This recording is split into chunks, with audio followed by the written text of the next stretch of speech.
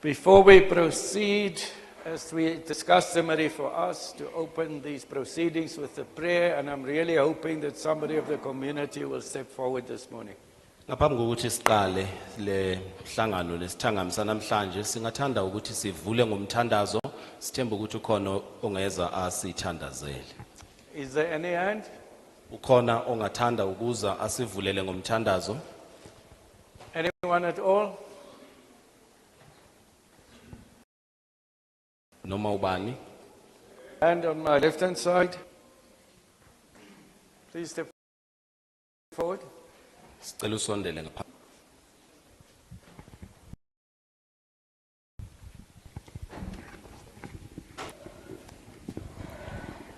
Let's stand up. Sicela ukuba sisukume. And hats. Father God, in the name of Jesus,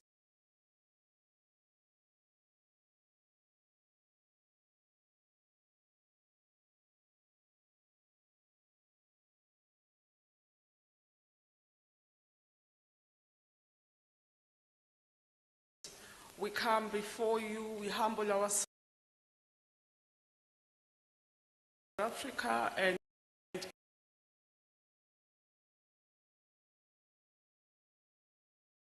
give them knowledge, you give them understanding in whatever that they are. We pray, Lord, that you touch their hearts as they are sitting in Parliament and making decisions for the people of South Africa. We pray and for your intervention, and that your love may remain with us now and forevermore. In Jesus' name, amen. Amen. Please remain.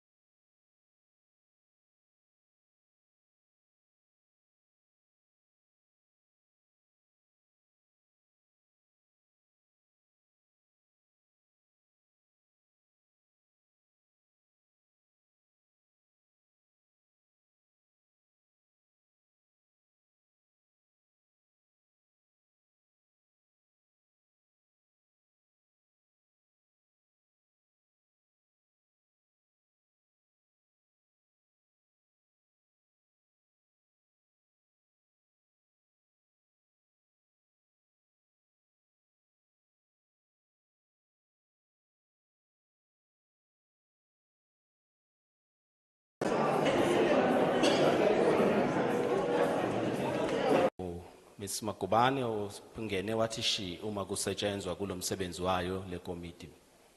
Ms. Tia is present and Ms. Ntabane is also present. Mr. Tia naye futhi okhona lapha. We also have a representative from the Office of the Minister. Siphinde Who is sibe Mr. nabameleli abamelele ihhovisi likaNdunankulu. Who is Mr. Joe Hartler? I'd seen him somewhere on the left. Umnumzana uJoe Hatla njengoba ningambona nanga kwesokudla. And then we have members of the National Department of Health. I see Dr. Mueng is here with her team. Siphinde sibe namalungu avela emnyangweni wezempilo kazwelonke. Can we get the other members so I can see you are all here? Asingawabona amanye amalungu ukuthi akhona lapha.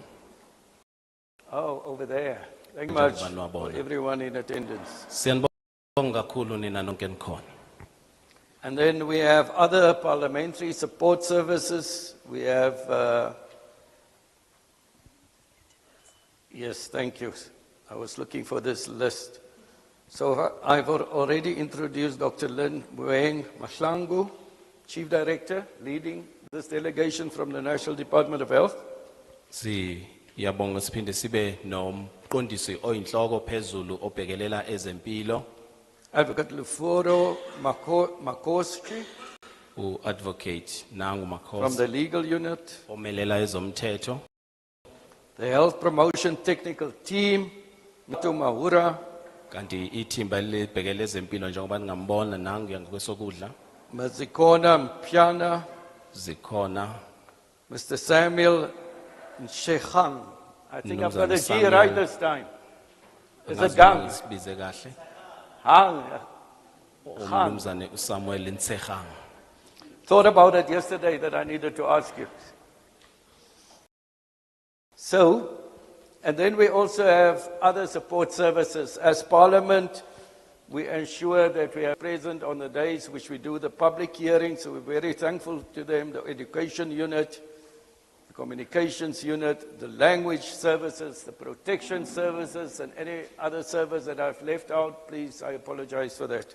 Siphinde sibe nezinye inhlaka futhi ezayo njengeParliament uma senza umsebenzi wethu kukhona izinhlaka zokukhulumisana, izinhlaka ezibhekelele ulimi kanye nezinhlaka zokuphepha ezihlale zikanye nathi uma siqhubeka umsebenzi weParliament. Then, of course, we have the interpretations. Thank you to yourselves and sign language behind me. Siyajabula futhi ngokuthi siphinde sibe notolika njengoba sibabona. And you can speak in any language that you think best for you, and we'll surely be able to get those translations. Okusho ukuthi nikhululekile ukukhuluma noma yiluphi ulimi enilithandayo, siyathemba ukuthi otolika bazositolikela. South Africa is one of those democratic countries where we've advanced and we have a 12th official language, which is sign language. And you will see wherever we go, we have somebody from the appointed to do the sign language for us. Iningizimu Afrika iyizwe eselithuthuke kakhulu makuziwa kwezezilimi, sinezilimi ezingu-12 ezisemthethweni noma phi lapho sihamba khona njengoba ningabona lihlale lukhona ulimi lwezandla. Let's go to what we are here for, Asingene endabeni kwesize ngakho lapha. and that is to conduct public hearings, meaning we're listening to you on the Tobacco Products and Electronic Delivery Systems Control Bill. Okusho ukuthi size lapha ngoendaba yesithangami somphakathi, okusho ukuthi silapha ukuze sithole izimvo zenu ngokuphathelene nalomthetho sivivinyo okukhulunywa lapho emkhiqizo kagwayi kanye nokuyilawula indlela zokuyihambisa ze-electronic. Which is B33 of 2022. Okuyi B33 ka-2022. It was introduced to Parliament by the Minister of Health on the 31st of May 2023. Yethulwa eParliamente ungqongqoshe wezempilo ngomhla ka-31 September 31 May 2023.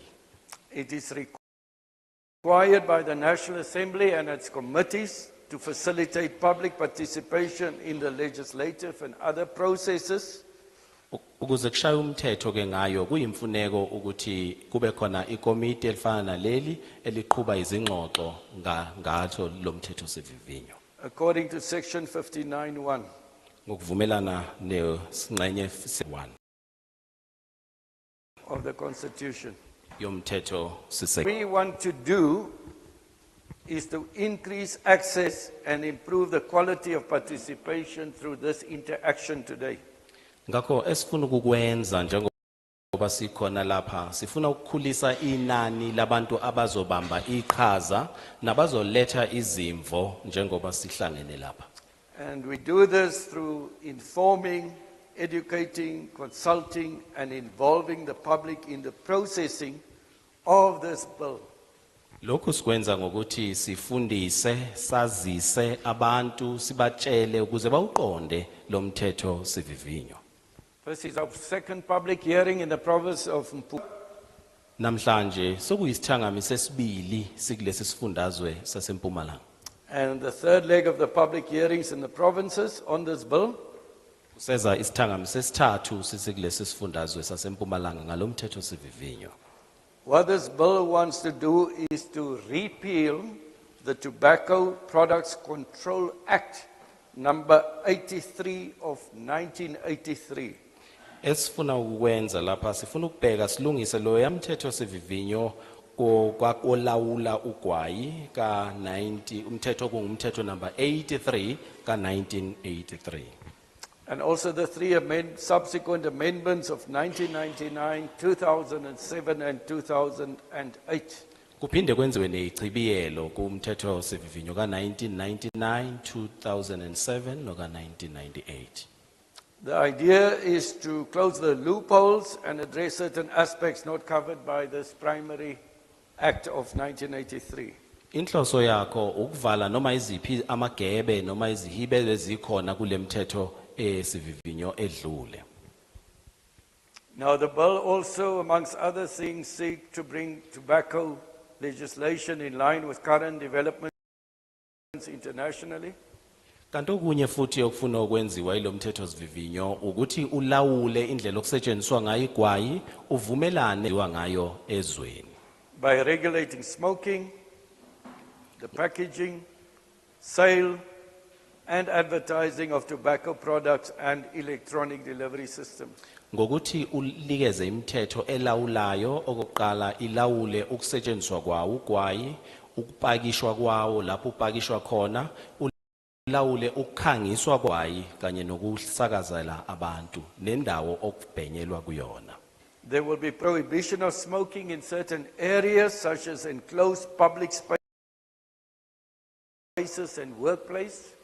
Kuzoba zenqatshelwe ukuthi kusetshenziswe ugwayi njengezindawo ezifana nezindlini ezivalelekile ezisetshenziswa umphakathi. In any motor vehicle or private enclosed space.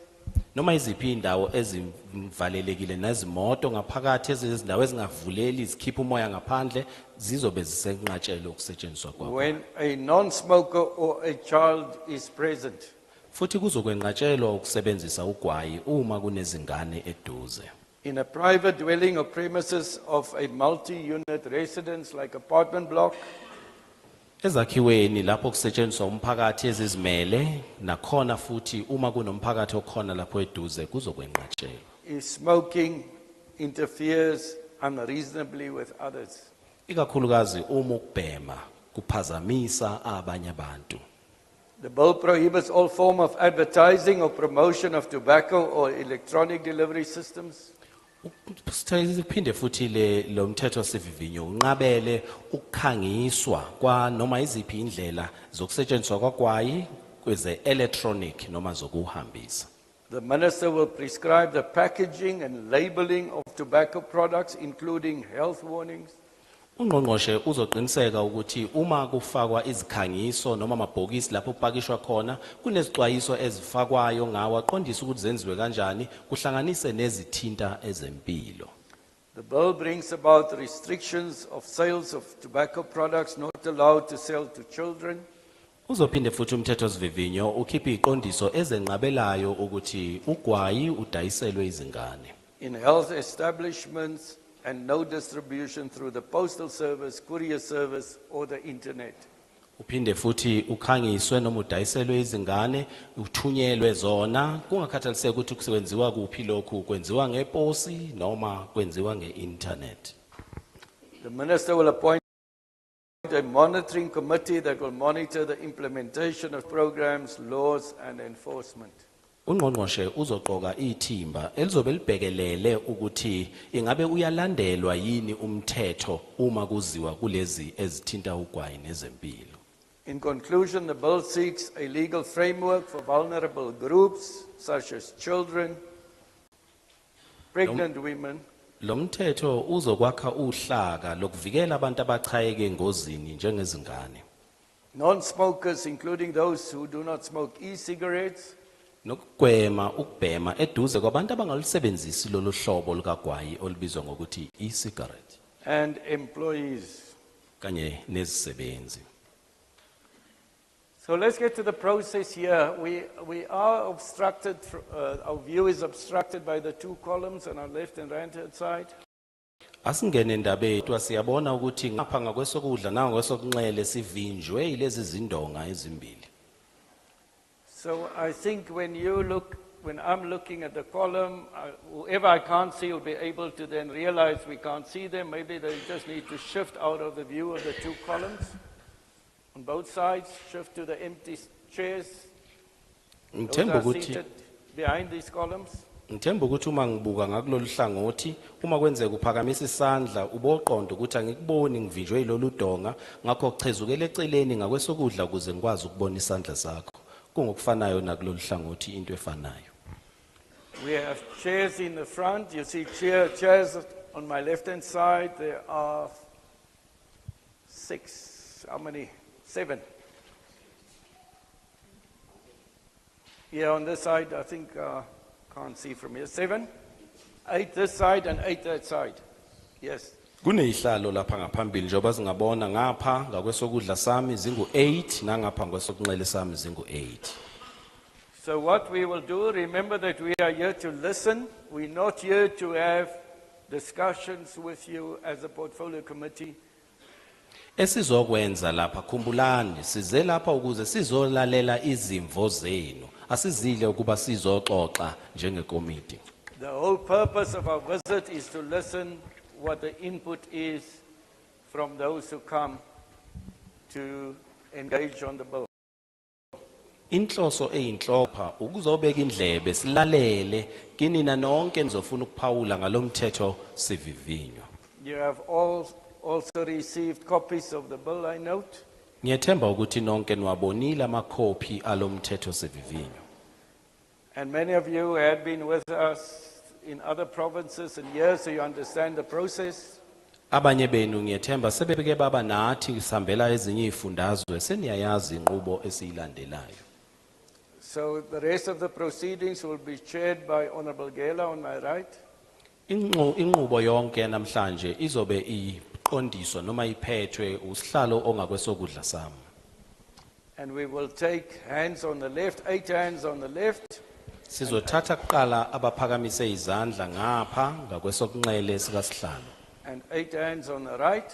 Bese futhi siphinde sithatha abanye abangu8 ngakulolu hlangothi lesokudla. As indicated by Honorable Gela, you will then come forward by the numbers. You start right in front here as number 1 in front of me on the inside.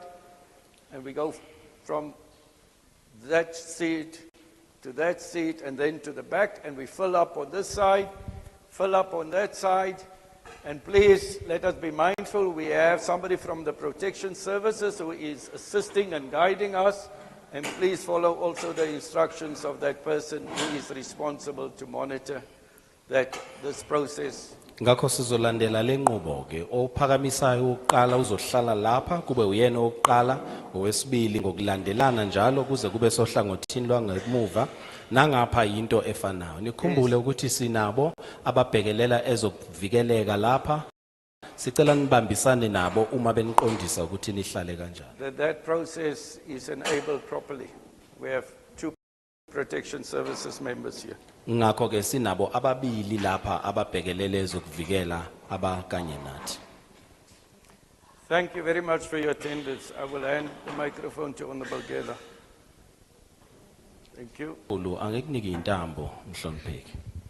Thank you very much, Chairperson, for the opportunity. I'm going to note hands. I'm going to start on the side. Those who want to make submission, Can I not hand? Ake ngiqale ke ngapha ngakulolu hlangothi labo abafuna ukwenza izethulo zabo sicela niphakamise. I'm going to start here in the front, the two gentlemen. Ngizoqala lapha ngaphambili ngalezi zinsizwa ezimbili. Bese ngilandela ngobaba le emuva nosisi. Then at the back, the gentleman and the lady.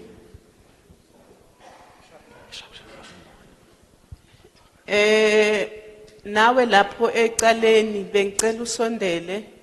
And you can come closer.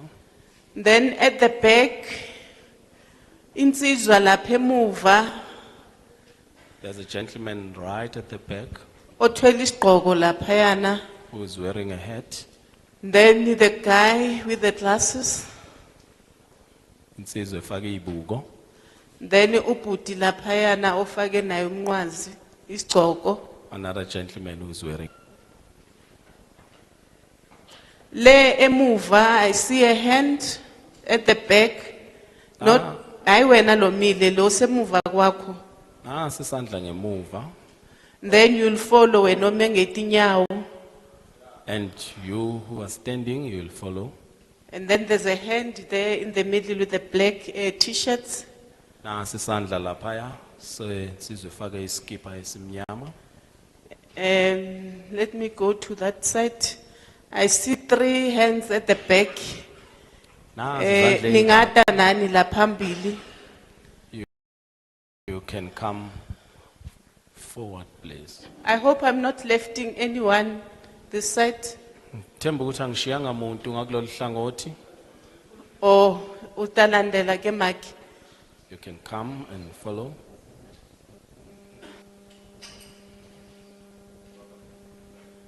Anyone who want to speak on this side? Sekhona omunye ofuna ukukhuluma ngakulolu hlangothi. Uzawuza nawe lapha emuva sisi. One, only one left. Okay. Only one then. Okay. It's full now. Okay. I'm still coming on this side.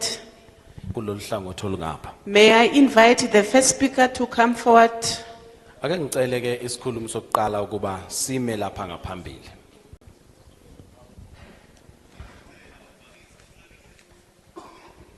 I'm going to grant you 5 minutes. Ngizokunika imizuzu ke engu5 yokukhuluma. There's a time keep, Honorable Klaba. You will notify me. Sinomgcini isikhathi lapha umhlonipheki uXaba uzobe sengazisa uma isikhathi sesiphelile. You may start. Ngaqala.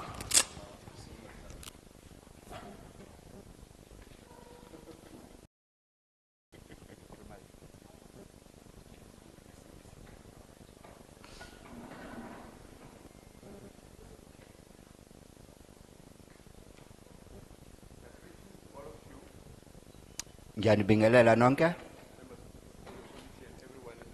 Amalungu ahloniphekile wekomiti nawo wonke umuntu kule hall. My name is Mohau Mukhele. Igama uMuhau Mukhele. I'm a worker in the tobacco industry and also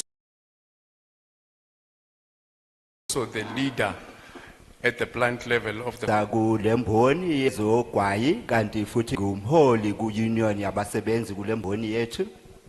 The first thing that I want to say is that I do not support the bill. Okokuqala nje ngithanda ukuthi ngikusho ukuthi angiwusekeli lo mthetho osivivinywa. I'll touch on 3 aspects of the bill. Let me start ngale yokuthi we are now banning the single stick sale. Ngizocala ke ngalokho noma ke ngizokhuluma ke ngamaphuzu amathathu kulo mthetho osivivinywa ithi ngiqale ke ngale la kukhona imibandela ngokuthengiswa. Uma ubhekisisa kahle abantu abathengisa ama sticks o cigarette are the spanzer shops in the township and the hawkers, which happens to be black in their majority. Uma sesibheka kahle ubuningi babantu ke labo abathengisa lawo magwayi iningi labo abantu abasemalokishini abasomabhizinisi abasebancane abasafufusa kanye neiphaza shop. So if you proceed with this of the bill, you'll be destroying the black economy. manje uma niqhubeka ke ngalelo phuzu njengoba liqukethwe kulomthetho osivivinywa kusho ukuthi nizabe nicekela phansi ke lo mthetho noma ke umnotho Move now to the ban of the retail, the banning of the display of the product at the point of sale. kanye siza manje kule ndaba ke yokuthi ke ukunqandwa ukukhangiswa kwalapho ithengiswa khona. Mr. Chairperson, when I enter with you at Pick and Pay for argument's sake, I assume that as consumers we have equal rights, but there's the proposal as it stands, it disadvantages me because I cannot see what I want to buy.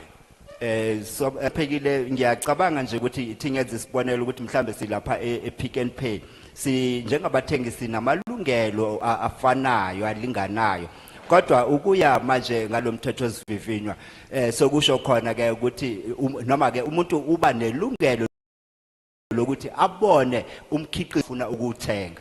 You cannot have an over me because you are buying milk and I want to buy tobacco, because at that point in time I have not yet affected anyone negative. Angeke kwenzeke ukuthi loyo othenga ubisi kubonakala ukuthi kube uye ongathi uyanakwa lo munye lo anganakwa ngoba sibathengi sonke. Let's quickly move to plain packaging. My 5 minutes is gone. Thi sengiza ke manje nge packaging ukufaka kwazo ke kumaphakethe. Mina understand ngoba if you can look carefully in the country, you go in all the care centers for rehabs, you'll find people who are having a problem of nyaupe more than tobacco.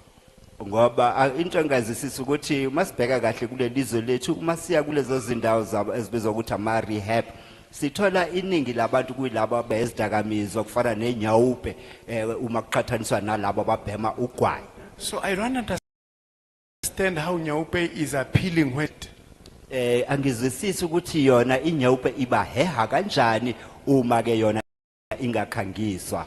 I therefore don't support this issue that the branding of tobacco is a problem here. The problem is education, and we cannot with regulation. Manje ke mina ngiphikisa le ndaba yokuthi ukukhangiswa kwalo kwayikho okuheha abantu ukuthi babheme. Mina ngibona ukuthi inkinga ukuthi ke kufanele ukuthi kufundiswe noma kucwashiswe imiphakathi. Members of the portfolio committee, maybe let me take this advantage to speak to Comrade Stumo. I know this is not a very interactive session. Comrade Stumo, countless marches when we were marching against joblessness in the country. Ngithathele lithuba ngikhulume no Comrade Stumo. Comrade Stumo ke ngiyathemba ukuthi uye wangihola kaningi kumamashi wethu ke womzabalazo wabasebenzi ukuthi sifune isimo esingcono kubasebenzi. Now in the tobacco industry we have many small emerging black farmers. Manje kulomkhakha wokuthengiswa ugwayi sinabo ke abalimi abansundu abasafufusa who are doing their best to provide for their families. Abenza konke okusemandleni ukuthi banakekele imindeni yabo. Now another person who is very irresponsible might say they are just 1%, and that percentage, even if it's 1, it represents husband, wives who are taking care of their families. Omunye umuntu angasho nje anganakile athi mhlambe ipercent elilodwa nje kuphela kodwa masikubukisisa kahle bakhohle ukuthi lelo percent elilodwa abantu ukuthi banemindeni yabo abakwazi abafuna ukuthi bondle imindeni yabo. The latest unemployment stats in the country, the second quarter of this year, sits at 32.6%. Izibalobalo zalonyaka kule quarter esibili njengoba zidaluliwe ukuthi labo bangasebenzi inani selilapha ku 36.6%. Therefore leadership, I really don't want to see your fingerprints in anything that will increase this number to 40%, and I have faith in you. Thank you very much. Manje njengabaholi bethu ngiyathemba ukuthi angifuni nje ukuthi ngibone lokho enikwenzayo kuba nomthelela owandisa lelo nani. Ngiyanithemba kulokho, ngiyabonga.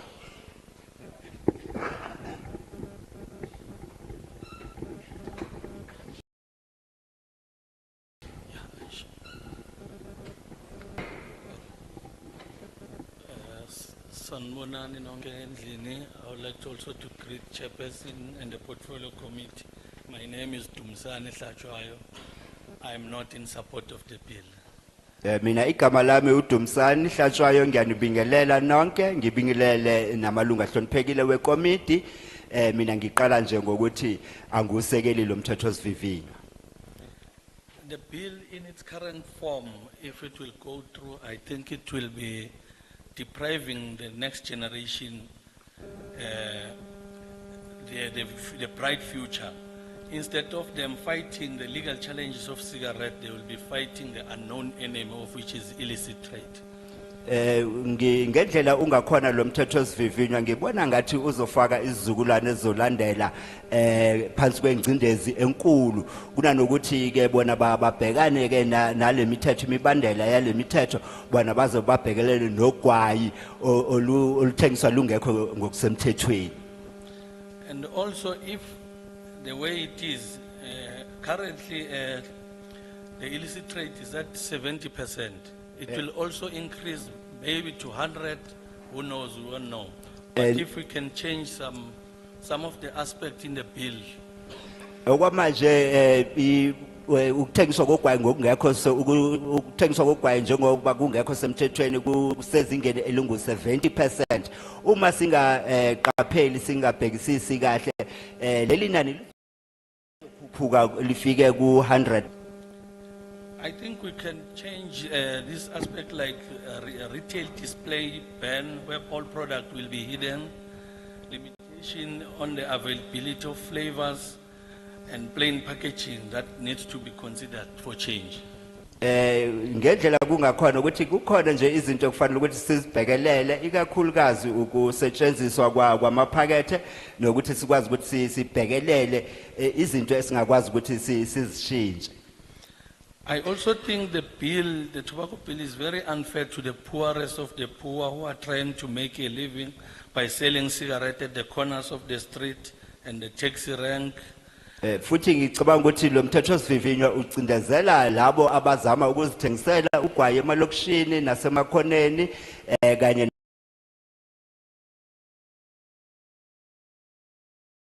nasema taxi rank. This bill says that alone will give a chance to criminals who are killing our nation by within a breakthrough. Because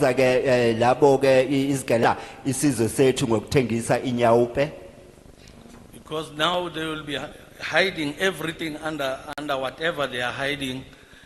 When they are asked, they will just say, I'm selling cigarette while she's selling drugs or something. So it will give them a breakthrough. Kuzobanikeza ithuba njengoba kuthiwa kufanele ukuthi bazifihle bazofihla ke lezi zidakamizwa zabo kanti ke uma amaphoyisa efika lapho ukuthi kunani ngapho athi mina ngizifihlele logwayi nguthengisayo. And also on the issue of tax on the tobacco. Tax just okay. Kulendaba yentela kugwayi. Tax Justice South Africa revealed that South Africa is losing about 20 billion on tax revenue. Tax Justice South Africa ithi ningizimu Africa ilahlekela uqoqo mali lwentela engu 20 billion yamarandi. That 20 billion, they say it could pay for solar system to take 20 small countries off the ESCOM grid forever in South Africa. Leyo mali kuthiwa ingakhokhela ama solar system engakwazi ukuthi ke abhekelele amazwe angamashumi amabili kanye neningizimu Afrika. Lokho nje kukodwa kuyabonisa ukuthi i-government is losing a lot of money when it comes to illicit trading of cigarettes. That alone shows that the government is losing a lot of revenue because of illicit cigarette trade. By all that said, I'm not in support of the bill. Ngakho konke lokho ngikushilo angisekeli lo mthetho osivivinywa. Thank you very much.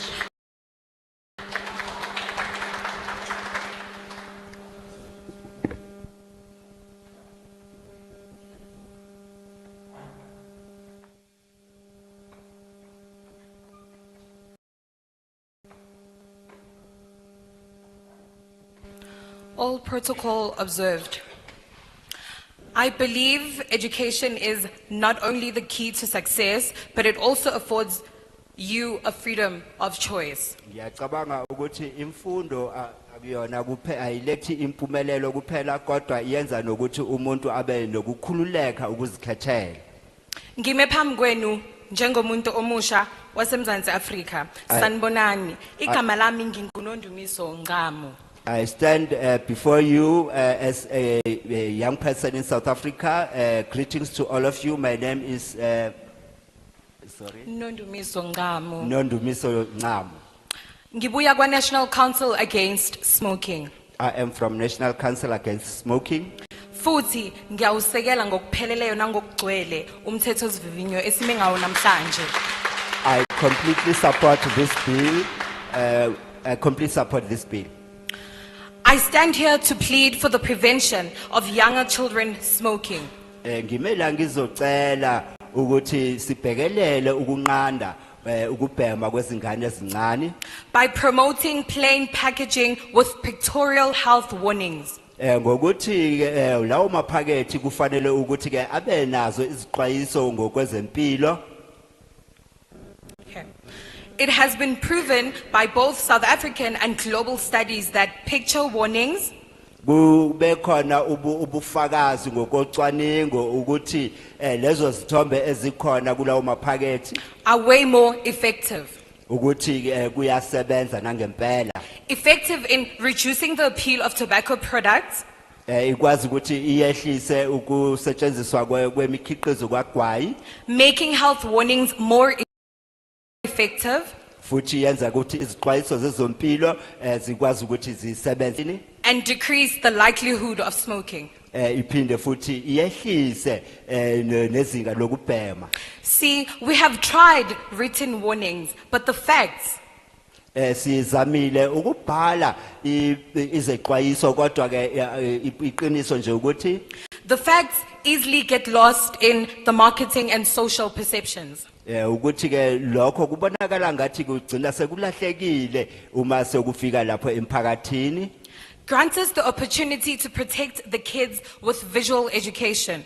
Asakheni ithuba lokuthi sivikele izingane ngokuthi ke kube khona izinhlelo zemfundo For them to make a choice based on facts. ukuze bakwazi ukuthi bazikhethele banawo amaphuzu azwakalayo. To give them a chance to make informed decisions. Sibanike ithuba lokuthi bakwazi ukuthi bathathe izinqumo banalo ulwazi. I guarantee you visuals will show facts. Ngiyaqinisekisa ukuthi ke lezo zithombe zizokwazi ukuthi ke zidalule izici. And that sticks. Lokho kuyahlala engqondweni You yabantu. can't even use color to mess with it. Futhi ke angeke nje usebenzise nombala noma yini nje ukuphazamisa lokho. I am not here to appeal to business people, Mina angizelanga la ukuzonqenqa abantu bamabhizinisi nor am I here to appeal to industry tycoons. noma ke ngithi ke kulabo abadla izambane kaPondo abaphethe lomkhakha. But I am here to appeal to a government. Kodwa mina ngize la ukuzoqondisa isicelo sami kuhulumeni. A government of parents. Uhulumeni wabazali A government of family members. amalungu womndeni A government of upstanding citizens of this country. wezakhamuzi eziqotho zalelizwe lethu. A government true to its essence, Uhulumeni oqotho true to its calling, ubhekelele imisebenzi efanele ukuthi ayenze and true to its people. kanye nokubhekelela ukunaka abantu bakhe. We cannot run away from the fact that cigarettes is the crutch of substance abuse. Angeke sibalekele ke iphuzu lokuthi iqiniso nje lokuthi ugwayi kuqalwa ngalo bese kuyiwa kuzidakamizwa. And that the amount of people that get sick in the country put a strain on the health system. Nokuthi iningi labantu abagulayo kulelizwe lethu bafaka ingcindezi enkulu kuhle kumnyango wezempilo kulelizwe lethu. I plead with the government. Ngiyacela Let the uhulumeni- future of SA be tobacco free. Ngiyabonga. Sicela ukuthi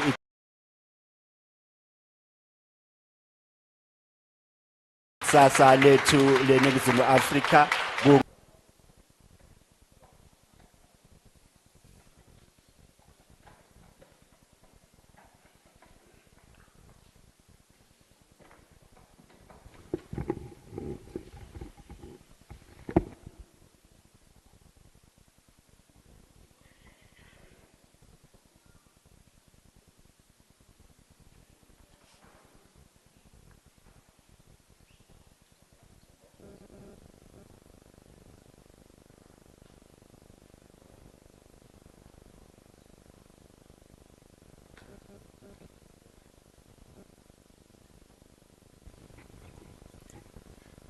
Ndiyabulisa ekomitini elikhulu eliqhamuka eParliament.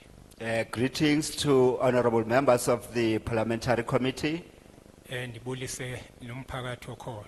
and greetings to members of the public. Igama lami ndinguncamile wakakula. My name is Ncamile Kula. Ndiphuma pha eDr. Pixel Kaseme, I am from Dr. Pixley Gaseme, umholi ophethe le nhlangano ebusayo. Inkokeli ephethe lo nhlangano ebusayo. the leader of the ruling party. Ngibulele kakhulu ndisonde kulomthetho ekuthethwa ngawo. Thank you very much. Now coming to this bill.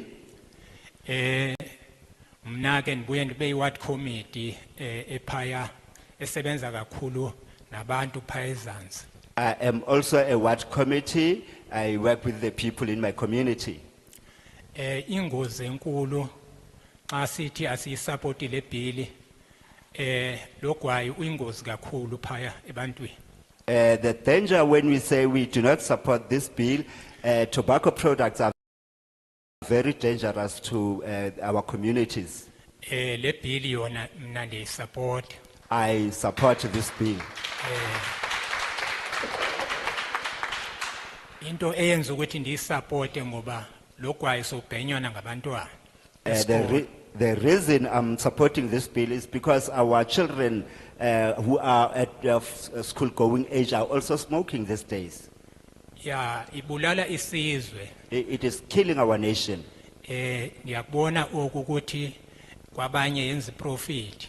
I note that for others it is a profit-making business. Ibuye ibulale nawe wena oyichayayo esifubeni. It even affects or kills the smoker himself here on the lungs. So ke sicela ukuthi ibill le iqhubeke. What we are here to support this bill. Ngoba singahlukana ngemibono kodwa ke inyani izawuvela yona phambili. It's good to have different opinions, but the truth will always come out. Ya ngoba ukuhlukana ngemibono kuthi ukuthi sixabene kuthi ukuthi indawo lesikuyo sesithe ukukhula ngokucinga. Because having different opinions does not mean that we are fighting each other, but it shows that we are a diverse community. Ndibulela kakhulu ndithi ibill mayiqhubeke abaoza kwethu sebethethile angeke ngisaphawula kakhulu ndiyabulela. Thank you very much. I support this bill.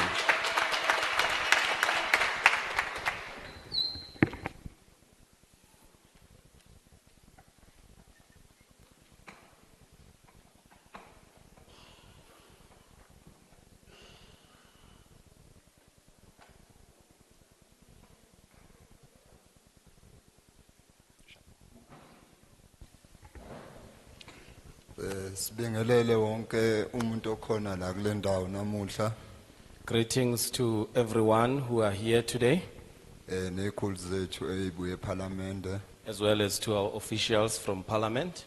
Igama lami ngikhetha ukuthula ngaNkosi ngiqhamuka eMkhondo ku Ward 12 Mafukuzela branch. My name is Ketuk Tulankosi. I come from Ward 12, Mafukuzela branch. Okokuqala ngizothi angihambelani nale bill Firstly, I would like to say I do not support the bill. because okokuqala ngicabanga ukuthi kulodaba esikhuluma ngalo namuhla kubantu abayisebenzisayo I can say 90% or 95% babo abaphoqiwe ukuthi bawusebenzise logwayi. On this issue that we are discussing today, I can say to those people who are using tobacco, they are not forced to use it. Ngicabanga ukuthi la eSouth Africa siphila ezweni le democracy elapho futhi umuntu nomuntu avumelekile ukwenza noma yini as long ihambisana nomthetho. I think here in South Africa, we live in a democratic country and everyone has the right to do what he wants to do as long as it's still under the law. Masizothi siyayisupporta le bill, we must know ukuthi there kunama manufacturers affectura logwayi and kunabantu abasebenza lapha ya ngalokusebenza lapha bakhona ukuthi bahambe bayophilisa imindeni yabo. If we can say we support this bill, we must also consider the fact that there are people who are manufacturers of this tobacco product and also there are breadwinners who support their family through the product, tobacco products. Ngicabanga ukuthi okuyi problem la kakhulu ukuthi ama law enforcers ethu la eSouth Africa including namaphoyisa alapha eSouth Africa ukuthi abasebenzi ngokwanele ukuthi labo gwayi abangekho emthethweni baze bangene ecountryn yethu bazodayiswa. But ukube bebakhona benza umsebenzi ngendlela efanele besizokhona ukunqanda ukuthi kungene labo gwayi abangekho emthethweni. I think the problem here it's about the officials who should enforce the law. They are not doing enough to enforce the law. Otherwise, we would have avoided this illicit tobacco or illegal tobacco that comes from other countries to come into our country. And that could have been avoided if they were doing their job. Okunye ke ukuthi uma mina ngumuntu omusha ngingasebenzi ngihambe ngifuna umsebenzi ngawutholi then ngiqhamuke ne idea ukuthi no if lapha estore ukudayisa ugwayi njoba lo gwayi ulapha estore okusho ukuthi ungene ngokomthetho la eSouth Africa we know kuba nama party kuba nama event so ngithenga lawo bogwayi ngiyahamba ngiyidayisela lawo bogwayi kusantambama ngiyazi ukuthi ekhaya ngizolala ngibeke okuthile etafuleni. And another thing that we think about is that we as young ones who are unemployed, we go to the shops and assuming that tobacco that are selling there in that shop are legal. So I'll go there and buy those tobacco products and go and sell them. If there is a ceremony, then I will be able to provide for my family. Elokugcina sengivala ngiye nga receive any document la ngale ndaba esingayo la namhlanje. In closing, I got a document that is related to what we are talking here today. Ukuthi uma ngabe utholakala udayisa ucigarette uzohamba uyovalelwa u10 years wonke uhlele ejele ngokuthi uzama ukuphila. Watholakala ubhema uzoboshwa 3 months yonke uhlele ejele. Ukusho ukuthi ngaleyo ndlela asikho ezweni elikhululekile. I read in that document that if you can be found selling tobacco, you will be arrested for 10 years. And if they find you smoking for 3 months, you will be arrested. So to me, that is unfair, which means we are not free. Angihambisani nale bill. Ngiyabonga. Therefore, I do not support the bill. Thank you.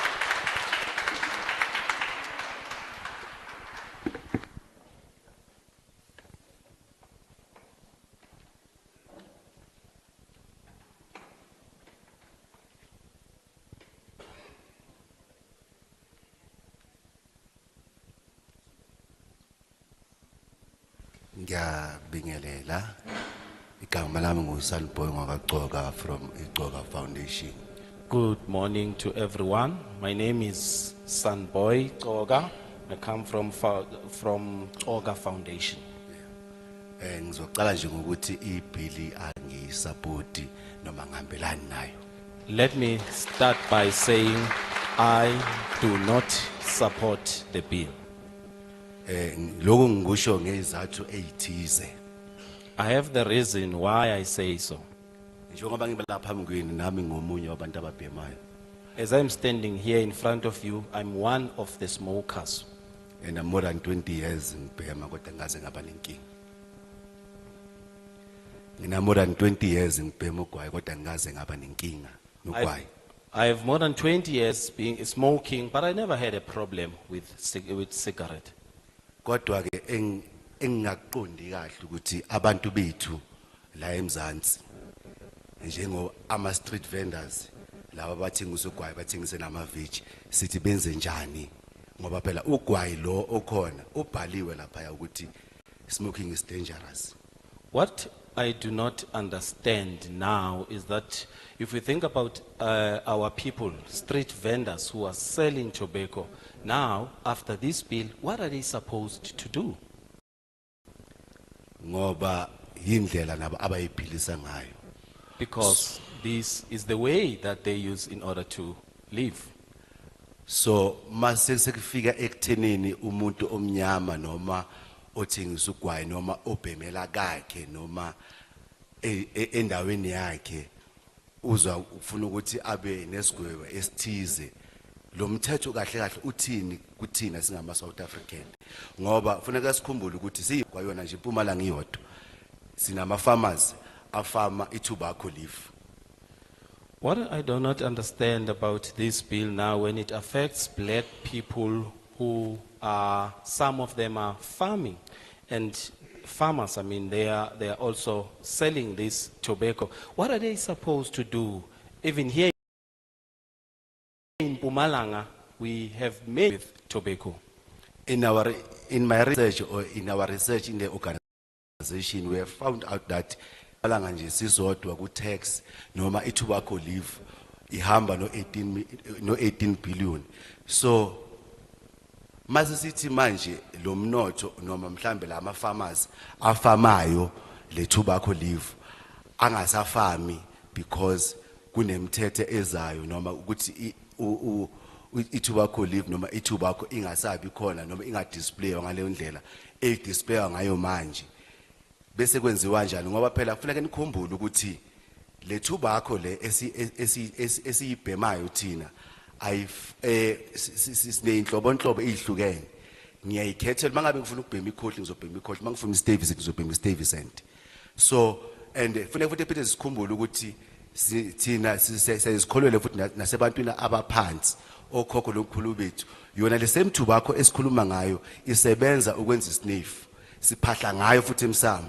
Mase ngitholakala ngiyithengisa ngingayisebenzisi mina, and then kusho kona ukuthi ngizophinde bese ngiyathathwa ngiyavalelwa.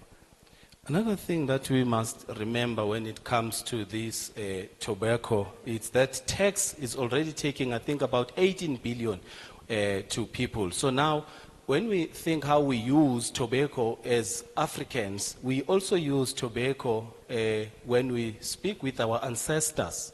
We also use the same tobacco. So now, if this bill will come and say if you are being found using it, you will be arrested, then it will affect us as community badly. Lokho thina siwumphakathi waseMpumalanga noma singama farmers futhi singama organization athizeni sithi asihambelani nayo le bill. That is why we as farmers here in Mpumalanga, as well as different organizations, we say we do not support the bill. Ngiyabonga. Thank you.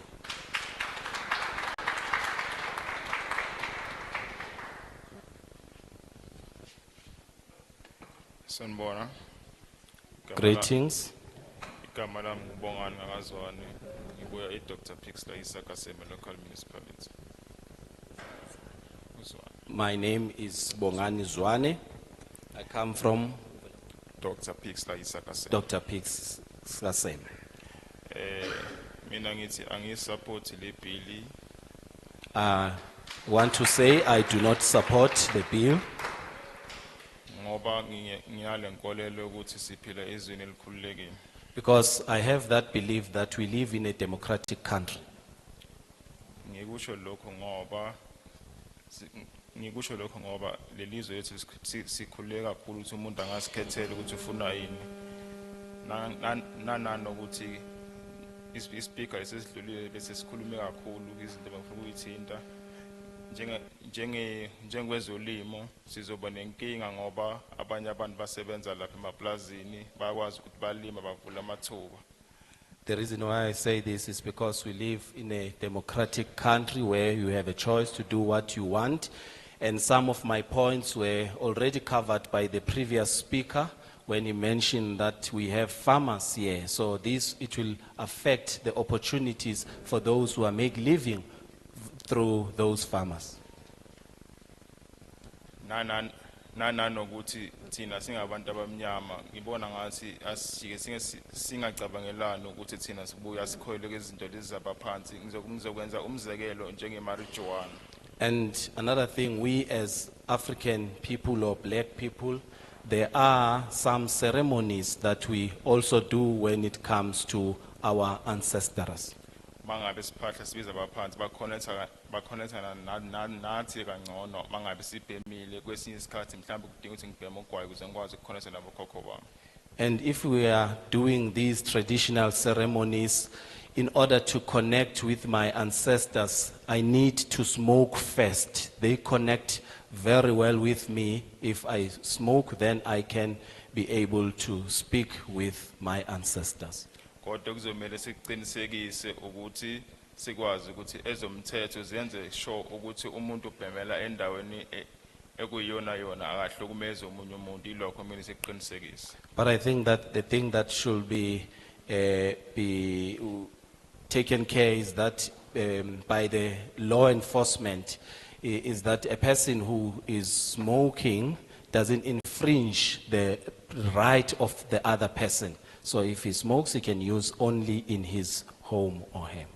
Ngizokwenza umzekelo ngama insurance companies ngoba ama insurance companies mawuya lapha uyothatha umshwarensi makwenzeka udlule emhlabeni isidumbu sakho sinakwenza i-postmortem wena thothi udeclare ukuthi awubhemi kuthola kazi mhlawumbe ubohlala nabantu ababhemayo ungayithola ukuthi angeke basakwazi bakukhokhela ngenxa yokuthi isidumbu sakho sikhombisa ukuthi wena bawubhema even though ubungabhemi so affecteka kanjalo ingakho umthetho kumele ungenelele ukuthi umuntu akabhemi endaweni engafanele.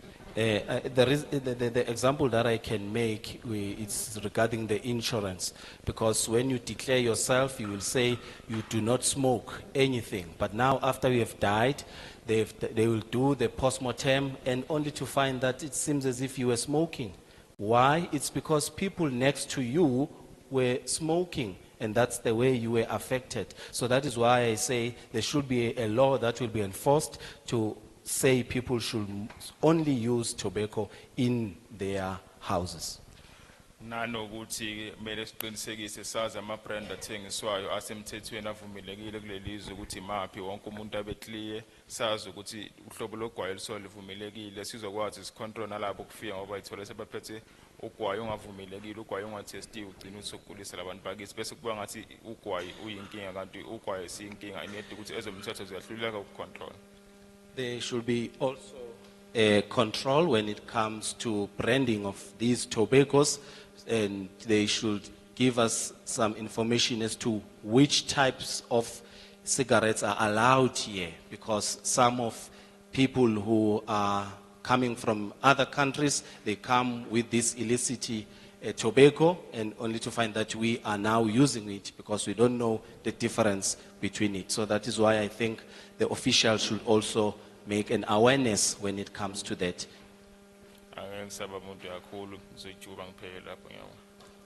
Thank you. I'll conclude there.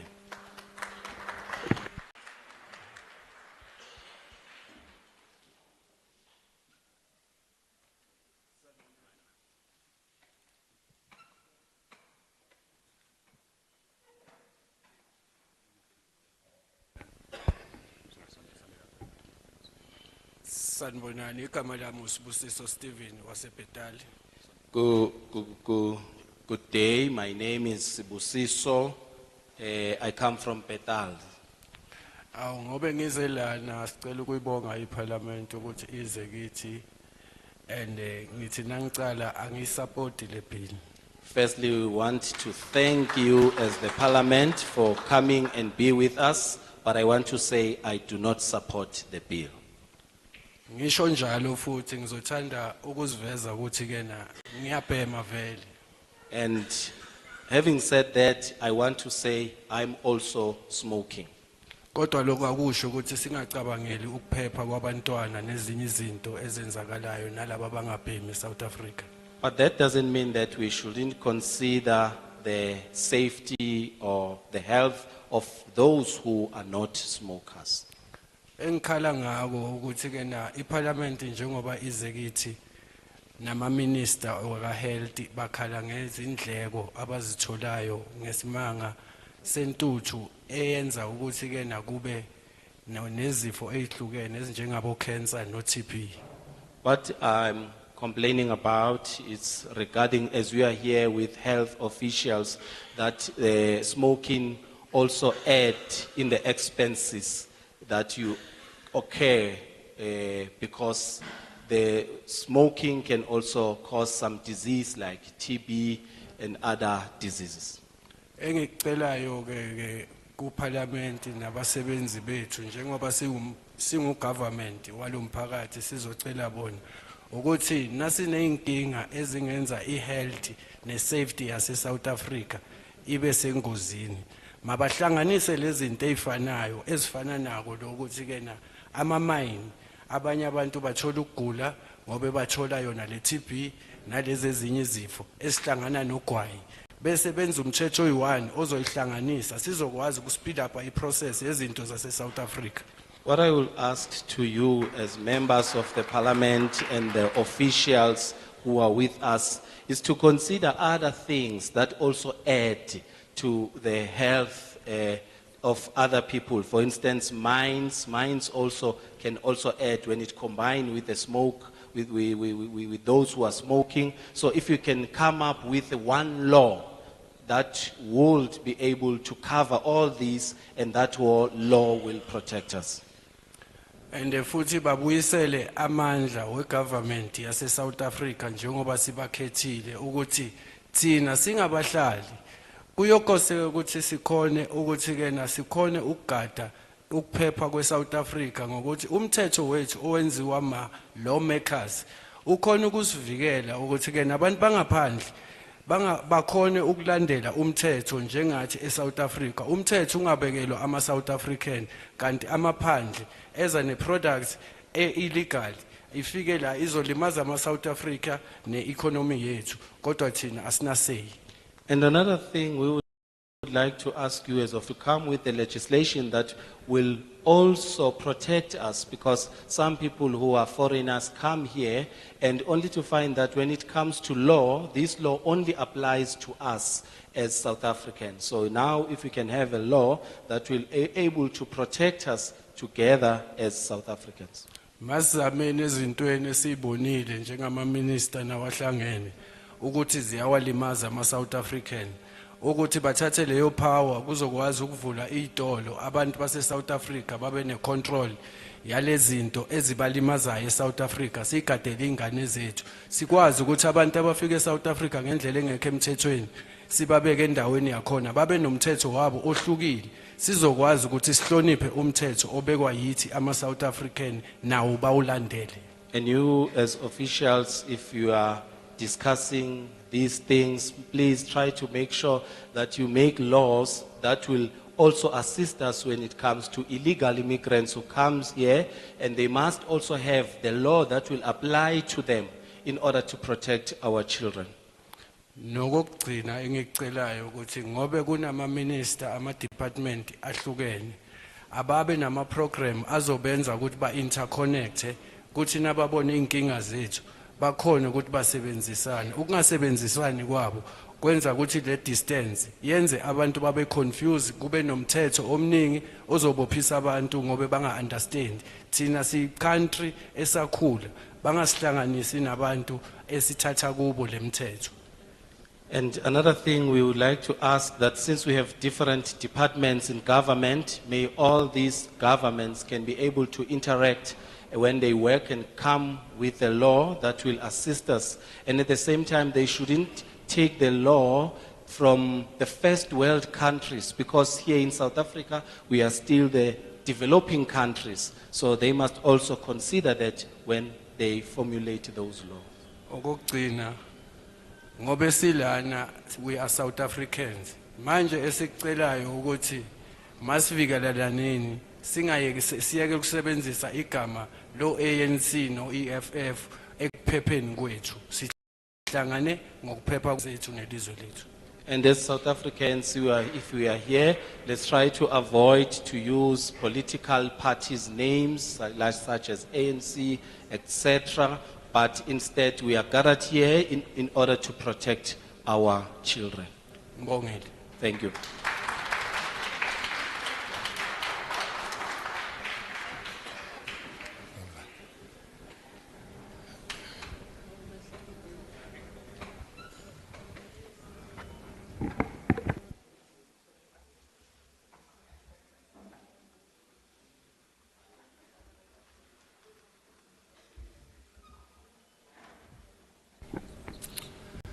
Yeah, good morning, Sanbonani Dubelang.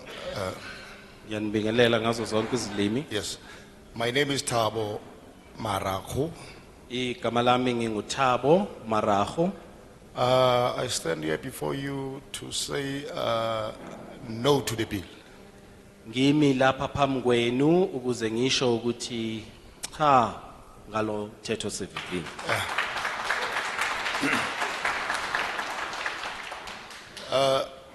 I don't have a script with me to recite on or anything to say that has been referred to anything. I'm just going to say things as I see them.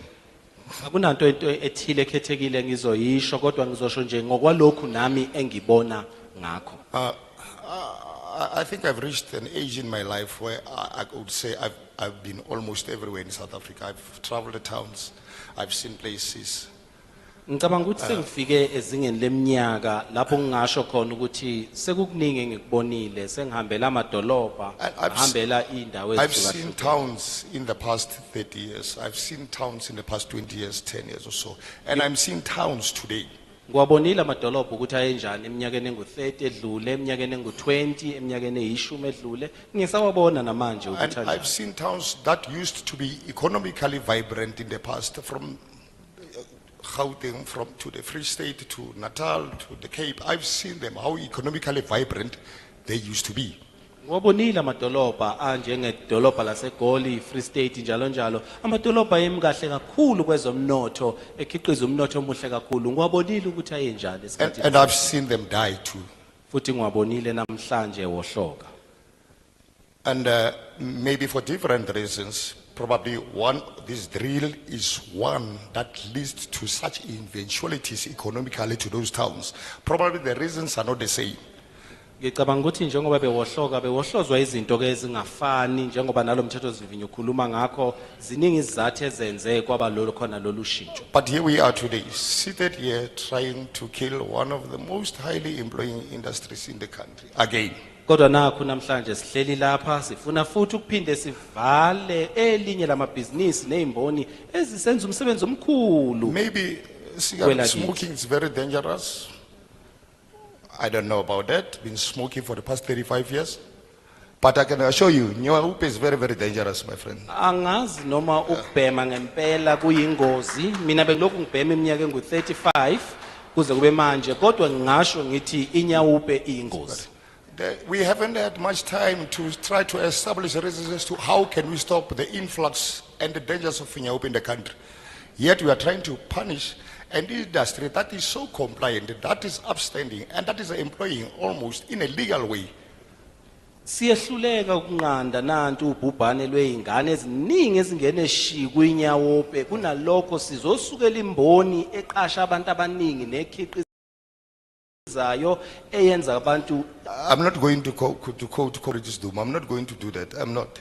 Angeke mina ngimcabune uComrade Duma. But I'm going to say, as my last departing statement, comrades, and everyone else gathered here. Let's be very, very careful as to where we are leading this country into. Sezengizosuka nje lapha ngaphambili angisho ngithi ma comrade asibheke ngempela ukuthi abantu sibaholela kuphi. Maybe it might be evident, it may not be evident now, but I can assure you, it in a not so distant future. I'm worried about these little children who are coming here to articulate about the dangers of cigarettes, not thoroughly and really understanding the rippling effects of these bills that may have, should it happen that it is passed into a law and things start to fall apart. Ngahle ngabonakala manje kodwa ngiyazi ukuthi kuzobonakala maduze ukumonakala ozovela. Ngikhathazekile uma ngibona izingane zikhuluma ngalomthetho sivivinyo zibe zingazi kahle hle ngawo ukuthi uzoba nomthelelo njani esikhathini So I'm going to say it again. Towns are dead outside. I've seen in Tabazwe, I've seen the Val Triangle. They used to be very, very vibrant. Uzokuphinda futhi lokho amadolobha wohlukile lapha ngaphandle ngiyibonile intabazwe ngawabona amanye amadolobha abe nomnotho omuhle kakhulu. If you look at the Val Triangle, its economic anchor was the ISCO.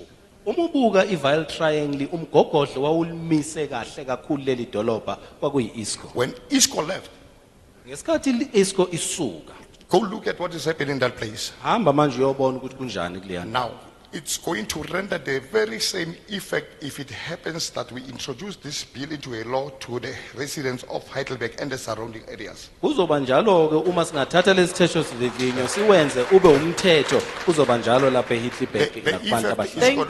Thank you. So, Your time I'm is saying up. it again, I'm saying no to the bill. Ngiyaphinda ngithi angusekeli lo mthetho.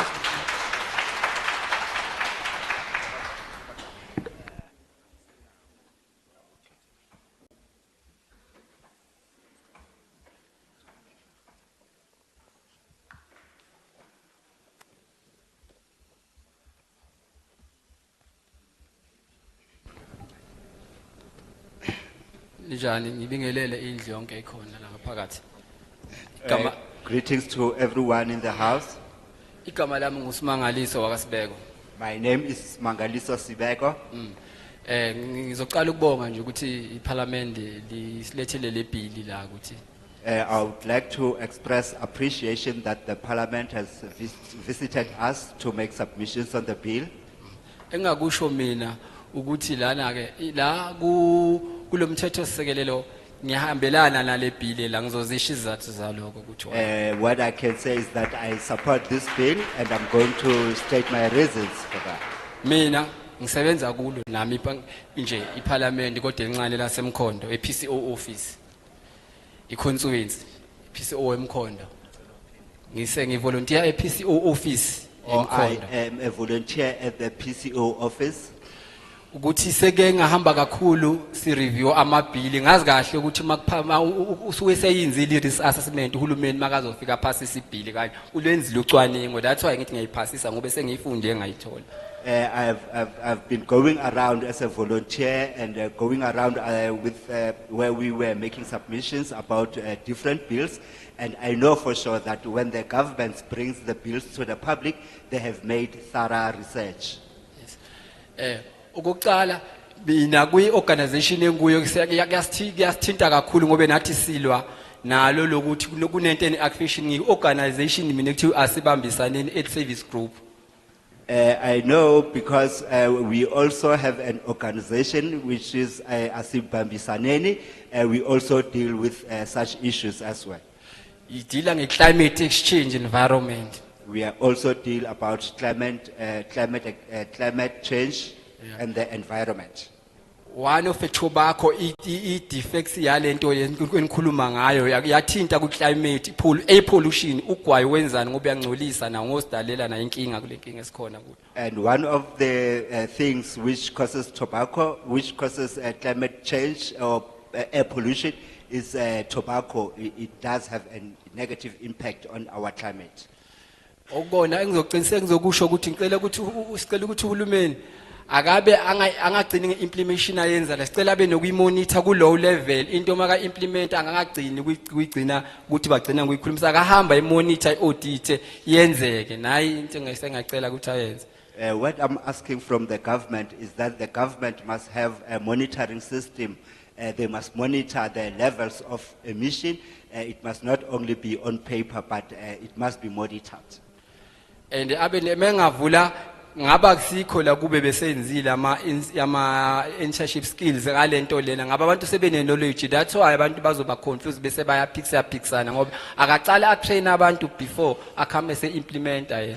If people were workshopped about this issue, I think that people will have a better understanding. So I propose that the government must workshop people before they make this law so that people can understand exactly what is said in the bills.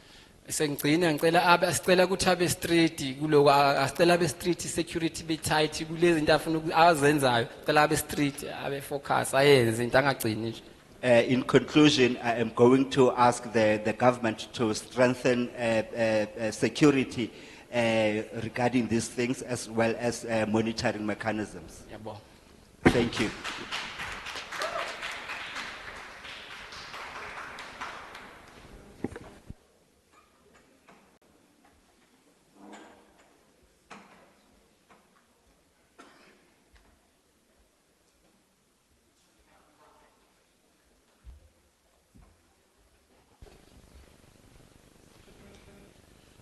Ngiyabingelela usihlalo namalungu ekomiti.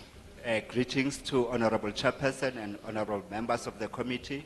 Igama lami nguPhilile Makhunga, ngisebenza e-South African Medical Research Council. My name is Philile Makhunga. I work at South African Medical Research Council.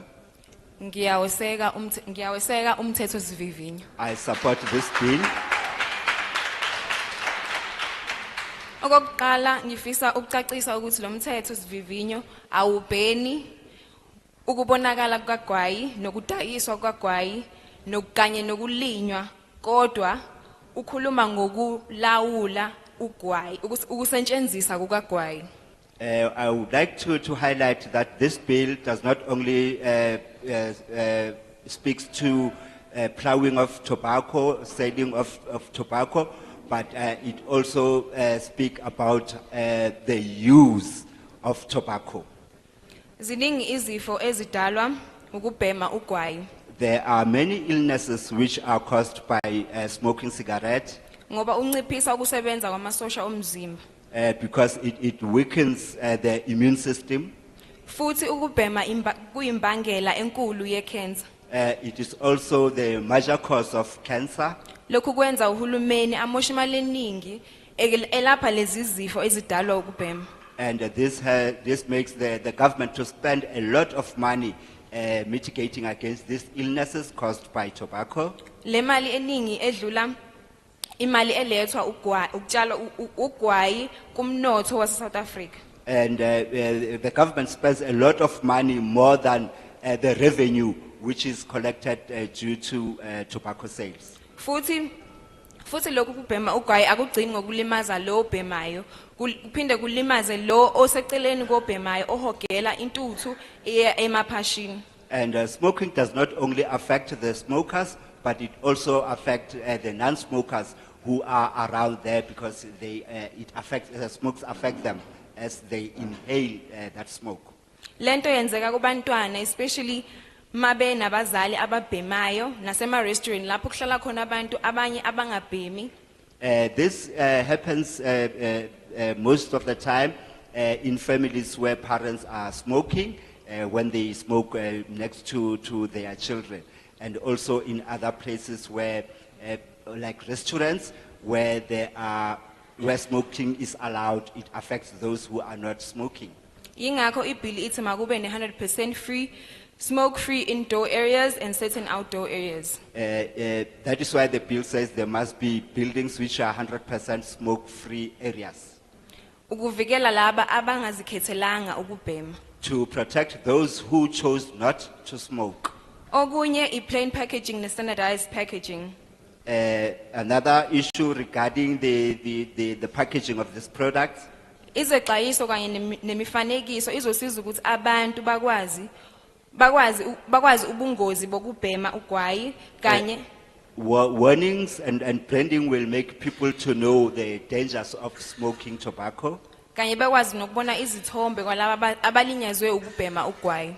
So that they can see the pictures of those who were impacted by smoking cigarettes. Lokhu kungasiza kakhulu kubantwana bezikole kanye nabantu abalingekile ukuthi babheme. This will help a lot, especially children and those people who end up smoking. Okubalekile kumele sikwazi ukuthi laba ababhema inyawupe nezinye izidakamizwa baqala ngokubhema ugwayi.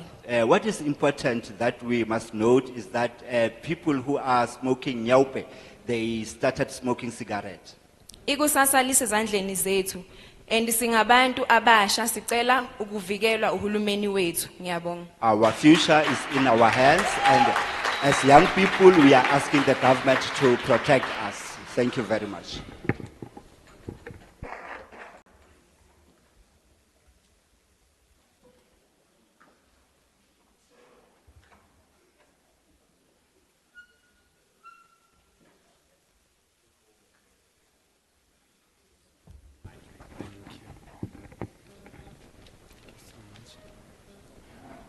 Good morning to members of the committee and everybody in attendance.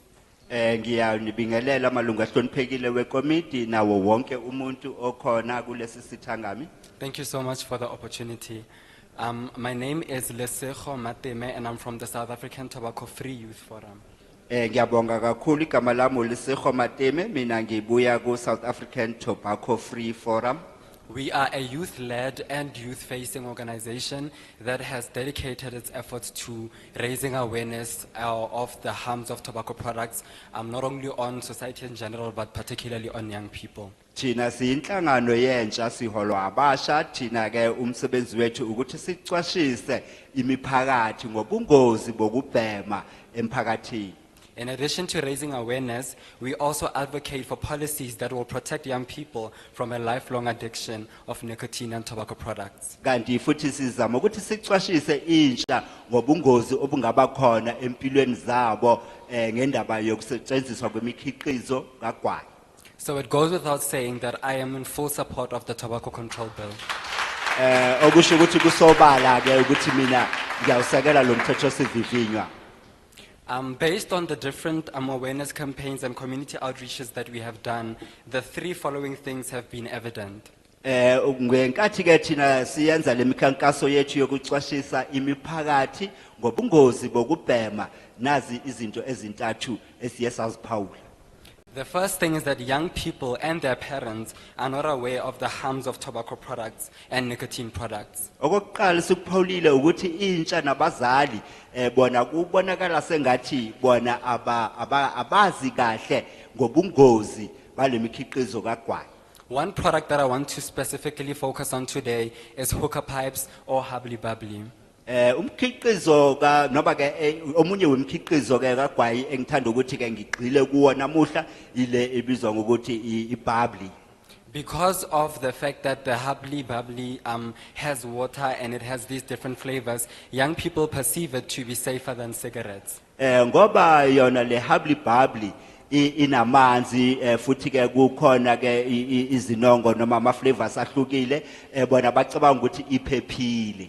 However, it has been shown that in one session of hookah smoking, smoking hubbly, which is usually between 45 minutes to an hour, a young person would take close to 100 puffs of the substance. Kodwa ke sesiye sabona ke ukuthi ke ukubhenywa kwa le hubbly bubbly ukuthi ke kuleso sikhashana nje sincane ihora uzabe umuntu ke asika adonse kayikhulu. And also, in this one session, this young person would be exposing themselves to close to 10 times the nicotine that will be found in cigarettes. Futhi ke ngaleso sikhathi ke ukubhema kwakhe lapho yena uzabe ke athole inicotine edlula le ekugwayi. And also 36 times more tar than is found in cigarettes. Kanti imotha nayo uzotholakala ke kuphindaphindwe kayi36. Sorry, they'd be exposing themselves to tar that would be found in 36 cigarettes. And tar is a chemical that causes cancer in tobacco. kanti ke le cha inokuthi itholakala lapho ke egwayini. The second thing that we've noticed is that the industry has and continues to recruit the next generation of smokers. Okunye futhi esikupholile ukuthi lemboni isaqhubeka yona ukuthi inqenqe izizukulwane ezizayo kulabo abazobhema. They do this either through introducing innovative products such as e-cigarettes, but also ensuring that there's all the packaging of these products is colorful and flashy, and then there's flavors that are attractive and flavors that mimic the smell and taste of their favorite drinks and foods. Ngokuthi ke bona bakwenza konke lokhu ngokuthi bahehe ngokuthi ke bafake noma ama package lawa khona bahlobise kahle lapho kanti okunye futhi you repeat the last part. They smell and taste like their favorite. Okunye futhi ukuthi kufakwa izithako ezihlukahlukile lokho yikho okubahehayo ukuthi baze kukho bangaboni ubungozi bokubhema. Lastly, one of the main things that brings us here actually today is that we've realized that the current Tobacco Control Act does not fully protect young people as it does the industry as well as people who smoke. Okunye futhi okusilethela ukuthi sibonile ukuthi lo mthetho olawula ugwayi ukuthi awuvikeli izingane kanye noma abantu kanye nentsha kanye nayo imboni ekhiqiza lemkhiqizo kagwayi. It has been interesting to see parents on this platform defending their right to smoke over the right of their children to live. Sesibonile ke ukuthi kunentshiseko sibone abazali bafuna ukuthi bavikele ilungelo labo lokuthi babheme ngaphezulu kwelungelo lempilo enhle yezingane. Thank you very much. Your time is up. Can I conclude?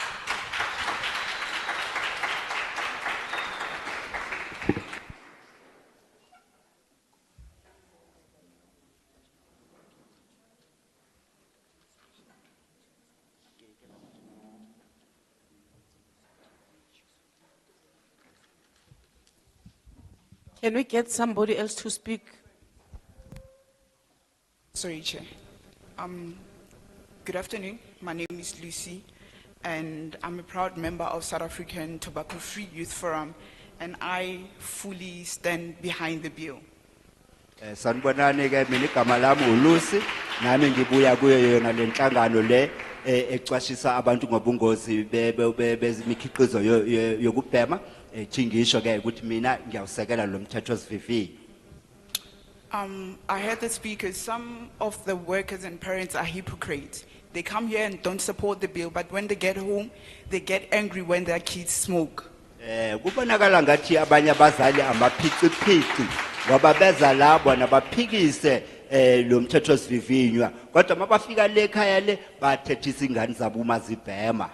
So disappointing to see parents being here not supporting this bill when the youth is fully behind the bill. It clearly shows that parents will do anything for money and not care about the health of their kids. Kuyaphoqa kakhulu ukuthi ke abazali bona bakwazi ukuthi basekele le mithetho noma bakhulume ngokuvikela ilungelo labo lokubhema kusho ukuthi lokho kuyakhomba nje ukuthi abazali bona banentshiseko enkulu kwimali ngaphezulu kokuthi babhekelele impilo yabantwana babo. Chair, I'm standing here on behalf of the mothers that lost their unborn babies due to second-hand smoking. I'm speaking on behalf of the kids that get so late to go to school just so they can purchase the loose cigarettes. I'm speaking on behalf of the parents that the kids steal their money so they can purchase loose cigarettes. I'm speaking on behalf of the people that don't know that they have a right to eat and work in a healthy environment. I'm speaking on behalf of the teachers that can't continue giving lessons because of the smoke of the cigarettes coming from learners. I'm speaking on behalf of the people that lost job interview due to second-hand smoking. Mina ngikhuluma la egameni la lezo zingane kutholakala ukuthi seziyabhema bangazi kahle umthelela obakhona la. Ngikhuluma ngothishela ukuthi bona bakwazi ukuthi baqhubeke benze kahle imisebenzi yabo ngoba kutholakala ukuthi kukhona izingane ezibhemayo mabangena lapha eklasini bangena sebanuka ugwayi. Ngikhuluma lapha ngabantu ukuthi ke bona lapha namabaye kunhlolomvo yemisebenzi bayebalahlekelwa amathuba ngendaba yokuthi ke bona babhema. Ngikhuluma ngabazali ukuthi ke abantwana babo bantshontsha imali ukuthi bakwazi ukuthi bayothenga ugwayi. Yizo ke izathu engikhulumela phezukwazi. Chair, what I ask of you is to consider the people that I've mentioned and not think of the mafias of the tobacco industry that will jeopardize the lives of the people at the cost of the people. And lefatshe la fela, kopela le sa le feletsa ho ya mafellong. We ask you to do right by the youth of South Africa and do this one thing right. Thank you. Besicela sihlalo ukuthi ubhekelele izingane nalabo abathintekayo hayi labo ababhekelela ukuthi ke bazenzele imali kuphela kulemboni. Bengicela nje ukuthi ke nisivikele thina siyintsha yaseningizimu Afrika nathi sikwazi ukuthi sivikele ikusasa lethu. Ngiyabonga. Sanibonani. Greetings. Igama lami ngozenzele Mabi. My name is Zenzele Mabi. Ngomphakathi and angeke ngisabe ukusho ukuthi nami ngiyabhema. I'm a member of the public. I am not going to mention that I'm also a smoker. Actually, I will mention. Or I am going to mention that I smoke. Ngiyabonga. Ngiyazwa ngama research abanawo labo sisilaba bamaphepha labo ukuthi ukubhema yiko kulidela ukubhema inyawupe angazi lama research abuyapi. Mina ngithi siyabhema nefamily yonke yakithi yabhema akekho oke waya kunyawupe nanana angazi lama research lawo abuyapi.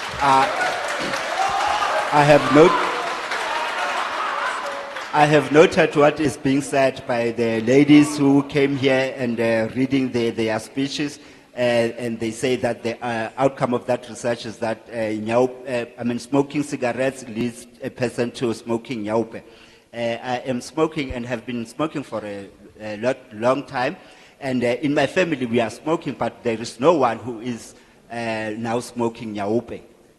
So sicela ama research ngoba lento le into serious sicela ama research wethu kungabe usiwahlanganisa ngabangane kube into ama fact izinto ezi serious sizaziyo.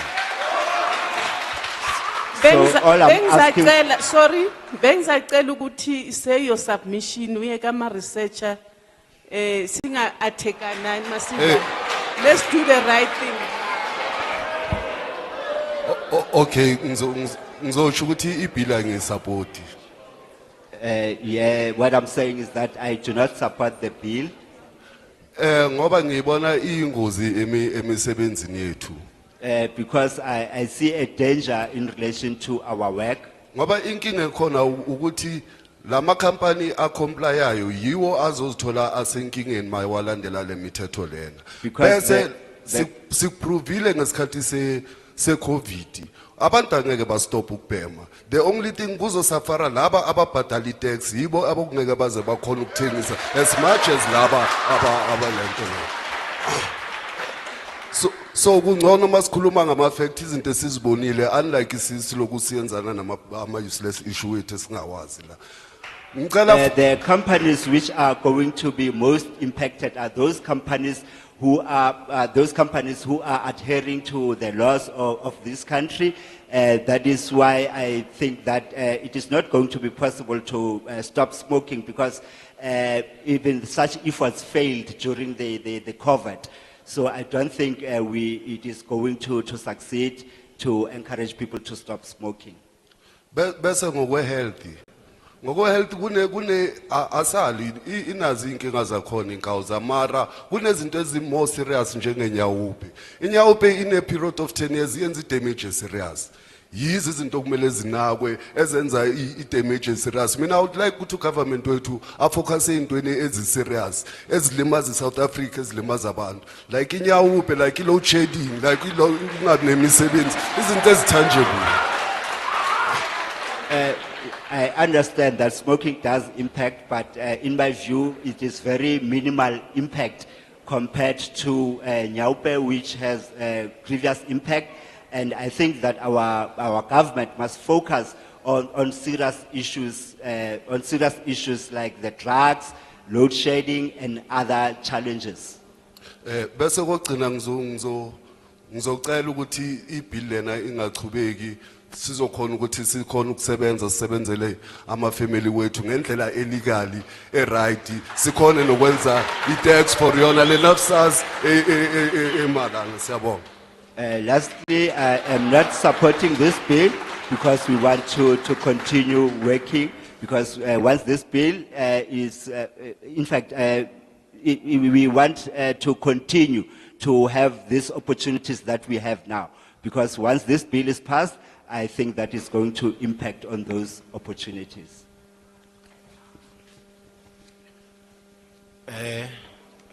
Revolutionary greetings to the chairperson, to the health committee, and to all those who are with us in house today.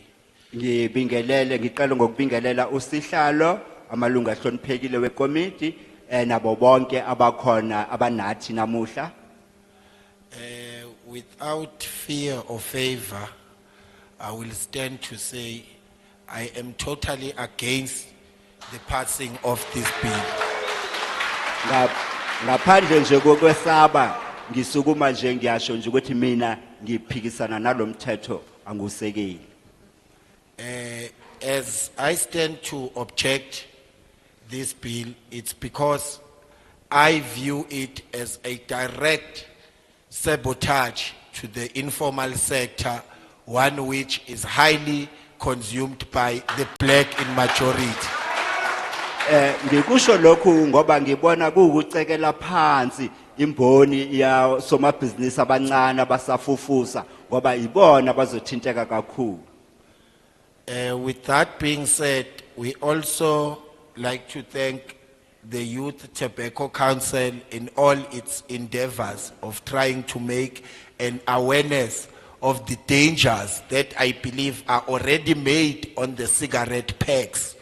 Ngithanda nokuthi ke ngibonge kakhulu inhlangano zokuthi bacwashise intsha ngobungozi bokubhema nogwayi njengoba sazi ukuthi ke sokukhona lokho lezo zixwayiso zikhona kulamaphakethe kagwayi. As I was seated down listening to many of the speakers here, I was shocked to find to say that there are people in South Africa who stand to support the sabotaging of the economy of South Africa.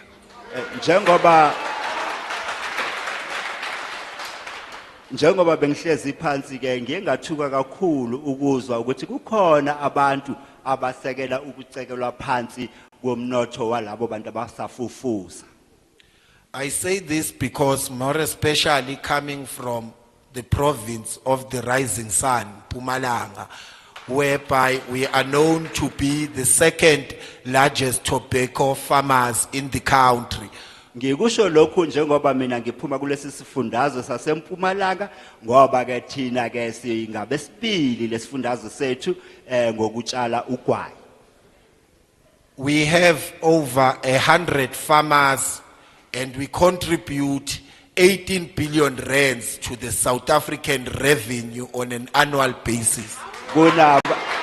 Kunabalimi abangaphezulu kwamashumi ayisishiyagalombili kanti ke baphonsa isivivaneni imali engaphezulu kwamabhiliyoni ayikhulu kuqoqozimali laseNingizimu Afrika. Bear in mind that the 18 billion mentioned here is only from the province of Mpumalanga. Nikhumbule ukuthi le 80 billion engikhuluma ngayo yalesi sifundazwe saseMpumalanga kuphela. The whole country, all 9 provinces put together, we make more than 150 billion rands in revenue from the Tobacco Association. Kusizo sonkana kuzo zonke izifundazwe zenza imali engango 180 billion iphonsa isivivaneni ngoqoqozimali kulemboni yokuthengisa kugwayi. So all those who are in support of the passing of this motion, do they have a plan of how the government is going to subsidize this 150 billion rands of revenue on an annual basis. Manje bonke labo abathi bona abasakela lo mthetho ngabe banalo yini uhlelo lokuthi ke uhulumeni akwazi ukuthi athole lo qoqozimali leyo mali ebaliwe?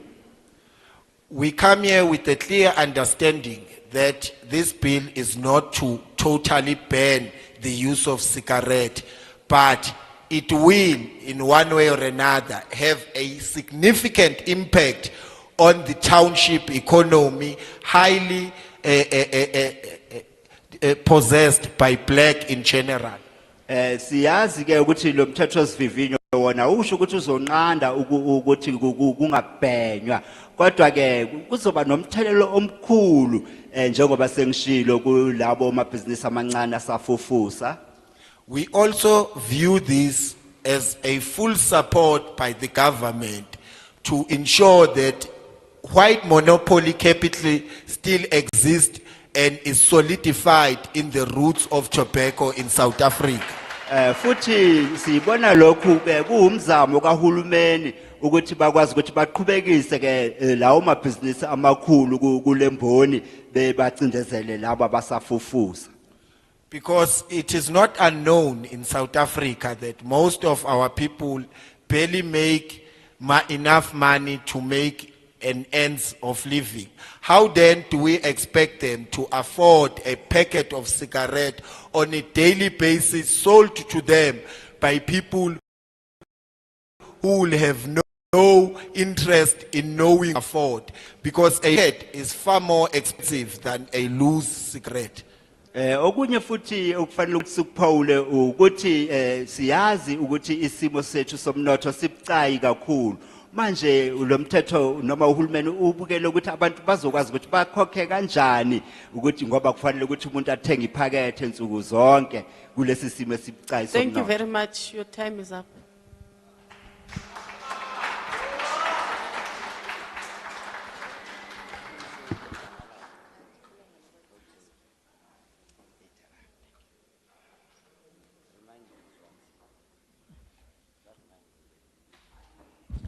Can you please introduce yourself before?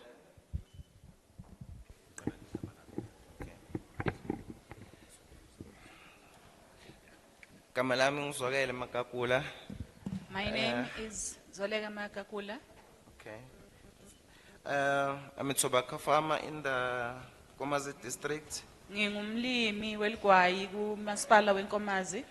but we've been stopped for some reasons that are not so clear now. Sesimisiwe ngenxa yetizatfu lengingatati nami. Yebo. I'm standing before you saying I do not support the bill. Ngimela ngembi kwenu ukuthi awucacisa ukuthi angusekeli lo mthetho sivivinywa. I would like to tackle the situation of kids and smokers.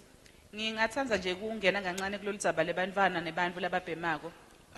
I'm saying we should give our kids proper education. Let us let them know whether something is wrong or right. Ngicabanga ukuthi Let us- kufanele sicale ngekubafundzisa kahle bantfwana betfu sibacacisele ukuthi yini buhle nebungoti beyintfo letsite. As for smokers, let it also be their responsibility that they don't smoke anywhere, anyhow. Ngiyacabanga ukuthi nebantfu lababhemako nabo kufanele sibatfese lo msebenzi wekuthi bavisise ukuthi ababhemi nobe ngabe kunini nobe ngabe kukuphi.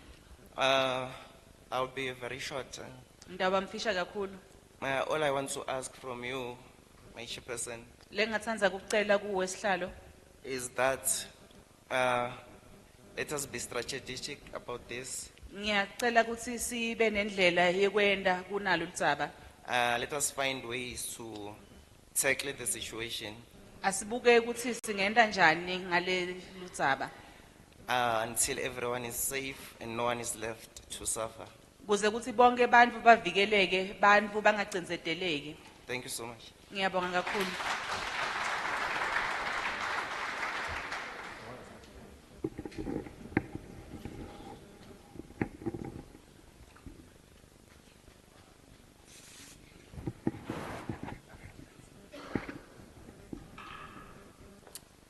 Greetings, Chair. All protocols observed. Ngiyabingelela kusihlalo nabo bonke labakhona ngetikhundla tabo ngokuhlukahlukana kwato. My name is Homotso Kali, and I am from the Africa Center for Tobacco Industry Monitoring and Policy Research at the University of Pretoria. Africa Center for Tobacco Industry Monitoring and Policy Research at the University of Pretoria. I would like to make my submission on why I support the bill to its entirety. Ngingathanda nje kuveta ukuthi kungani mina ngusekela lo mthetho wesivivinyo ngalokuphelele. This bill recognizes the evolving nature of tobacco consumption in South Africa. Lo mthetho wesivivinyo ubuka tindlela lehlukahlukene lesetivela kunginyalo.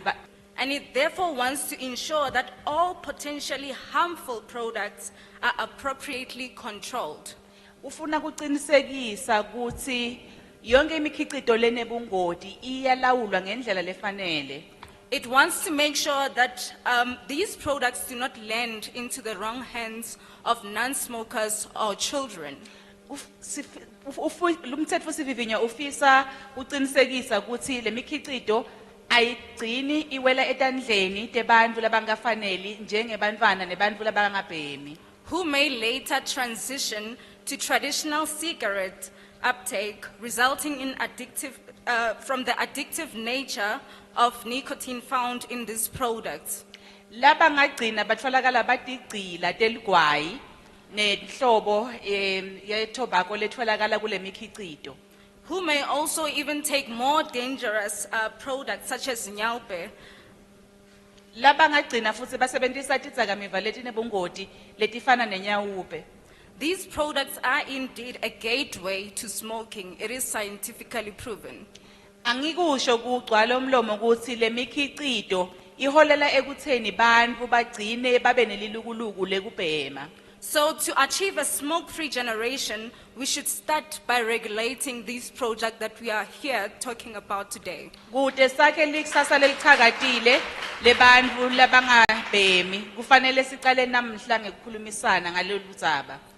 As I was standing here, I heard several misconceptions and unfounded claims in attempt to undermine this legislation. Njengoba bengihleli ngilalele la uyangivumata ukuthi ngive labanye labanelwati loludukisako lokungasilo liciniso mayelana nalolu kwetfulwa kwalomthetho wesivivinyo. For instance, that the bill infringes on personal freedom and choice, and also touching on equal rights. Angisho ukuthi letiphakamiso letentiwako ukuthi lo mthetho wesivivinyo ucinzetela emalungelo ebantfu akusilo liciniso. In fact, this bill is not to limit personal choices, but rather to safeguard public health. Lo mthetho wesivivinyo umsebenzi wawo akusikuthi ucinzetele ilungelo lemuntu lekutikhethela, kepha kuqinisekisa kuvikeleka kwetempilo. Tobacco products and electronic nicotine delivery system products pose significant health risks, which include addiction, chronic diseases, and premature deaths. Kusetshenziswa kweligwayi kuletha bungoti lobungaholela ekutheni bantfu batholakale batigcila teligwayi, labanye bayafa, kanye futhi letinye tinamba letikhona letivela ehlangothini letempilo yebantfu. Chair, it is important to state that each year in South Africa, 31,000 people die from these tobacco-related deaths. Kubalulekile kugcizelela ukuthi bantfu labalinganiselwa etinkulungwaneni letingemashumi lamathathu nakunye bayafa kulelive ngendzaba yeligwayi. And while we're busy here contemplating on whether or not to pass this bill, 4 people lose their lives in 4 hours in South Africa. Sihleli la, angikusho futhi ukuthi kunebantfu labane labatawulahlekelwa timpilo tabo kulamahora lamane lesiya kuwo ngendzaba yeligwayi. So a quarter of 100 people are smokers, and they're the ones that are addicted to these products. Ingcenye lesingayibekisela tiwelkota lebantfu labanga-100 babantfu labatigcila teligwayi. So this means that the rest are non-smokers. Lokusho ukuthi lelenye ingcenye lesele kuleyo kota lesikhuluma ngayo kulabalikhulu Akusibo bantu lababhemako. Therefore, they are the ones that are, their health are not considered by this second-hand smoke and third-hand smoke that we have from smokers. Laba labangabhemi ngibo ke emalungelo abo lacekeleka phansi ngenxa yalolugwayi lolubabhunyelako. This bill will therefore protect non-smokers and children who don't often have a choice but are forced to inhale this second-hand smoke. Lo mthetho sivivinya utawuvikela emalungelo ebantfwana nalabo labangabhemi lekunginyalo basengcupheni yekuthi babhunyelwa ligwayi. And this will be done by ensuring 100% smoke-free areas indoors and outdoors. Lokhu kutawentiwa ngekucinisekisa kuse etindzaweni leti ngaphandle noma etindzawo letivalelekile kuba khona umthetho lovimbela kuse bantfu bangalitsinzi ligwayi. This way, this urges smokers to be considerate of the health of non-smokers and children. Nganayi indlela kutawuphoceleleka kutsi labo lababhemako bathathe letidzingo letemphilo nekuvikeleka talabo labangabhemi. It will also time is give. up. Can I continue? It will also give smokers who want to quit. It will also give smokers who want to quit a thriving environment to do so. Thank you so much, Chair. Thank you. Bahlali basempumalanga. Angisho ukuthi lokuthi kuphasiswe lo mthetho sivivinywa kutawuniketa labo labafisa kuyekela kubhema lithuba lekuphumelela. Ngiyabonga. I think when I was starting, I indicated that I'm going to give each speaker 5 minutes. Nasiqala lihlelo lethu ngiye ngakusho ukuthi And ngitawuniketa there's a isikhulumi timekeeper. lesisolva emaminute lasihlanu.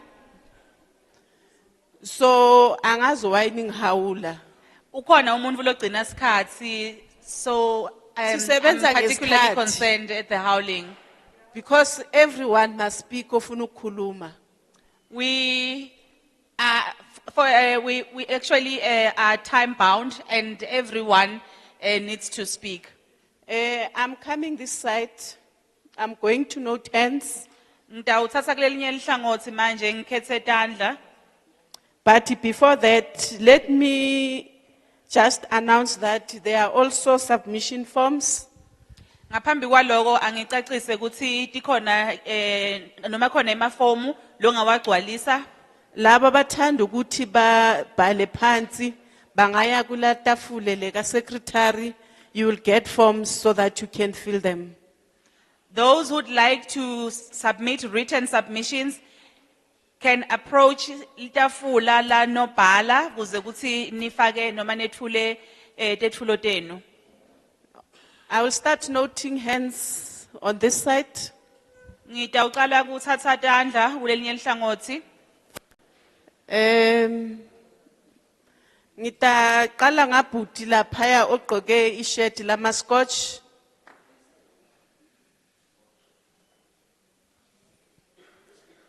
Bese ngiza ngabhuti laphaya emva ogqoke t-shirt emhlophe. Bese ngiza ngobhuti laphaya emuva we t-shirt emhlophe. Bese ngiza ngosisi laphaya we braiding. Bese ngiza ngawe sisi ogqoke t-shirt purple. Elime asi purple. Bese ngiza ngawe sisi ogqoke ilentoza iskipa navy. Ngize ngawe bhuti wami ogqoke iskipa seCastle. Ngize ngawe bhuti ogqoke iskipa esipurple.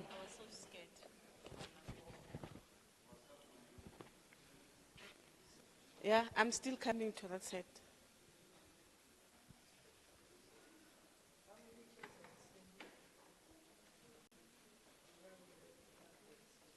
Ngicela wena bhuti wami emuva wevans.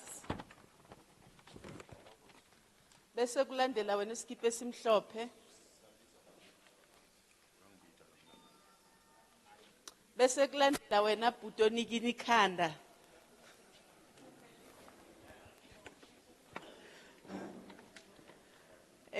Lapha emuva siswam or ngubhuti uphakamise isandla. Yes, that one.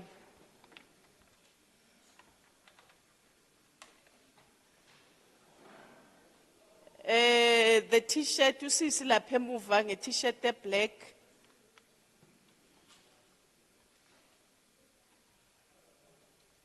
Bese kuza wena bhuti we-cap emhlophe. Yes, that one.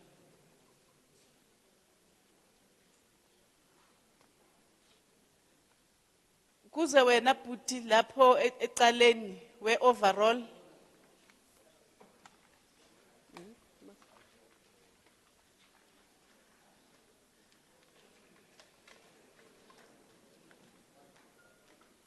Bese kuza wena bhuti we-t-shirt emhlophe. Kuze usisi lapha weyinwele emuva uphakamise isandla. Wena, yebo. Kugcwele manje. Okay.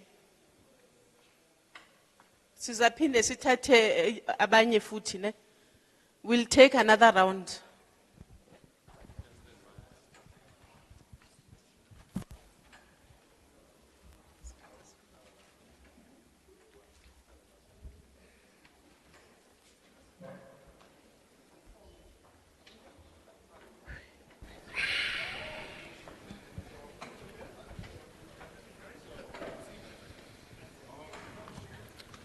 Sanibonani nonke la ndlini ngiyanibingelela. Greetings to the house at large. Igama lami ngiwayitho ngamashela. My name is Whitey Mashele. Ngihlala endaweni yaseNkomazi Ward 25. I come from Ward 25 under the Nkomazi municipality. Ngiphila ngekuthi bangicashe ngihlanyele lona leli gwayi. I make a living from being a tobacco farmer. So mabangicashile ukuthi ngihlanyele leli gwayi ngiyakhona ukuthi ngithengele abantu abamsingo. If I get that job to be a tobacco farmer, that's when I'm able to put bread on the table for my family. Manje kuvaliwe lemuva simo kushubile. As I am standing here, the situation is quite volatile where I come from because we have been stopped from operating. Ungcono wena utane statistics. Une pesal number kulula kukhuluma ngalendlela ufuna ukukhuluma ngayo ngalendzaba leli gwayi. Ungakwathi lo lokulakimi ngekhathi kimi ukuthi lento lena isho ukuthini kimi. You don't know how I feel right now because as you are sitting there, you have a personal number as an employee and you just come here with statistics. Wabo labalana abaqoshiwe emsebenzini namuhla noma nyala sukuma hamba umsebenzi uphelile ngafila njani yena? If I were to say to you right now, your job is over, how will you feel? Ngaba buhlungu kufana nala kimi kubuhlungu. I'm sure it would be quite painful. And as I'm standing here right now, I'm feeling the pain. Kunema non-essential things nema essential things. Kunetinvo letimcoka netinvo letingasimcoka. Ne mindset yemuntu. Even the mindset of a human being. Now babu government ufuna uzame ukuthi la kule bill yakho umine side la ngibona ngathi uyahluleka. Umphakathi uyahluleka. I'm just thinking that as a decision maker, you must think, because I currently feel like you are not succeeding. Babu government uvalile ligwayi nge-COVID-19 but ligwayi bekhona liqhamuka kulamanye amave wendeni you failed. During the outbreak of COVID-19, the sale of tobacco was prohibited. Babu government uqashe thishela ukuthi afundise umntwanami lo thishela lomfundisile uthuma umntwanami ligwayi. As an employee, or rather as an employer, as the government, you hire a teacher and that employee sends my child to the shops to buy a cigarette. Usaba labangani bakho ubuya utoblema mina lengizamaka ukuthi ngiyazama ngingajontshi ublema mina. usaba labafana uthi wena ligwayi lingakhangiswa ngendlela lefanayo umuntu nemuntu akafundise umntwana wakhe I from think ekhaya it imfundiso falls- nesimilo akusuka ekhaya. it falls upon parents to teach their children morals. It is their responsibility because you are failing to hold the teachers accountable for their actions as your employees. Emakhaya kunema social worker, clinic kunema social worker, esibhedlela kunema social worker. Mara ligwayi lingena njani ngoba government ubaqashile labantu uthi wena abagadile ligwayi lingangeni. Mara nalapho still ublame thina. There are social workers in various health institutions, yet you find that the cigarette is found within those institutions. How can you explain that cigarette gains access to those institutions? Babu government kani ufuna size sizame kube njani ngoba siyazama ukuthi singendi lobugebengu lofuna bona but lethi imbonye ubhizi uyathi imbonye ene ulayitela ngilabangani bakho labangesheya labangayiphile lempilo lesiphila la. I'm concerned that our government takes a cue from other countries, especially overseas countries who are not exposed to the same lifestyle as us. I mean, we are trying not to get involved in criminal activities. We are really trying our best. What more can we do? Mangakunika le life yamba be government ungafisa commit suicide within an hour. If I were to put you in my shoes, I am sure you'd want to take your own life within an hour. Tinyembe titam la local ngiduzana nami awutiboni makulalela umuntu lwangesheya kwetilwane mina ngikhala ngiduzana nawo awungiboni awungiva ufuna kungiva sekunjani nginika ipoison ke ngife. You can't hear my cries as I am in front of you. Yet, into international countries, isn't it perhaps time you give me poison so that I can commit suicide? Ngiyabonga ngalawo magama lasuka ngekhathi enhlitweni yami ekujula kwenhlityo yami angikho mnanzi le bill yenu le mina ngisupport.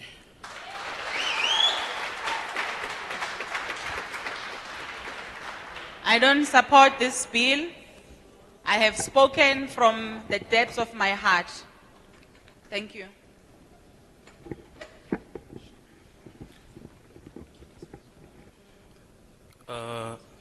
Good day to the chairperson of the session and every official and every attendee in the house. Ngiqala ngokubingelela ngibingelele ikomiti ekhona lapha ngibingelele usihlalo wekomiti ngibingelele bonke abakhona lapha endlini. My name is Vusi Malala. I am the convener for research of the Mpumalanga Substance Abuse Forum, appointed by the MEC for Social Development in terms of Section 57 of the Prevention of and Treatment of Substance Abuse Act 70 of 2008. Igama lami nginguvusi Manana ngisebenza njengomuntu obhekelela ezokusetshenziswa kwezidakamizwa ngiqokwe uMEC ngaphansi komnyango wakhe ngaphansi kwemithetho ke yesigatshana asezibalile. As the Mpumalanga Substance Abuse Forum, we have deliberated on the bill and we see the bill as largely progressive. However, we have missions to make. Njengeforum ebhekelela ukusetshenziswa kwezidakamizwa lapha eMpumalanga sisihlolile lesi lomthetho sivivinywa futhi sabona ukuthi kukhona kodwa izethulo esingathanda ukuzithumela kinina. First and foremost, Section 2, subsection 2 of the bill, the very first line there says the minister may. We feel that it opens a lot of gaps for interpretation in terms of controlling the control of tobacco and related products. So we feel that it must be explicit that the minister must control. Isigatshana 2 ngaphansi kwe subsection 2.2 siqala njengomuqa othi ungqongqoshe angakhipha manje lokho sikubona sengathi kuvuleleke amageba amaningi ukuthi kungachazwa ngeindlela ezihlukahlukene sithi thina akubhalwe ukuthi ungqongqoshe kumelwe enze lokhu. Secondly, we looked at section 5, and whilst we note that section 5 speaks mostly about the sales, and we are of the view that it needs to be explicit. Isigaba 5 uma sesibheka siyasibona ukuthi sikhuluma ngokudayiswa kogwayi kodwa sinomuzwa ukuthi kufanele sibekwe obala ukuthi ukucaca okushiwo yilesi sigaba. We note that it mostly speaks to distributions and sales within educational facilities. We want to state categorically clear as the Mpumalanga Substance Abuse Forum, because in terms of the National Drug Master Plan, goal number 1 and 2, we are dealing with supply and demand reduction. So ours is that we need the government to make sure that within school facilities, no cigarettes, no e-cigarettes, nothing of tobacco product which would be sold or made available within educational facilities. This is also in line, our views is also in line with the Children's Act, Section 7 of the Children's Act, that we need to protect our children. Uma sisibheka lesi sigatshana njengoba sikhuluma ngaso siyasibona ukuthi sikhuluma ngokusakazwa kanye nokuhanjiswa kogwayi ezikhungweni zemfundo. Kodwa sithi thina ke njengale forum ebhekelela ukusetshenziswa kwezidakamizwa mayikwenze kucace lo mthetho sivivinyo ukuthi akungavunyelwa nakancane nje ukuba khona kogwayi ezikolweni. Lastly, we looked at section 12 to 14 that spoke to centralization and that spoke mostly to the monitoring committee. We are of the view that should the minister establish such a committee, it needs to be decentralized, because currently we have a problem with the illegal cigarettes that are sold in the country. And government is not doing enough to curb or arrest the influx of illicit cigarette from other countries. So we need such committee that should it be appointed, firstly, it needs to be centralized, similar as what happens with the same as the Substance Abuse Forum, because we have a substance abuse, there is the Central Drug Authority at national level, Substance Abuse Forum at provincial, then there are local drug action committees within municipalities. So we are of the view that should there be any committee that the minister intends on appointing for monitoring, there must be decentralization, because if it's centralized, then the oversight would be hindered. Sithi ke manje thina uma kuziwa kule committee okuthiwa ikomiti ezobe ibhekelela konke lokho noma emonitor ukuthi kwenzekani ngalezi zinto, sithi ayicentralize le committee ngoba izokwenza ukuthi kube lula ukufinyeleleka. Sikhuluma nje sinenkinga manje abantu abavela ngaphandle beqhamuka nogwayi ongemthetho ongeniswa kuleli. Ngakho uma kungazange lihlelwe kahle lezi inhlaka siyabona ukuthi ngeke kuze kuphumelele kahle nanoma yipi ke futhi committee unduna ungqongqoshe azofuna ukuqhamuka nayo, sifisa ukuthi kwenziwe okufanayo njengayo le committee ebizwa ukuthi monitoring noma ebhekelela ukusebenza. Lastly, ours as the Mpumalanga Substance Abuse Forum, our goal is to deliver Mpumalanga free from substances. We are not against any farmers, but we are saying our children must be protected. Thank you very much. Thina ke njenge forum ebhekelela ukusetshenziswa kwezidakamizwa asimelene nokulinywa noma ukutshalwa kukagwayi njengoba kwenzeka. Kodwa esikufunayo ukuthi nje lapha eMpumalanga makube isifundazwe esingenazo nhlobo nje izidakamizwa. Khotso modimo ebele lena ke Thato Mmako. I'm an advocate of tobacco free South Africa and then also a member of South African Tobacco Free Youth Forum. But also today, before I speak, I want to make something very clear that as much as I am a Tshwane District Executive Committee of Young Communist League of South Africa, we stand with the motion that says people before profit. Igama lami uThabo Mako nami ngifuthi ngikwenye lezi ama-forum akhona abhekelela izidakamizwa, kodwa ngaphambi kokuba ngenabe ngiqhubeke ngiye phambili engifuna ukukusho ngithi akubekwe qala ukuphila kwabantu bese inzuzo noma iprofit ize ngemuva.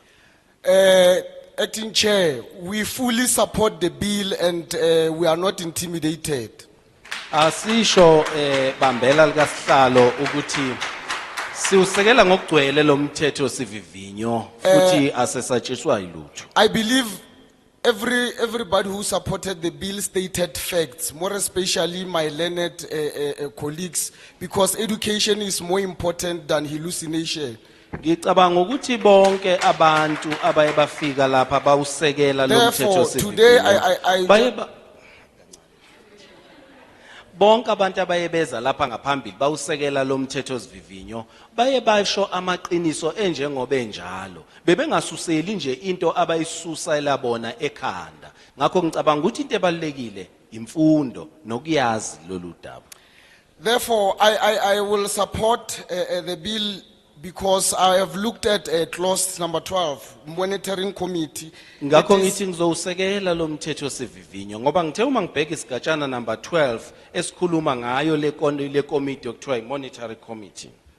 Because it will also assist South Africa in terms of managing and also being able to trace these illicit cigarettes. Why am I saying so? Because illicit cigarettes are the cigarettes that are flattering our community through the same legal industry that claims they are losing profits because of illicit cigarettes. Ngicabanga ukuthi le committee ke ezobe ifakile ibuku ibhekelela ukusebenza kwayo izosiza ngoba izokwazi ukuqondisa ingagcini lapho kuphela kodwa futhi ikwazi ukulandelela ukutholakala ukuthi lo gwayi ongena lapha ungena kanjani ngoba abanye abantu abathi basemthethweni kodwa bayakhala ngokuthi balahlekelwa inzuzo uma kuvalwa lama business.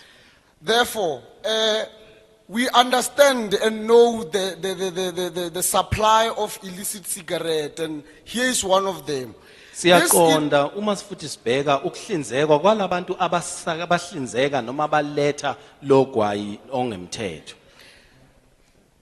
The tobacco industry under-declare their product. Therefore, this manufacturer produce more than what they declare to the authorities, and they are sold in South Africa without paying excess duties and VAT.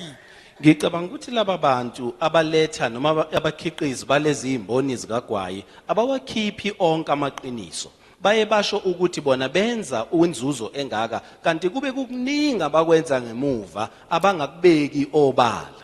And we also have what we or rather identify as ghost exports. What are ghost exports? Ghost exports, this in terms of this, manufacturers declare some product for export, exempting them from excess duties and VAT. So these products instead are diverted back to South African market and they do not pay tax. That's illicit cigarettes.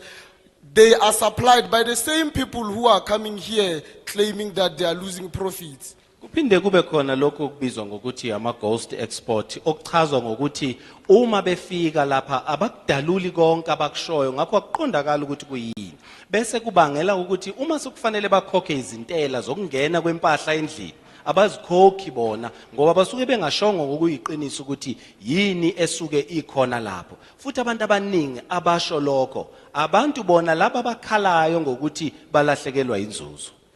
So I want to summarize this so that I close.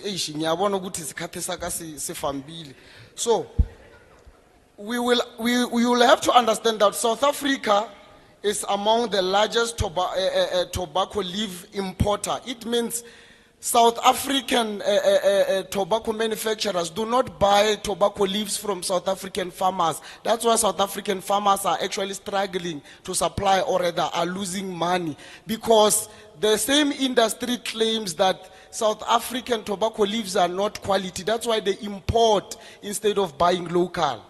Enye inkinga esibhekene nayo yibo bona laba abakhiqiza ugwayi lapha bayakhala ukuthi izimboni lapha eNingizimu Afrika aziwukhiqiza ugwayi okahle eziwudingayo bese zibulala lamabhizinisi alapha ngaphakathi okuyiwona akhiqiza ugwayi zephume ziyothenga ngaphandle zibe zingasabaxhasi ke laba abakhiqizi abasebenza Your ngaphakathi. time is up, Thabo. Yeah, really.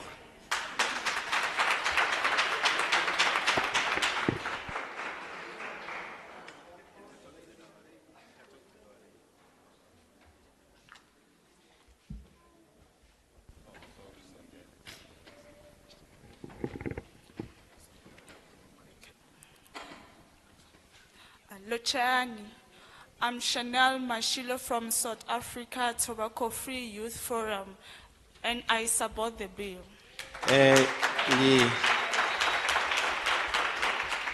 Ngithanda ukunibingelela ngingu Chanel Mashilo nami ngivela kuyo futhi le forum esebenza ngezidakamizwa ngithanda ukusho ukuthi ngiyawusekela lo mthetho sivivinyo. The reason why I'm supporting this bill is because of when someone smoke a cigarette, they are not only hurt themselves but everyone around them. Into eyenza ngiwusekele lo mthetho sivivinyo ukuthi ke uma umuntu ebhema akazilimazi yena kuphela kodwa ulimaza nabantu abaseduze kwakhe. And it's called a second-hand smoking. Bese kubizwa lokho ngokuthi umuntu owesibili ohogela umoya womuntu obhemayo. It has many ill effects on the human body. Cigarettes have a major impact on the lungs. Around a third of all cancer cases happen due to smoking. Kuyawulimaza impela umzimba ukubhema, kulimaza amaphaphu, kulimaze umzimba womuntu njengoba egcina manje egcineni sekwakha izifo ezinjengomdlavuza. It can affect breathing and cause shortness of breath and coughing. It also increases the risk of respiratory tract infection, which ultimately reduce the quality of life. Ukubhema lokhu kubangela inkinga eziningi uma kuziwa kuphefumuleni, kuvale amaphaphu omuntu, kumenza ngabe sakwazi ukuphefumula kahle, kuvale nemigudu yokuphefumula okuthi ekugcineni kuphazamise noma kuthinte ukuphila kwakhe. Most importantly, it also an expensive habit. In other words, it entails heavily financial costs. Even though some people don't have money to get by, they waste it on the cigarette because of their addiction. Kanti futhi kuphinde kwenezele umthwalo osindayo emahlombe uma kuziwa kwezezimali ngoba abanye abantu abanayo imali kodwa bayawuthenga ugwayi ngoba kugcine futhi lowo muntu onjalo sekumenza abe umlutha wawo ugwayi. And I believe no one wants their children to smoke cigarettes. So this is why I fully support the bill. Thank you. Ngiyacabanga ukuthi akekho umuntu ofuna ukuba ingane yakhe ibhema ugwayi ngakho yisona sizathu esenza ukuthi ngiwusekele lo mthetho sivivinyo. Ngiyabonga.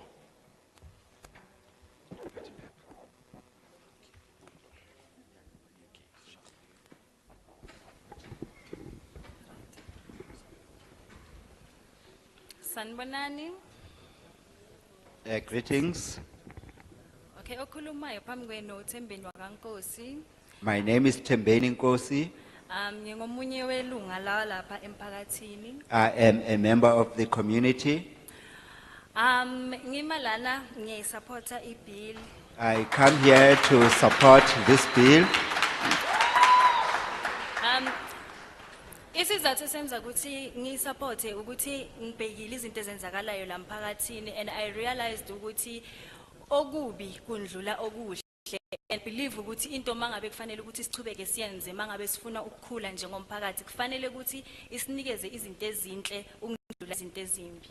The reason I'm saying that is that I have made some observations as to what is happening in the community regarding the impact of a cigarette, and I've noted that there are many negative impacts, and as a people we must weigh our situations and look for the positives instead of pursuing the negative impacts. Angisho ukuthi angizwelani nabo somabhizinisi abasebenza ngetobacco ne ngiya understand ukuthi everyone uyadinga ukusurvive. I am not saying that we must disregard the business people, especially those who trade in tobacco. Kodwa ekugcineni it's not always about imali, it's also about ukuthi i-future yethu ibukeka kanjani njengesizwe. But ultimately, it should not always be about money, but it must also be about our health as a nation. Yes, because if ever young people baba involved la ekubhemeni kucala ngogwayi kuze ama-drug kube yinyawupe kanjalo kanjalo, and then at the end of the day most of them they don't reach that level of living impilo le bekade baphupha ngayo from basakhula, because how are you going to live your dream when you are dead? You could fall sick from these cigarettes and then you die, then the dream is dead. And then in the future siyawathola kuphi amanye ama leaders azokwazi ukuthi asikhuphule sichubeke sibe abantu abangcono la elifini if ever we are losing kusasekumanje. The point I'm making is that if we do not control access to tobacco as it is now, it impacts on our youth. And as we have observed, what's happening in our community is that once they start smoking cigarette, they then transition to hard drugs. And that is the problem we have in our communities because it kills the future of our youth. That is why I am saying that we have to look into those aspects, especially if there's negative impact in our communities. Yes, futhi kunjalo nje ngithi mina asibheke kanjena ukuyichubekisa ukuthi siyekele the way kungakhona ibenefit abani. It can't be something like fanele ukuthi benefit the minority, which are the business owners laba aba benefitayo from yobona kuphela, and then we turn a blind eye to the rest of the community, because manje even nabantwana abancane ba affected, pregnant women mababhema, unborn babies. I mean asibhekeni phambili ukuthi ukuya phambili siya kuphi, because as we speak laba baqale ngesigarette smoke nama drugs namhlanje our brothers and sisters basestradini akusana kuchubekela phambili ngempilo. So if singayilungisi lento lena ngibona nje kuba more damaged than it is, and also economically nabo bayahlupheka baba worse like poor, because once uba addicted you cannot control your finances ngendlela right, and in fact erase also the crime ngoba umuntu mangabe seka addicted kufikela la kokuthi keke akasakwazi ukuzibamba bayatshontsha ukuze bakwazi ukuthenga lezinto bakwazi ukufita the addiction. Like I said that once they start smoking, it transitions to the hardcore drugs, and we end up having these problems where you find that youth are smoking these drugs, and we must look into if we do not change the status quo, it's going to continue to benefit only those business people who are trading, who are making profit out of the cigarettes. That is why I'm saying that we have to balance and look at the negative impact in our communities so that we are able to control access to such tobacco products. Your time is up, sister. Okay, thank you.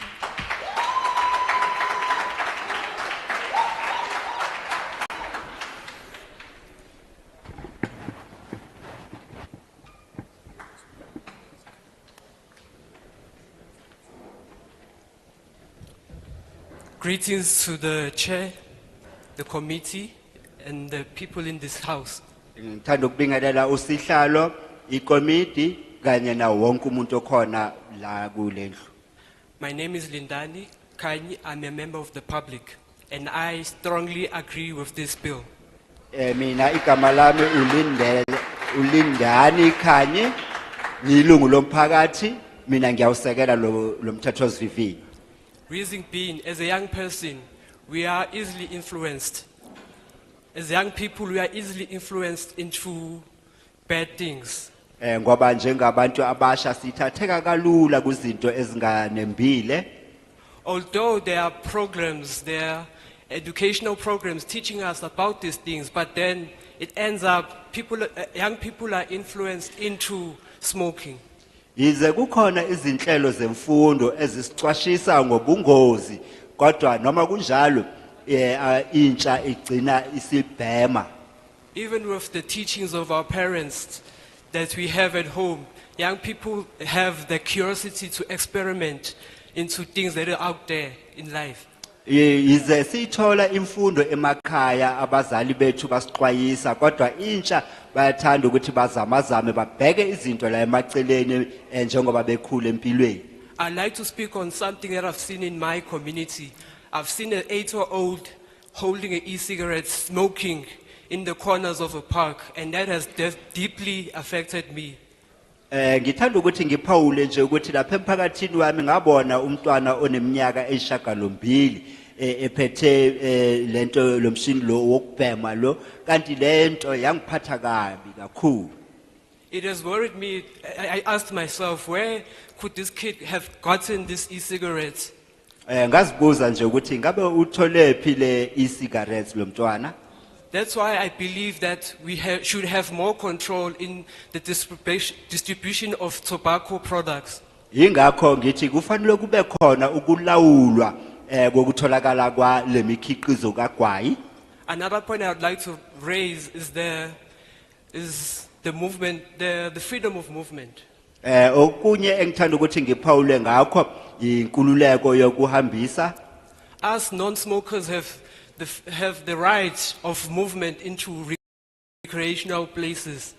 Thina abantu abangabhemi sinalo ilungelo lokuthi siye kulezo zindawo zokungcebeleka emphakathini. I feel like our freedom of movement is infringed, as when we get to recreational places, we find that there's a lot of people who are smoking hablies. Ngicabanga ukuthi thina abantu abangabhemi ukuthi noma ilungelo lethu lokuhambela noma yipi indawo emphakathini uma siya kulezo amalungelo ethu ayacindezeleka ngendaba yokuthi uma siya kulezo zindawo zokungcebeleka sithola kugcwele bona abantu ababhemayo. Therefore, these are my reasons as to why I'm supporting this bill. Yizo izizathu zami zokuthi ngisekele lo mthetho osivivinywa. I thank you. Ngiyabonga.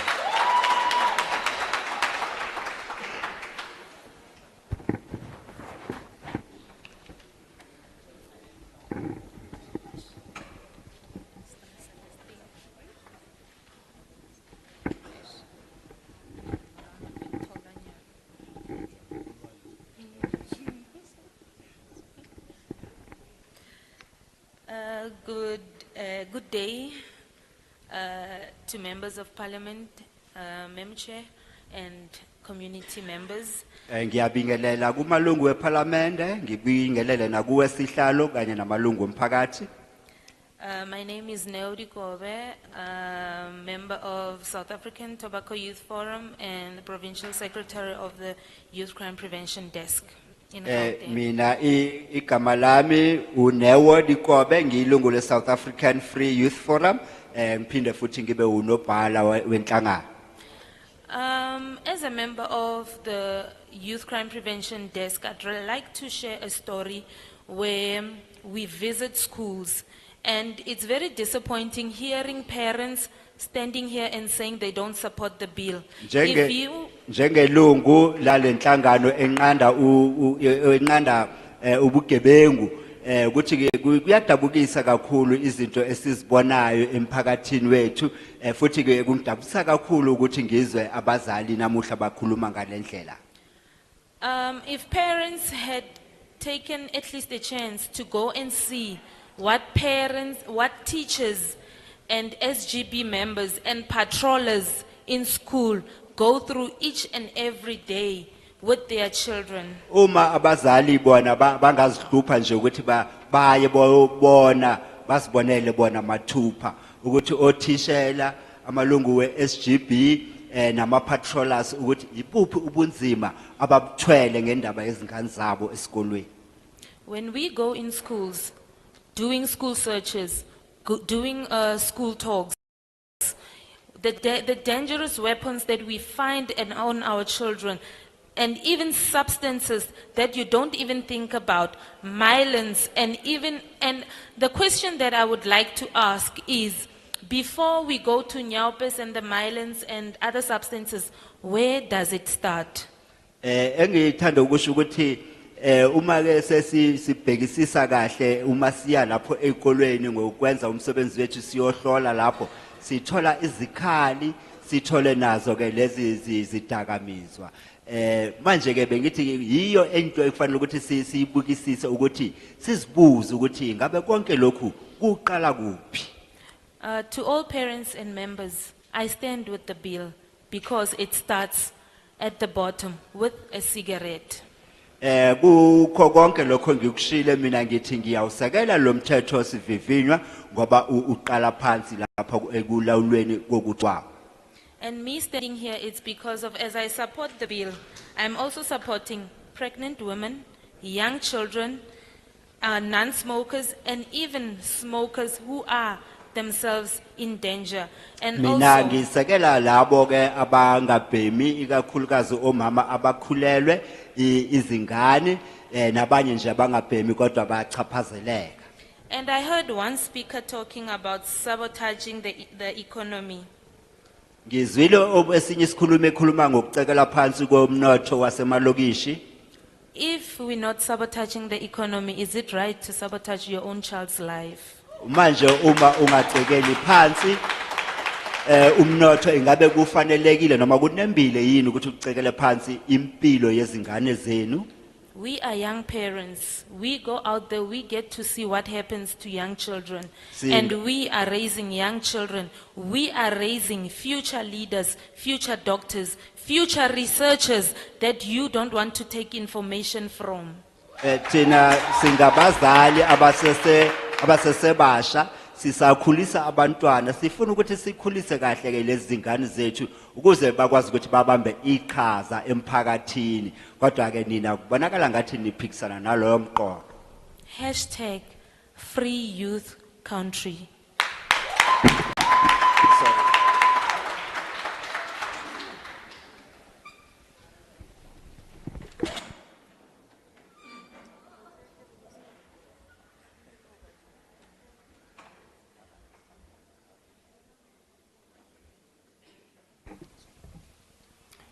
Sanibonani nonke.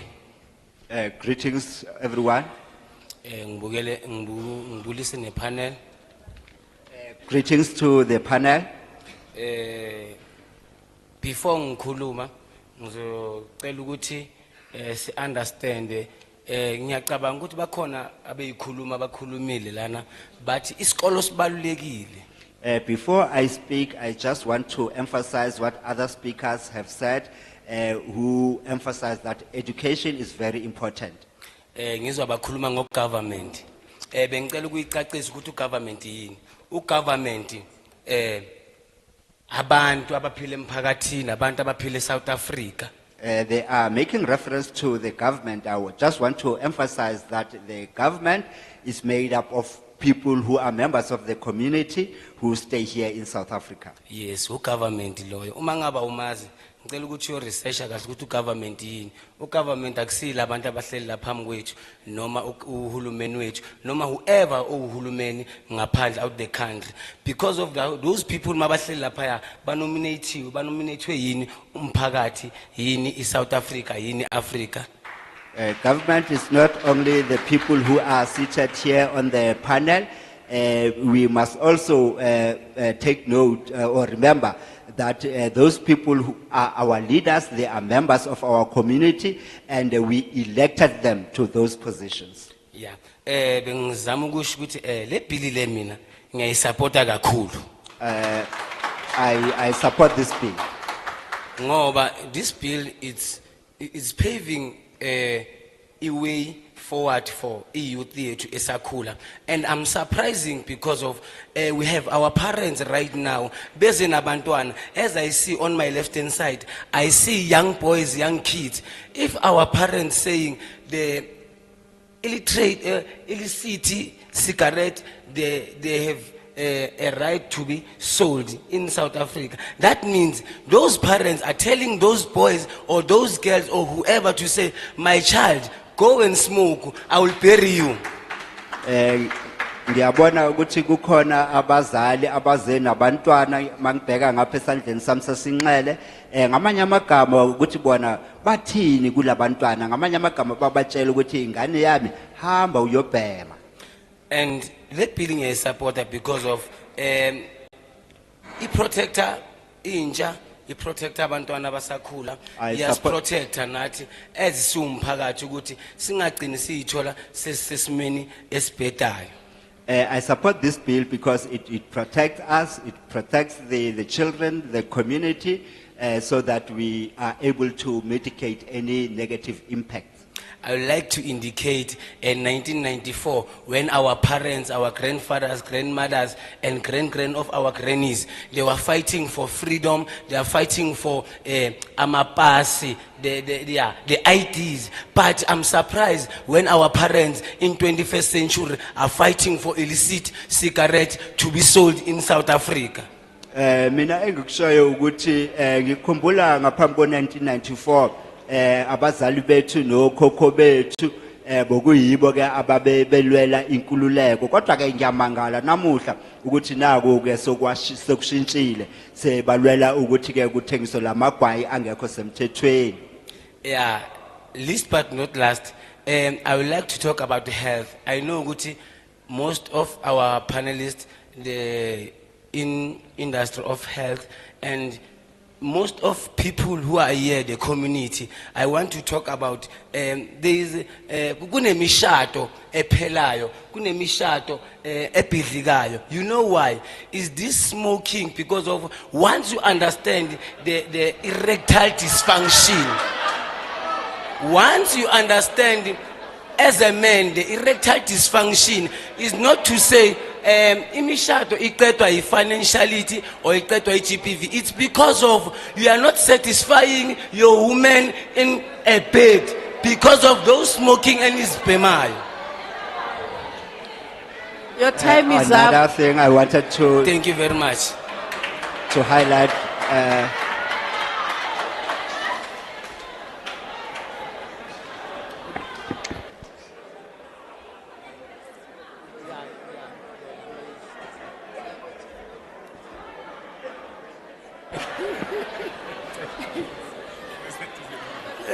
Esha. Kya dumedisa Parlamente e fopela rona kya dumedisa lebitso la ka ke Tebogo moagi wa South Africa. Greetings to you, honorable members of the parliament. My name is Tebogo, a South African. Ke ma khatlhano le bili e ka re no ga ke dumana le lo. I oppose this bill. I oppose this bill. Gonne bili e ga ile gore government ya rona e tla tsenya bili e mo tirisong. Bontsi ba bo burua rona ba tlo fellwa ke mmereko. Because this bill, if it is enacted, a lot of us are going to lose jobs. Kharetsare lebella Nelspruit Mpumalanga all over. Di farma tsa rona di bereka ka motsoko bana le babereki ba bereka ka motsoko. When we look here in Mpumalanga, we have many tobacco farms. So when we enact this law, we must know that our brothers are not going to work anymore.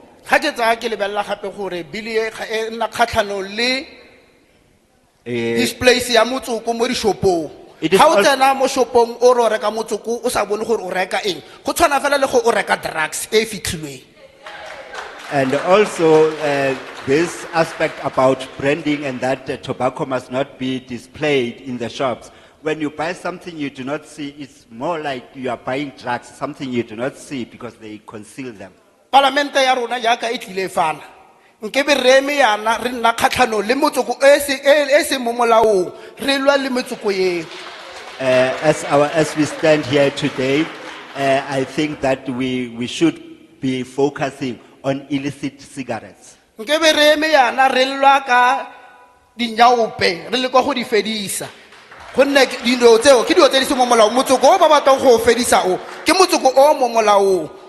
Go ra gore ditiro tsa rona batho di tlo fela instead ya gore parliament e create mmereko e tshola mebereko. Yes, we should be focusing on drugs like nyaope because they are illegal.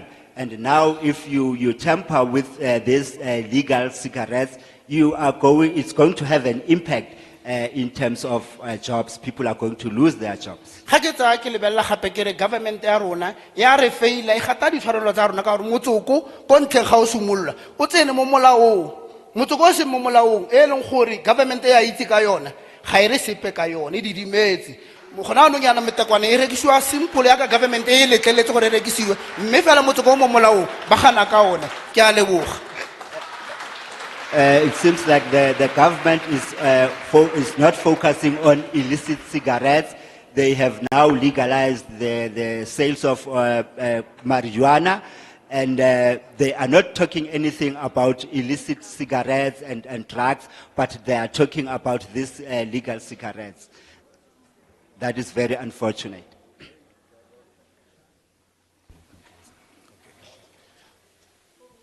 Humble greeting to the House at large. Standing in front of you is Ndondo Mondli Tabete. Ngithanda ukubingelela yonke indlu ekhona lapha manje lona uphambi kwenu Ndondo Mondli Tabete. As an unemployed graduate, I fully disagree with the motion that cigarettes should be banned in South Africa. Njengomuntu oneziqu kodwa ongasebenzi angivumelani ngempela nalomthethosivivinyo ovala ugwayi. Firstly, this will have a negative impact in the employment rates. Our unemployment rates will increase rapidly, and this will affect South Africa. Ngicabanga ukuthi lo mthethosivivinyo uzolandisa ulikhulise kakhulu izinga noma inani labantu abangasebenzi eNingizimu Afrika. So surely this will have a very negative impact on the economy. Reason being, in Mpumalanga alone, we have around about 78 nicotine cigarette farmers. So this will have a very negative impact. This will decrease the number of workers in the farmers. And secondly, Lokhu kuzoba negalelo elibi kakhulu ngempela emnothweni wethu ikakhulukazi lapha eMpumalanga lapho sinamafarm khona cishe amaplaza ngu78 lapho kulinywa khona ugwayi ngakho abantu abaningi bazolahlekelwa umsebenzi bese kuncipha umnotho. And I would just like to highlight that the Department of Health has tried to initiate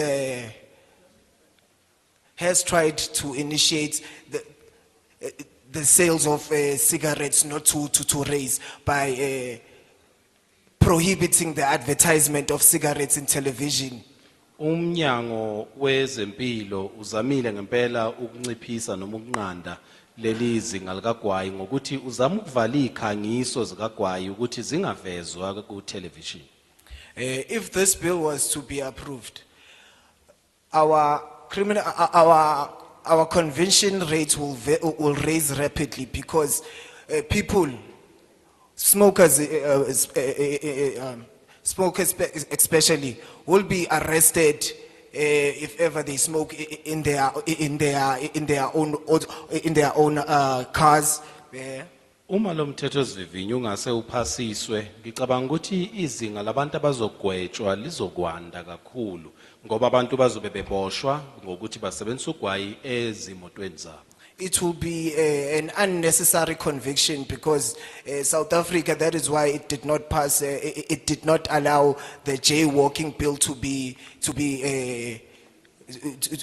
be approved because it would be an unnecessary conviction. Ngicabanga ukuthi kibe kuboshwa ngempela nokugwetshwa ungenasidingo ngoba ingakho iNingizimu Afrika ingazange uphasise lo yamthetho wesivivinyo okuthiwa ijaywalk bill ngenxa ukuthi kuseNingizimu Afrika. One of the solutions that I have, suggestions, can I put it that way, is that the health department comes together with the law enforcement and come up with a special unit that will monitor tuck shops and places where schools are nearby, that they do not allow children to buy cigarettes, not to burn loose straws for us adults who smoke.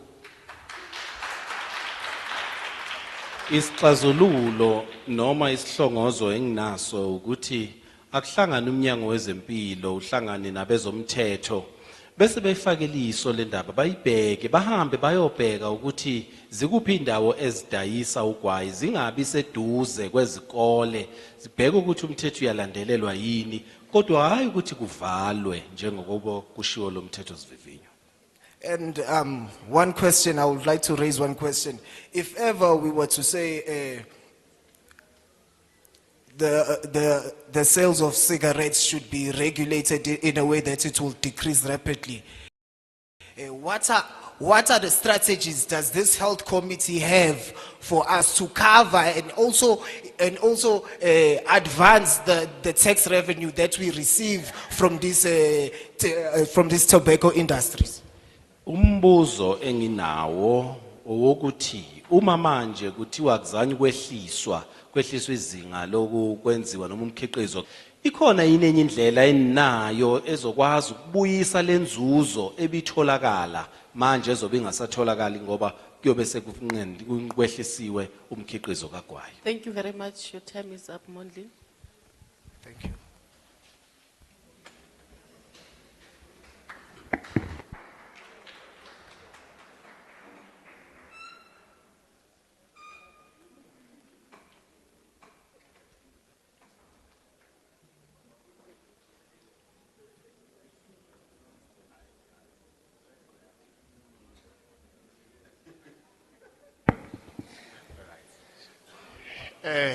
Good afternoon, Chair and honorable members. Good afternoon to everyone present here this afternoon. Ngiyabingelela ku lentambama ngiyakubingelela sihlalo ngibingelela amalungu ahloniphekile committee ngibungelele nayo yonke indlu nje ekhona kunamhlanje kulentambama. Igama nguThembinkosi Gcoyi. I do not support this bill. My name is Thembinkosi Gcoyi angiusekeli lo mthetho sivivinyo. Having said that, I support the intention of this bill. Kodwa ngisho njalo kodwa ngiyayisekela inhloso yalo mthetho sivivinyo. I agree with the young people who say we need to protect our youth. Ngiyavumelana nentsha ekhulumile lapho ukuthi kufanele kuvikelwe intsha yethu. But this is not the way to do it. Kodwa lo mthetho sivivinyo uyona indlela yokwenza lo. It's also my view, Chet. This bill says absolutely nothing about people who do smoke already.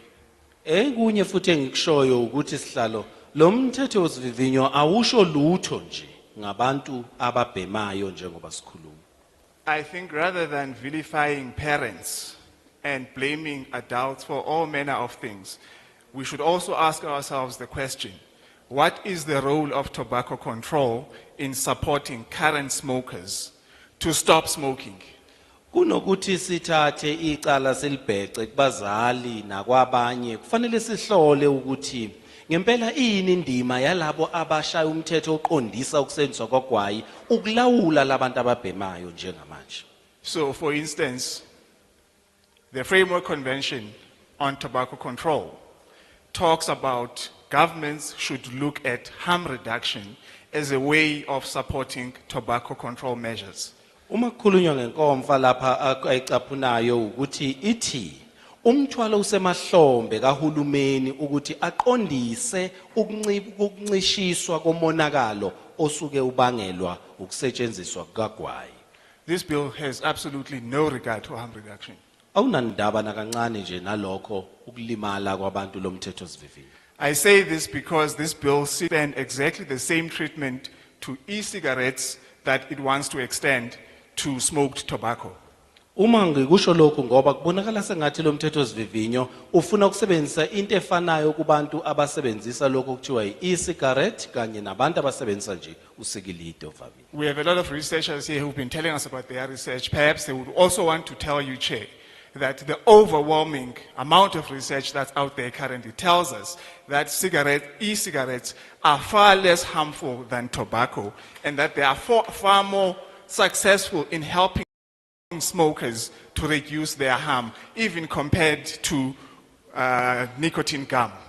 Uma kukhulunywa kwenziwa ucwaningo sihlalo luveza ukuthi uma kwecwaninga i-cigarette lena ngempela ingcono umonakalo wayo uma uqhathaniswa nogwayi nje ovamile ngoba usiza ngisho nabantu ukuthi uma bewusebenzisa bangagcina sebewuyekile vele ugwayi. Here we hear people talking about e-cigarettes and nyaupe in the same breath as if the two things are the same. The two things are not the same. Lapha sizwa abantu bekhuluma ngayo i-cigarette ngapha nenyawope njengathi lezi zinto ziyafana azifani lezi zinto. E-cigarettes are a tool for smokers to reduce their harm and some to quit. I am one of those. I-cigarette iyithuluzi elinciphisa ubungozi futhi lisize nabantu ukuthi ekugcineni awuyeke ugwayi. I quit in 2017. I'm on my way out of e-cigarettes now. Ngayeke ukubhema ngo-2017 ngisebenzisa yona le e-cigarette. Now, the question, Chair, we should be asking is, how do we protect kids? I have two of my own. How do we protect them from being addicted to nicotine while at the same time helping the millions of smokers? I think at last count we have 8 million of them. How do we make sure that these people are able to reduce their harm and ultimately are able to quit? This law is absolutely not interested in the health of smokers. Indaba lapha iwukuthi sihlalo sizivikela kanjani izingane. Ngizele nami nginazo zimbili.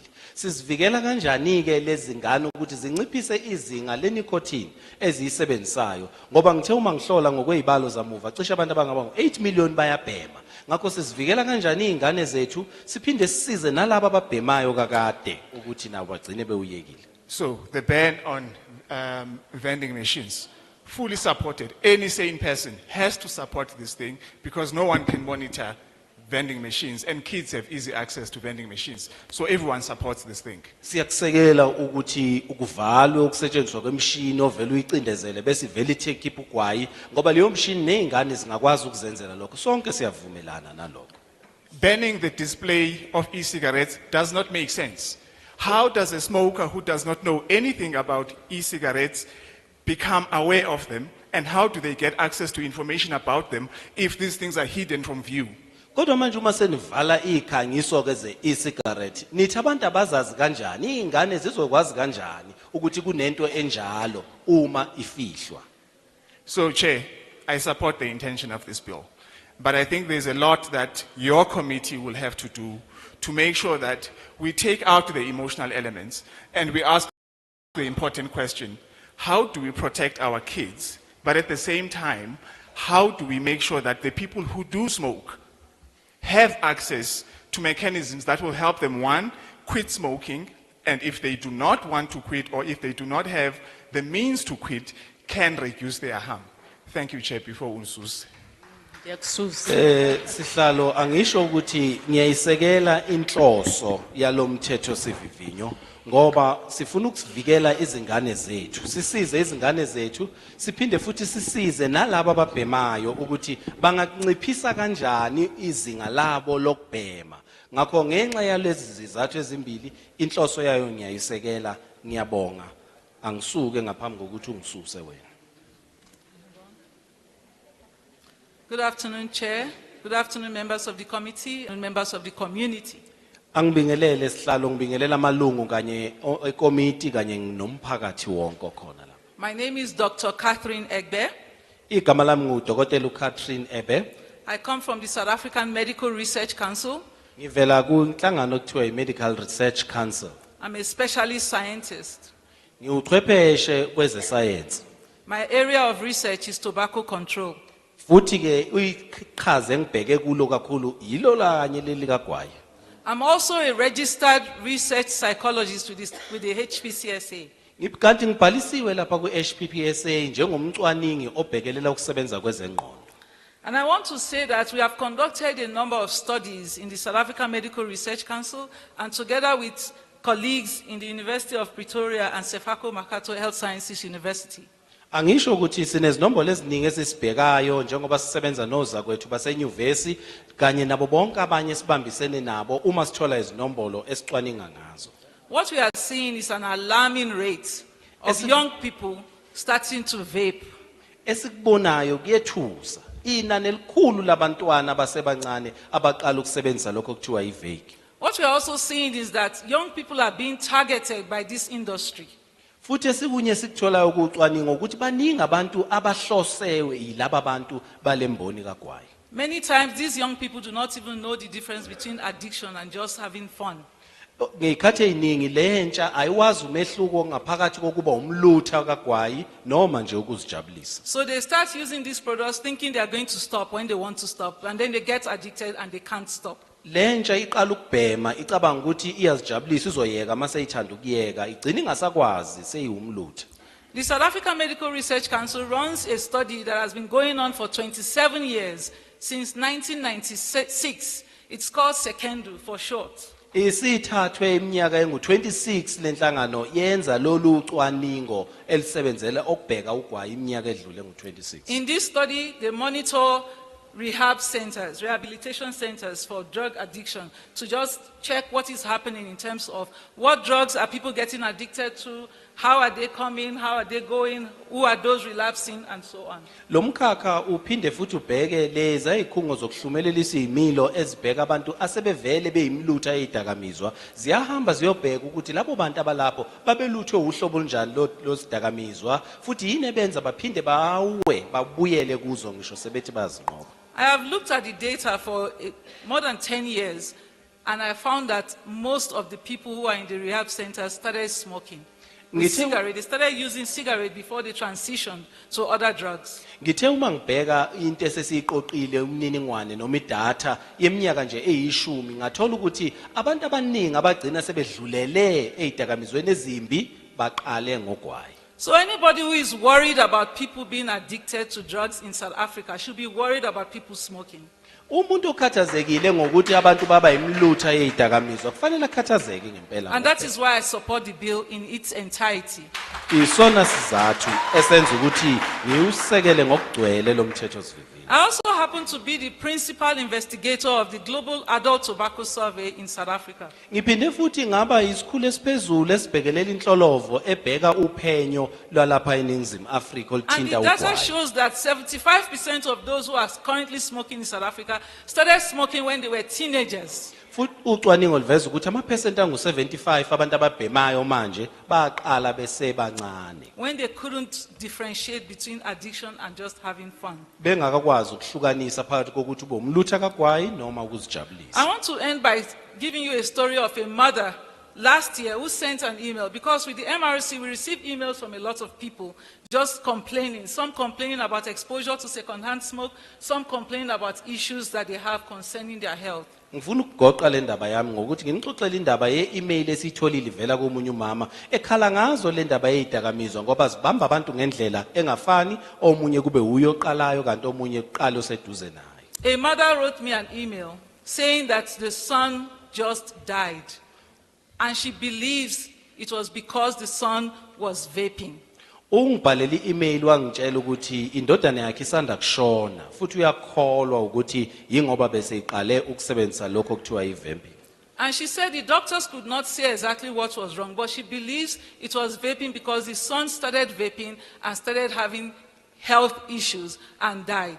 Uthi odokotela abahlulekile ukuhlonza ukuthi ibulawe yini ingane yakhe kodwa yena ukholwa ukuthi yilokho okuthiwa i-vamping ngoba yaqala ukuba nezinkinga zempilo yagcina isishonile. And she asked me if I could find a way that even if the son's body can be exhumed, she is ready to let the doctors check to find out, to confirm whether it's vape that killed the son. Ucelile ukuthi angizami indlela yokuthi ngisho kungathiwa sekwenzekani ngisho kuthiwa ingane yakhe iyahamba yombiwa ethuneni akuphinde kuhlolwe ukuthi kahlehle ibulawe yini. Unfortunately, we don't have that resources. Ngeshwa sinawo kamandla okwenza lokho. We reached out to people outside the country and we couldn't find help for this mother. Sihambile sayana ngaphandle kwamazwe sahluleka ukuthola usizo olungasiza lo mama. So in conclusion, I'm saying we don't have the resources to start looking for all the diseases that this product will cause at the moment, because it's a new product in the market. Engizama ukusho ukuthi asikabi nazo insiza ezanele ezingasiza sikwazi ukuhlonza ukuthi lolu hlobo logwayi lo lubanga ziphi izifo. E-cigarettes are not 95% safer. They are not safe. They are harmful to health, and we must protect children from being addicted to these products. Thank you, Chair. Engikushoyo ukuthi aziphephile futhi kufanele izingane zethu zivikelwe kuwo.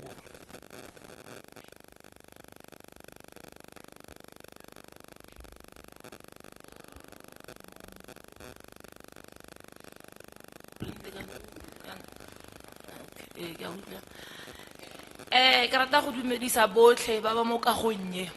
Ngithanda ukubingelela bonke abakhona lapha ngaphambili. Leina la me ke Moneilwe Mabe. Igama lami uKinilwe Mabe. Ke mefa ya ka moagi wa South Africa.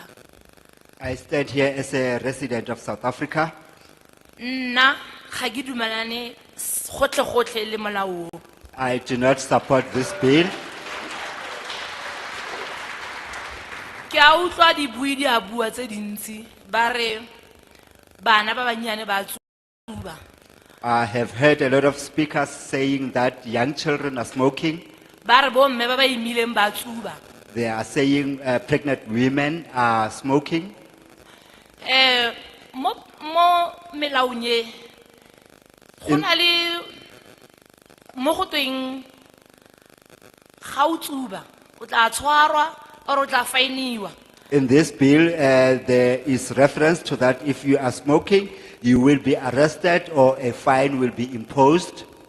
So ne ke botsa gore a no go sena gore government before e tlo mamatlelela molao o e ka ya kopana ba buisre ba ka tsenya di fine jang le go tshwarwa jang ga bo mme ba ba imileng le bana ba ba tsubang e be le gone re ka tlo buang ka e ya ba tsubang. It is my, I want to propose that before the amendment is effected, that the government must consider this issue of women, of pregnant women who are smoking before this bill is enacted.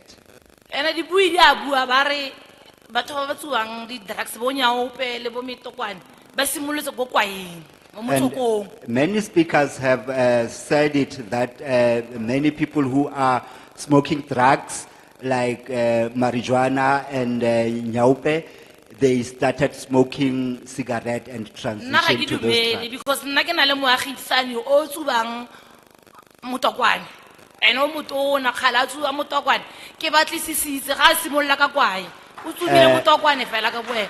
I don't agree with that sentiment because I have a neighbor who is an adult person. He is smoking marijuana and he does not smoke cigarette and he did not smoke cigarette, he's smoking marijuana. Ene go na le mo melaong mona go buang ka packaging le labeling. And in this bill, there is reference to packaging and labeling. Ke bona ke re molao o tla gata ka ditshwanelo tsa rona because mo di labeling tse go kwadilwa ke re mo paketeng ya motsoko gore o bokotsi bo kana kang gore gore ke kgetho ya ka gore ke tsuba gore ke se ka tsuba. I think that this bill is going to oppress us because on the packaging, there are health warnings written there. So if an adult chooses to smoke, it is his choice.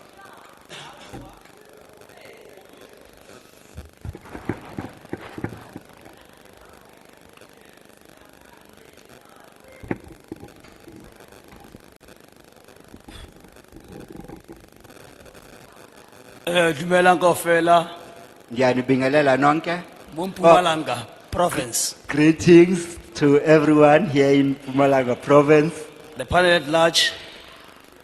Nna ke nna Jafta Femele My name is Jafta Femele. from South Africa.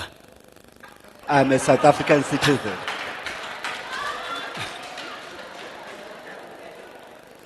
I'm standing here against the bill. Mina ngimala ngiphikisa lo mthethosivivinyo. First of all, Okokuqala, the chairperson of this event, ke kopa gore re sa susediwa ka ntlha ya di-credentials.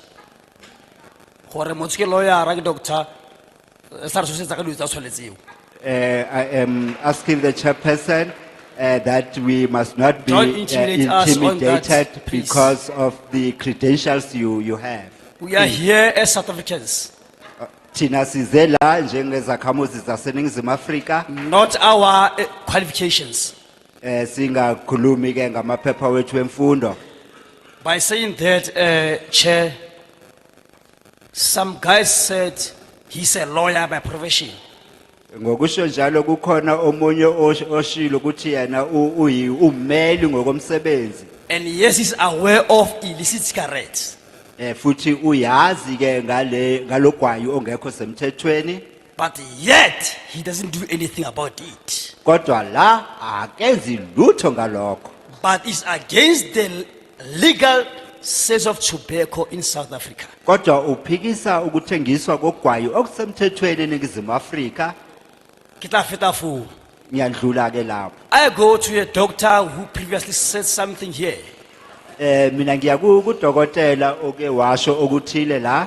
If I may, Chair, through you, Uma ngemvume yakho sihlalo hloniphekile. has she ever in 20 years to date treated somebody who have diagnosed by tobacco today? Ingabe kukhona yini umuntu oke wamlapha kuleminyaka engamashumi amabili obe ukuthi mhlambe isifo sakhe siimbangela ugwayi? If I may, through Chair, is there any stats that we have on the table there that states that fatalities that happened through, because of tobacco till to date? Ngicela ukubuza sihlalo ukuthi ingabe unazo yini izibalobalo njengamanje lapho etafuleni ezikhuluma ngalezo zibalobalo izehlakalo zokushona kwabantu ngendaba yegwayi? But yet there are many fatalities that have happened within maybe 6 or 5 months due to Nyaupe incident. Kodwa ke kukhona asebashonile esikhathini esedlule ngendaba ke yokusetshenziswa kwalezo zidakwamiza ukuzifana neNyaupe. But yet our government doesn't do anything about it. Kodwa lokho uhulumeni wethu ukwenqisa amehlo akenzi lutho ngakho. What they want to do now is to take food out of the people's mouth. Ebafuna ukwenza ke manje ukuthi baphuce ukudla emlonyeni wabantu. If I may ask, Chair, through you, South Africa now, is there any employment up to date from 3 years back? Uma ngabuza nje sihlalo ukuthi ingabe kuye kwaba khona yini amathuba wemisebenzi akhiwayo eminyakeni emithathu eyedlule? None. Cha lutho. Yet, you say tobacco is a product must be banned or so forth, but tobacco falls under agriculture. Am I wrong? Nithi ke ugwayi lolu ke nifuna ukuthi lingasathengiswa kodwa ke yona ke ingxenye yezolimo ngabe kunamanga yini? Now, South Africa is busy recruiting young people for rural development settlement eNingizimu Afrika khona manje and agriculture. Iheha intsha ukuze ingene kulomkhakha wezolimo ikakhulukazi labo ababuya If I may ask through Shene, where does tobacco falls? Is it agriculture what? Because it's plowing down there. Ngiyabuza sihlalo ukuthi plow tobacco. Ugwayi lo uwela kuphi ngoba mina ngaziwela kwezolimo ngoba utshalwa khona lapho phansi emhlabathini. All right, before you cut me out, Chair, I'm saying this bill, you must go back to the people who sent you and tell them that I, Shafta Primera, said, Thank you it very is much. Your time is up. inappropriate. Thank you.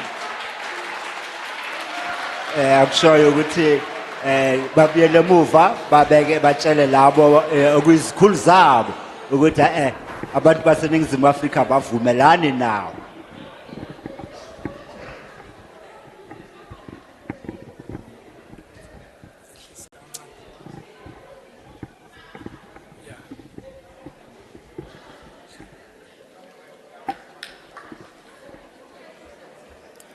Sanibonani. Greetings to everyone. Okhulumayo lana ngusiboniso wakazitha oqhamuka kaMabuza extension 50. My name is Boniso Zita from Mabuza Extension 50. Yes. Nami ngithi ngingomunye ohambisana nayo ibuild eyakhiwayo. I am one of those who support the bill. I am one of those who support the bill. Inkinga ngibhlungu ngaphakathi. Lana ngibona abantu abathi abahambisana nebuild. Bagcoke kahle. Bagcoke icathulo ezinhle. Unomkhaba lo muntu.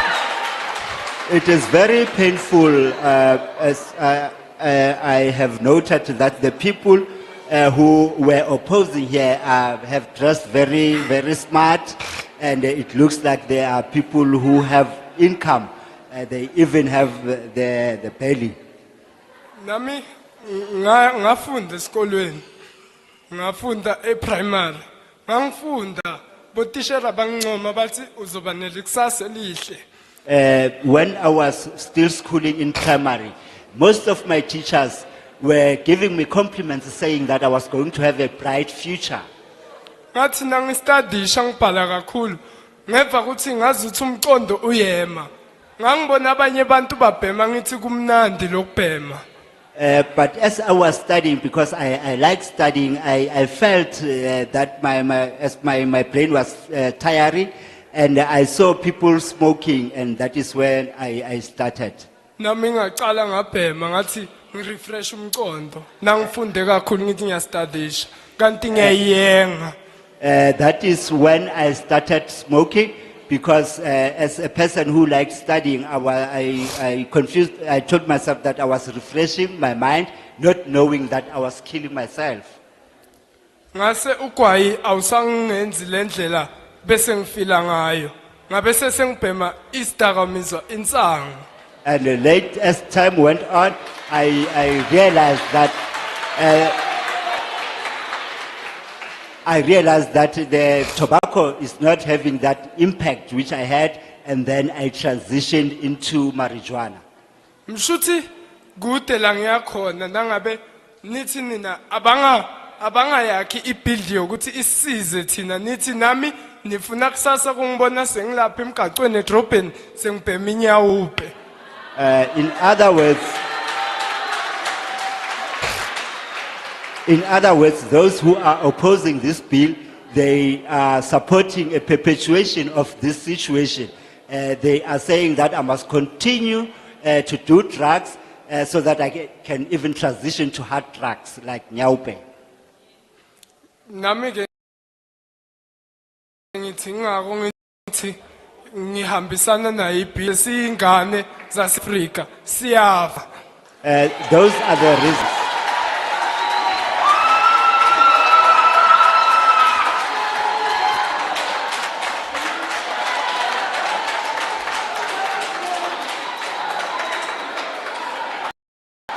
Those are the reasons why I support this bill, as I believe that it is a necessary intervention to the youth of South Africa, because we are dying.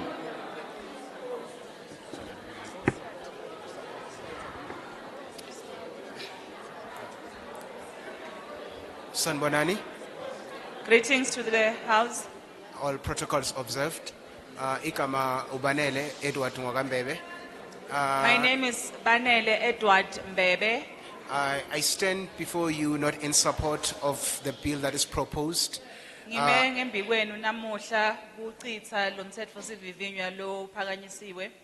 Reason being, it is because as a farmer, I believe, according to the speech delivered by our president within the past last year and this year, he mentioned that it is not the government's responsibility to create jobs, but the private sector's responsibility to create jobs. Ngekuya kwenkulumo leyethule umongameli wethu kule minyaka lemibili lesibuya kuyo uye wakuveta ukuthi akusingumsebenzi wahulumeni kwakheke amathuba emisebenzi kepha lokho kungumsebenzi wetinkampani noma umkhakha wangasese. Which I believe, when we're stating that and when we keep on shutting down industries and putting on high restrictions on performance for businesses to operate, and of which we are cutting on already, we're a country that is that has high unemployment, our people are without jobs, but when we continue to put on high restrictions, we are making things to be difficult for people to function.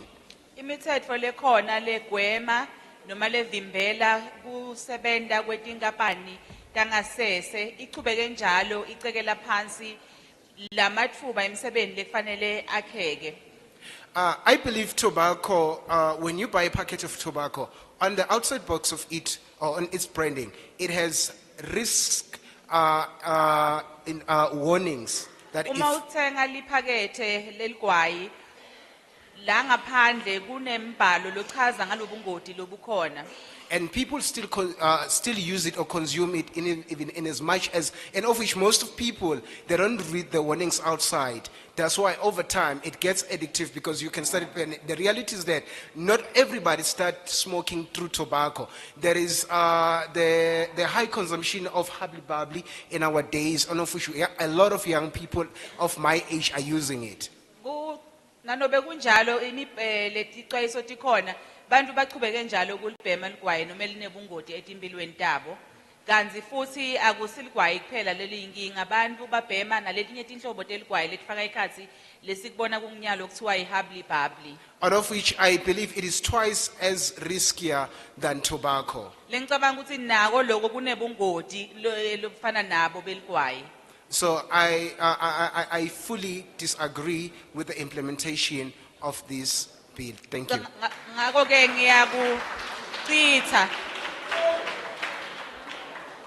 ngiyawuchitha lo mthetho sivivinyo. Ngiyabonga.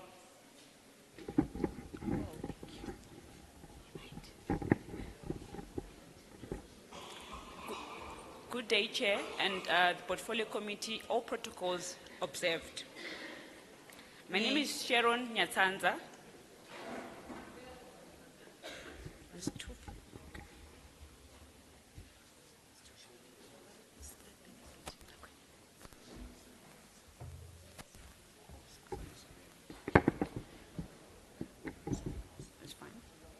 It's fine, okay. My name is Sharon Nyatanza. Eligama lami nginguSharon Nyatanza. And I come from the National Council Against Smoking. Ngiqhamuka kule sikhungo lesibitwa nge-National Council Against Smoking. And I support the bill in its entirety. Ngiyawusekela lo mthetho sivivinyo. The bill, I believe, is trying to strike a balance between protecting young children and still allowing adults to smoke. Ngicabanga ukuthi lo mthetho sivivinyo umsebenzi wawo kuqinisekisa ukuthi udlala inzima yekuvikela abantwana nekuvikela futhi nabo labo lababhemako. The bill does not ban retailing or ban farming of tobacco products and tobacco leaf. Lo mthetho sivivinywa awuchithi kulinywa kweligwayi. I thought I should mention very important facts that are not by studies done by the National Council Against Smoking, but these are public facts even on the SARS websites. Ngithi kumcoka nje ukuthi ngivete maqiniso lambalwa la vetwa licwaningo. South Africa is one of the largest tobacco leaf importers in the world. Leli vele eNingizimu Afrika lihamba embili ekukhiciteni ligwayi liphindze lisengisele emave lesekhalane nawo noma emave angaphandle. In 2021 alone, it imported tobacco leaf worth $272 million. Ngemnyaka wa-2021 kuphela leli vele eNingizimu Afrika likhicite laphindze latsengisela emave angaphandle ligwayi lilinganiselwa ku $270 million. The tobacco farming sector in South Africa has been struggling for decades since around 1995-1996.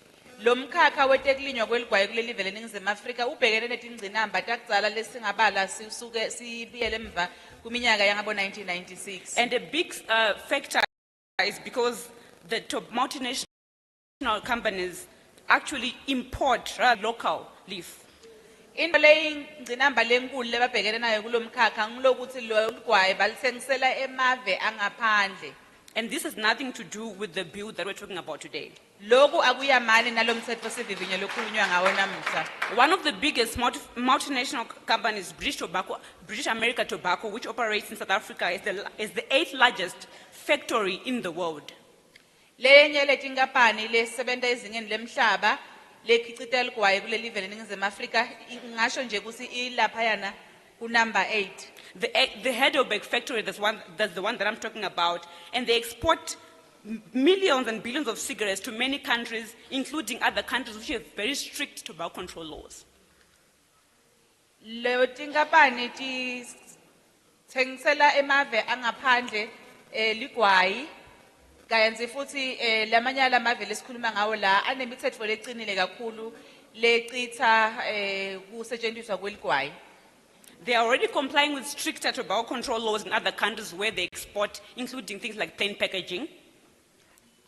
Angisho nje ukuthi bayathobela imithetho lekhona lefaka ikhasi indlela ligwayi likhangiswa ngayo noma lelipakishwa ngayo. And being one of the largest factories, they also have the capacity to buy the local leaf in South Africa, farmed in South Africa. Le nkampani ngalendlela inkulu ngayo inawo emandla ukuthi ingathenga leli gwayi lelikhicitwa khona la kuleli live leNingizimu Afrika. So we urge the committee in considering this bill to also look at some of those facts. So kunginyalo ke sicela leli committee njengoba lihleli la ukuthi likuthathele enhloko lokho lokulamaqiniso lengwethula manje. Some of the tobacco companies still claim that illicit trade in South Africa is 70%. Letinye into leti inkampani lethengisela ligwayi tikholelwa ekutheni ligwayi lelithengiswa ngalokungekho emthethweni ngilo leli inkinga lenkulu njengoba tibalobalo tiveta kusi kume ku 70% lokho. And these statistics are based on studies that were commissioned by the tobacco industry itself. Leti balobalo lengikhuluma ngato la takhicitwa ngemva kokuthi kwentiwe licwaningo lebe lilawulwa ngito letinkampani letikhicita ligwayi. But when we looked at that study, at that report, what we actually see is that they found that there was 70% of illicit trade in specific provinces, and then sometimes they would find 10% in other provinces. And the conclusion that was made in that same report was that they found that illicit trade is 34%. So it is surprising to see that when they come out publicly in the media, they say 70%, ignoring its own studies. Leti balobalo kufanele sikucacise lokuthi kuletinye tifundza time ku 10% indzaba yekuthengiswa kweligwayi ngalokungekho emthethweni kuletinye tifundza ngilapho ime khona ku 70%. Manje kuyamangalisa lokuthi nabaya esidlangalaleni ngilapho babe sebaveta khona ukuthi kuthengiswa kweligwayi ngalokungekho emthethweni kume ku 70%. We support the bill, and we definitely will be providing submissions in written form, quoting some of their own internal documents. Thank you.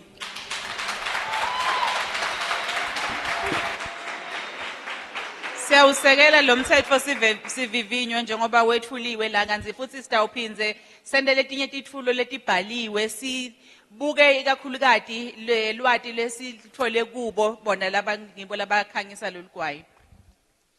I'm going to take the last round. Yes, the meeting was scheduled for 10 until 3 o'clock.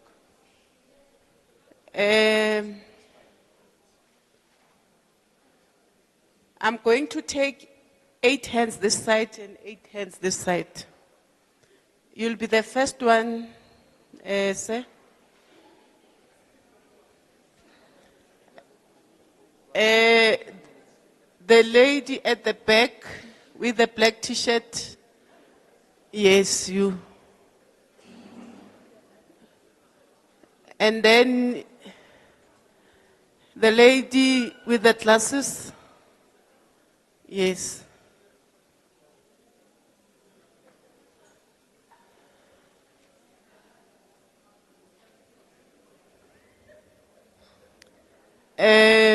Ubhuti lapha ngecap.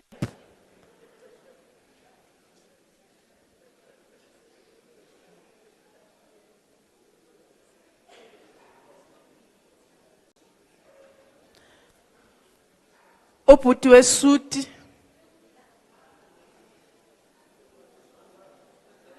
Wejas.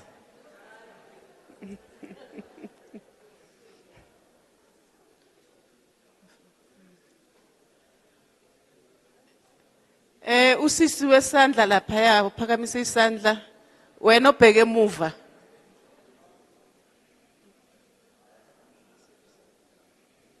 Give me 2 3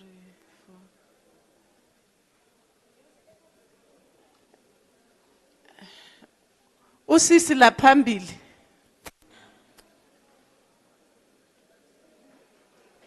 Coming now. Shota bangapi? The guy with the black shirt.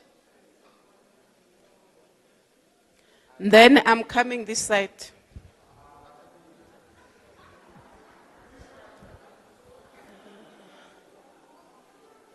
The guy at the back with the cap.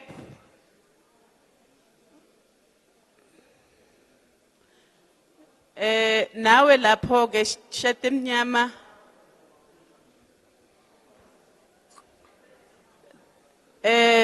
Ubaba laphaya ngeshirt. The lady with the glasses. Yes, you.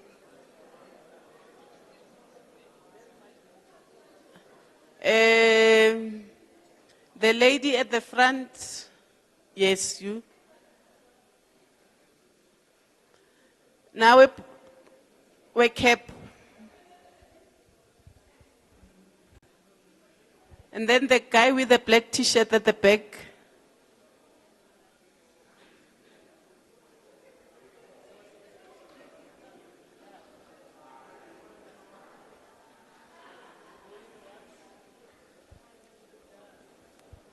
So I'm done this side, ne? One,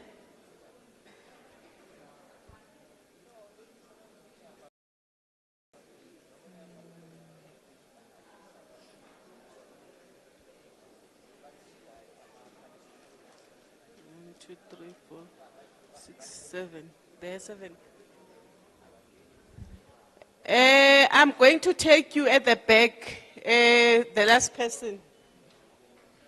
And we are done. I said 8 this side and 8 this side. So this side there were 7, hence I'm accommodating the guy this side. No, we are done with hands. I'm going to give you strictly 4 minutes.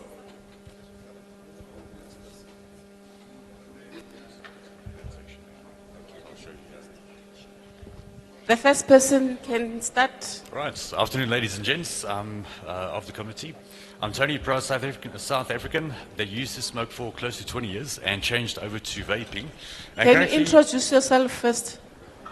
Sorry, say again.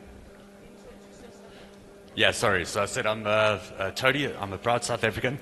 They used to smoke for 20 years and changed over to vaping and currently vape 0% nicotine. And I can now go without cigarettes or vaping for as long as I want to at any given point of time. So in this case, I do not support the bill. All right. Now, just a quick fact. Okokuqala ngicela ukusho ukuthi right igama lami ngingu Tony Nodem and ngingumhlali walapha eNingizimu Afrika oziqhenyayo ngokuthi sengisebenzise i-vaping iminyaka engu-20 kuyo yonke leminyaka futhi ibingenayo i-nicotine futhi kuze kube manje ngiyajabula ukuthi ngisaphila and mangusho ukuthi angiyisekeli umthetho sivivinyo. Right, so I just want to give you a few facts. Now, firstly, e-cigarettes are a really effective way to help you quit for good, as you had noticed. And then second-hand vapor is not dangerous and does not linger as second-hand cigarette smoke does. E-cigarettes don't produce harmful chemicals when exhaled. Vaping is easier to quit over time. And then the very last one I've got here is quite interesting. It's university students had already successfully administered asthma and other medications to patients with immense results through electronic vaping devices. So it's something to take note of. Thank you. Okunye futhi engithanda ukusho ngalokho kubizwa ukuthi ama e-cigarette ukuthi ayasiza emzimbeni futhi kulula ukuyeka uma ufuna ukuyeka. Kanti okunye ngayo futhi i-cigarette ukuthi uma useceleni komuntu oyibhemayo akuyona ingozi kuwena osuke unaye njengoba unaye. Futhi akuyona ingozi ngisho ukuyihogela ukumuntu oyihogelayo. Kanti okunye okuhle ngayo kulula ukuyeka uma ufuna ukuyeka. Abafundi basenyuvesi abaningi baye basebenzisa imishini yakhona ukwelapha izifo ezifana ne-asthma nezinye izifo ezigulini besebenzisa lo mshini we-vaping. Right, now, firstly, I would just want to mention I'm deeply offended to hear that people today say all evil starts off with smoking. No, it doesn't. It starts at home, right? So underage smoking and vaping, that is the lack of discipline in children and is not the tobacco industry or any smoker's fault. And it's due to the result of bad parenting and cannot be blamed on anybody else but besides yourselves. Right, now to the lady that was for the bill early on, I think she was probably the second person to speak, on the matter of plain and graphical packaging and using underage smoking as an argument, well, she needs to understand the underage smoker buy loose cigarettes and they do not see the graphical packs. So your whole argument has got no merit. You also said cigarettes is the crib of substance abuse and also puts the health system under strain, which is incorrect. And maybe you should look a little bit further into the whole available data list which is out there. And also, oh, sorry. Well, Okokuqala bese kushilo ukuthi kumphatha kabi ukuzwa ukuthi abantu bathi ububi bonke buqala ngokubhema ugwayi kanti impeleni inkinga isuka isekhaya uma abazali bengafundisi kahle izingane ilapho inkinga esuke ikhona futhi okunye ubufakazi bocwaningo abutholile ukuthi akuyona ngempela ingozi engako okungaze abantu bakhulume ngayo njengendlela abakuzwakalise ngezinga abakhulume ngalo. Now, she also mentioned that it also puts the entire health system under a lot of pressure. And also that you need to take in mind is that very same system that you're referring to is supported by taxes. Now, also, with the same breath, you need to also understand that that tax money, well, should I say, cigarette tax money, is actually one of your biggest proportions of tax that is also upkeeping the health system and so forth. Kanti okunye futhi akushoyo kukhona oke wakhuluma lapha wathi inkinga enkulu esuke ibe khona ukuthi abantu abasebenzisa ugwayi kuhulumeni babanga indleko ezinkulu eminyangweni wezempilo kodwa nalokho ukubona kungelona iqiniso ngenxa yokuthi abantu akhuluma ngabo labo basuke besekelwa iyo kanye imali kagwayi empeleni imboni kagwayi ikhiqiza imali eningi kakhulu einzuzo engenayo kulelizwe. Thank you very much. Your time is up. That's a particular. I shared a lot of facts to you.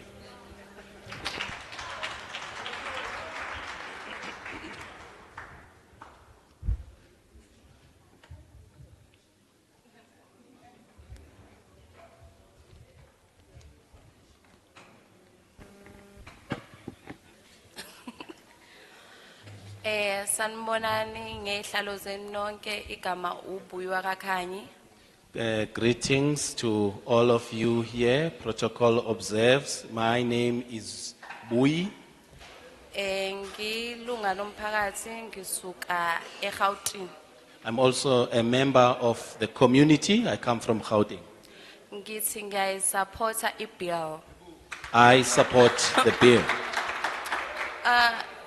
Engithanda ukusho namhlanje abazali bethu mabasithande ngokweqiniso ene bacabangele nalentsha eseza esencane lesizukulwane esiseza mabakhuluma iqiniso.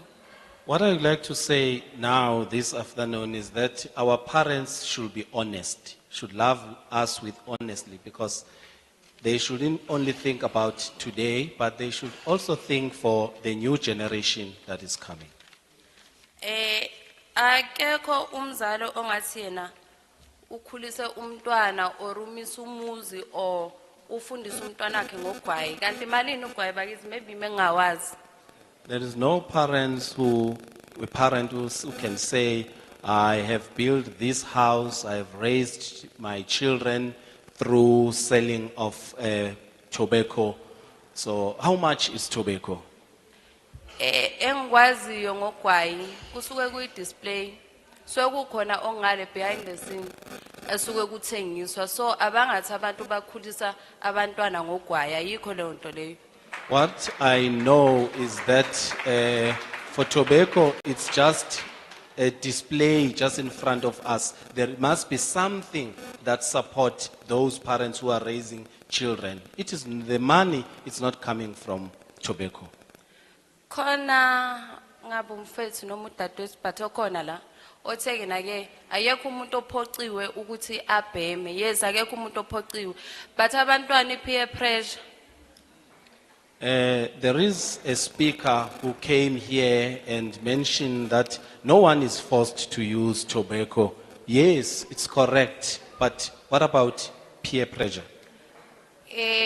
Khona manje kunabantwana abasebancane abangakhuli kahle Down syndrome ngenxa yethu esingacabangela abantwana uyabhema ngala uphusha umkhaba so mawuzala lo mntwana ngicabanga ukuthi uzaphuma right na.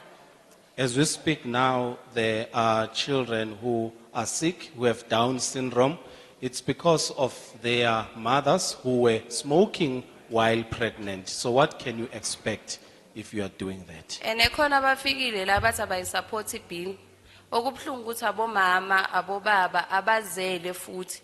Makaceda athi akayisupport kodwa kuzomela ukukhulunywe nabantwana abachazwele ngokuthi ugwayi uyingozi kangakanani. Uzomchazela kanjani umntwana ukuthi ugwayi uyingozi kangakanani wayilumthuma uphinde ubheme phambi kwakhe. What also is painful is that there are those who came here and most of them are parents, fathers and mothers, but now they also at home send these children to buy cigarettes, but here they didn't support the bill. So now how can that happen? Kulaba time is bathi bayayiphilisa ngogwayi. Kufena mangabe uyiphilisa ngogwayi kodwa ukwazi ukuthengisela umntwana kwamakhelwane ugwayi omncane. Isikhathi sakho siphelile sisi siyabonga.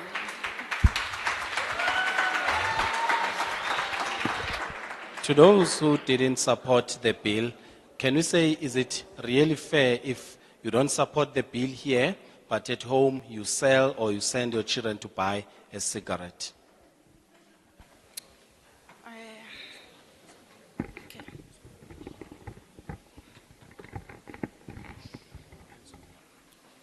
Afternoon, everyone. Ngiyanibingelela nonke.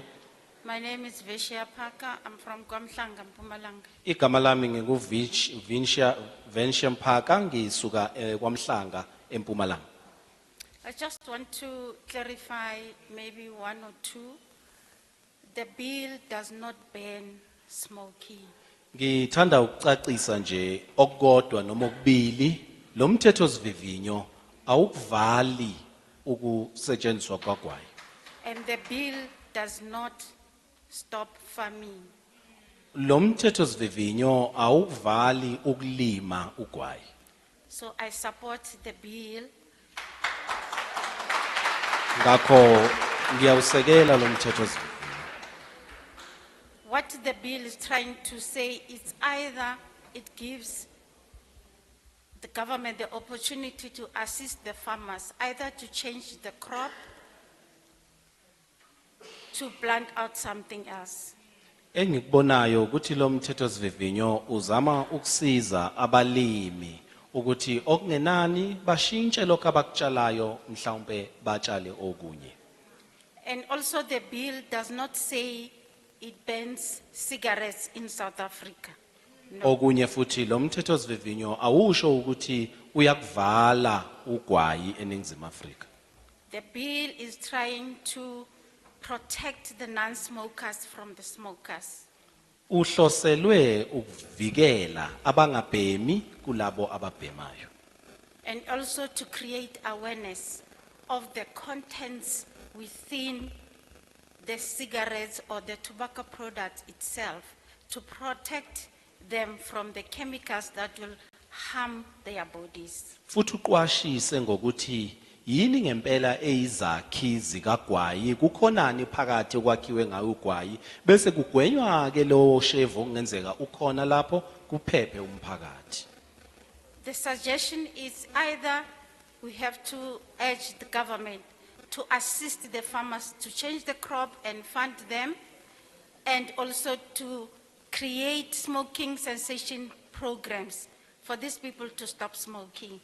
Kuphakathi kokuthi uhulumeni usiza abalimi abatshala ugwayi ukuthi bashintshe abakutshalayo bese baxhasa ngezimali, noma aqhamuke neindlela ezizosiza ukuthi abantu basuke kancane kancane bagcine bewuyekile ugwayi. Lastly is just the highlight.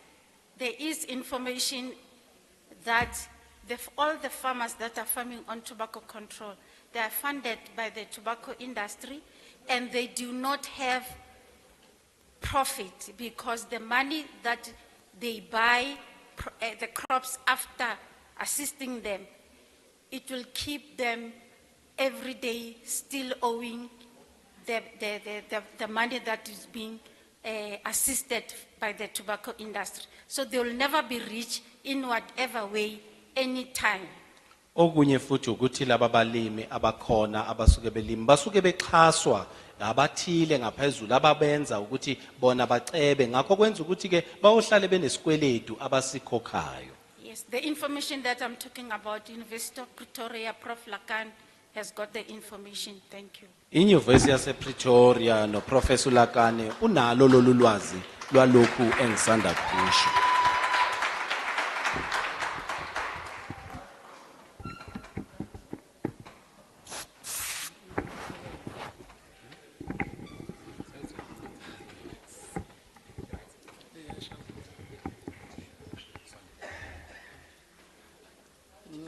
Lebitso la ka ke Karabo Mokoma, moahi wa South Africa. Ke le Karabo Mokoma ke re no to this bill. My name is Karabo Mukoma. I'm a citizen of South Africa, and I don't support the bill. A go bolela tse ntši, ba bolela fela ka ntlha tse pedi from this. Ne? I'm going to be very brief in my presentation. E bolela ka indoor public places le outdoors public places tse leng batho tshentse ba tsubele mo tsona. Where it refers about indoor and outdoor places where are going to be designated for smoking. Go focus thata mo e outdoors.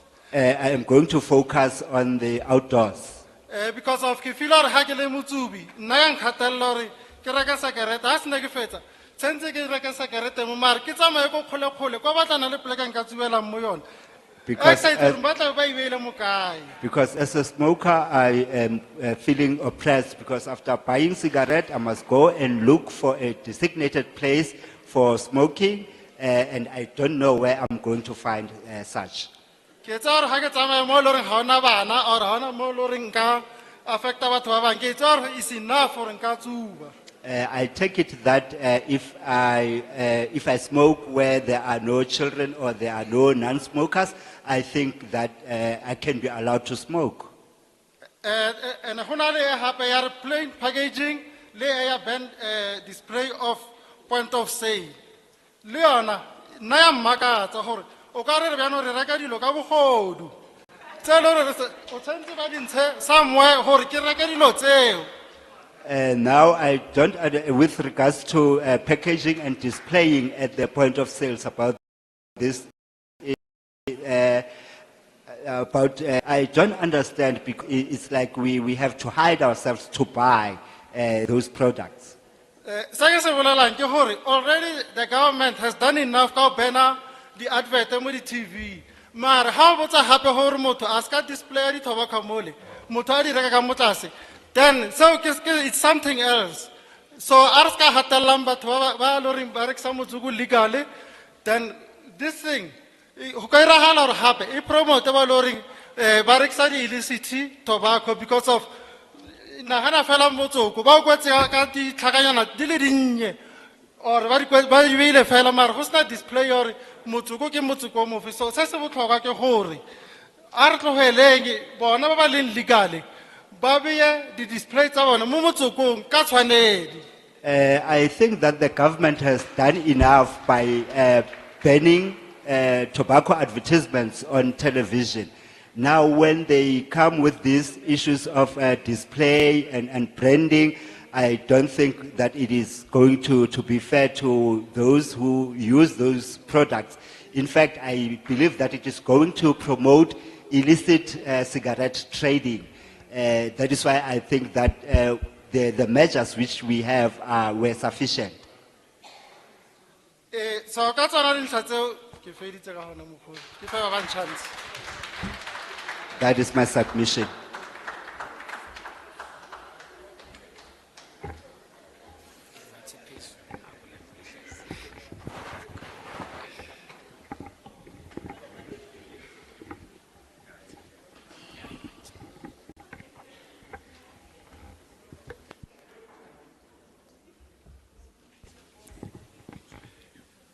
Sanibonani, igama lami uDemocracy ngokaMalaza.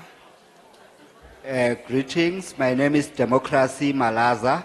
Representa intsha yase Ward 25 under Chief Luthuli local municipality. I represent youth at Ward 25 under Chief Luthuli municipality. I am a smoker, a stoner, and I support this bill. Mina ngiyabhema kodwa ngiyawusekela lo mthetho osivivinyo. This bill doesn't mean that it's going to collapse business. This bill doesn't mean that people shouldn't smoke. It only wants those who are smoking to smoke responsibly. Lo mthetho sivivinyo awusho ukuthi uzovala lemboni futhi awusho ukuthi abantu bangabhemi ugcizelela nje ukuthi kuvikeleke labo abangabhemi Because smoking in the car, it's actually illegal. ngoba ukubhema emotweni akukho semthethweni. The rules of driving a car, it says that both your hands must be on the steering wheel. Once you start smoking, now you have one hand on the steering wheel. Ngoba umthetho wokushayela uyasho ukuthi izandla zombili kufanele ukuthi zihlale ziphethe isondo.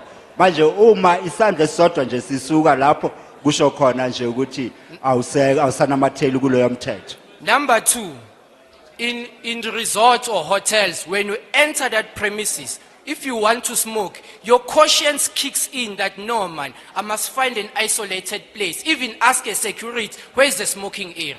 So that mentality must also work in a public place, generally. Uma uya kuma hotel na kwezinye izindawo zokungcebeleka uma ufuna ukubhema nje unembeza wakho uyakutshela nje ukuthi ithi ngiyobhema ngiyobuza onogada ukuthi ikuphi indawo la kubhenyelwa khona.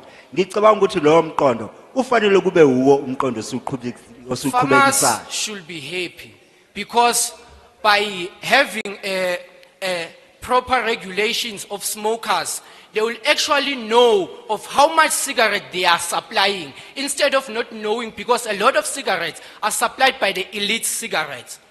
Manje abalimi kufanele ukuthi bajabule kulokhu ngoba ke lokho kuzenza ukuthi bakwazi ukuthi bazi amanani walogwayo abamkhiqizayo uma kunjalo. So a monitoring system must be placed before we amend this bill. For an example, let's say we implement a permit. Under the age of 21, you are not allowed to buy a cigarette. Kufanele ukuthi kube khona imithetho enqala yokuqapha izinto ezifana nalezo njengesibonelo ke ukuthi uma ke kufakwa izicelo zelicense kubekwe umbandela ukuthi uma ungaphansi kweminyaka engama21 angeke uvumelwe ukuthi ube nalo lelo phepha mvume. So that we can also create job employment of those field workers who will be monitoring and whether those tuck shops comply, whether those elders do not send children to go and buy cigarettes. Ngoba lesi sihlongozo sizokwazi ukuthi ke sidale amathuba wemsebenzi ngoba kuzoba khona abantu abacashwayo ukuthi bahambe bayohlola le emphakathini kuma tuck shop nakwezinye izindawo ukuthi ingabe bayanamathela yini kuleyo mithetho. And we as the youth, we must be careful on what our parents are saying. They are misleading us. Thina njengentsha kufanele ukuthi siqaphele kakhulu lokho esikutshelwa abazali bethu ngoba kubonakala ngathi basidukisa. For an example, where I come from. Thank you very much. Your time is up. All right, thank you, ma'am.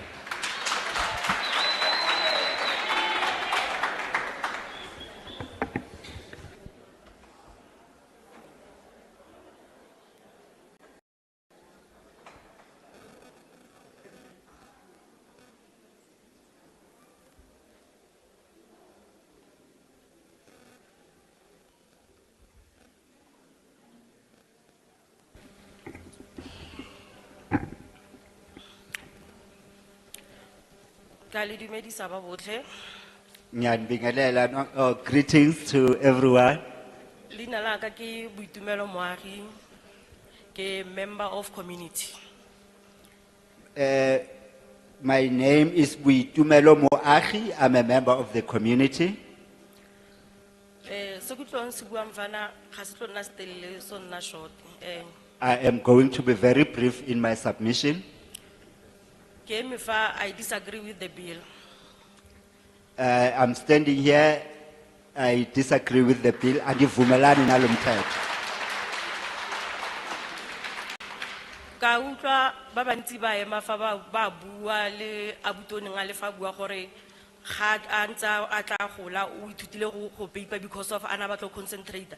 Ke mang o mo fostileng gore a feletse a peipile motsoko because ga gona motho o mo rileng a ra peipe ebile ga gona gope fo go kwilweng teng gore ga o batla go concentrate gore o kgone gore o bale o tshwanetse gore o tsube.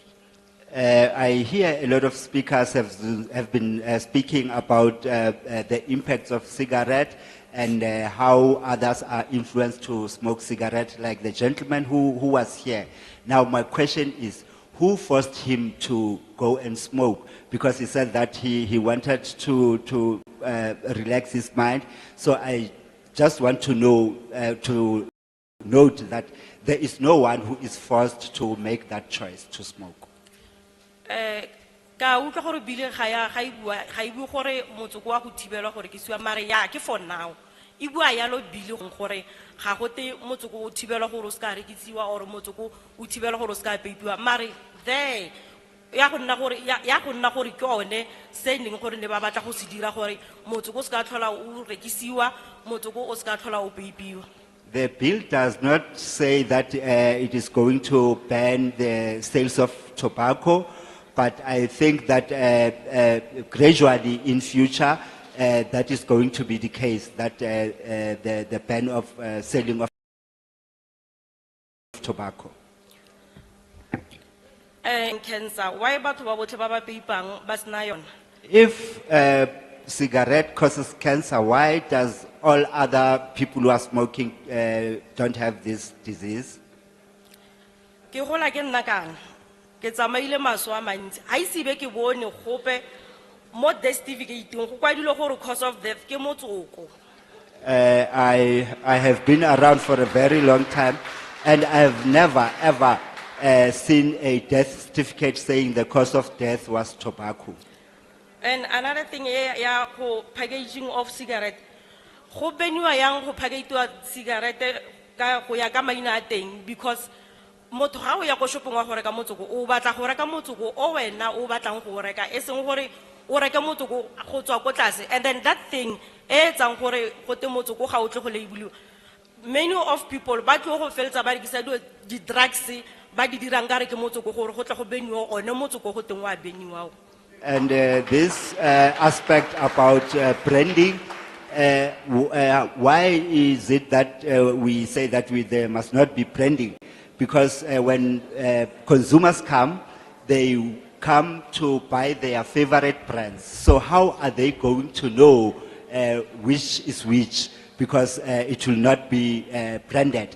And I also believe that that is going to be an opportunity for drug smugglers to use those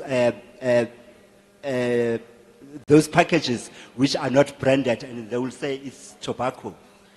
And what need to feel how motsoko o ka beniwa most batho ba bantsi ba tlo go felwa ke mebereko and gona nong nyana as I speak most ya mebereko e tlhagelang ena le age restriction gore gora gore ga o le over 35 is very rare gore o tlo kgona go kra mmereko mare go motsoko go gona nong ga o marketa ga ba go bolela ka age restriction ka leboga.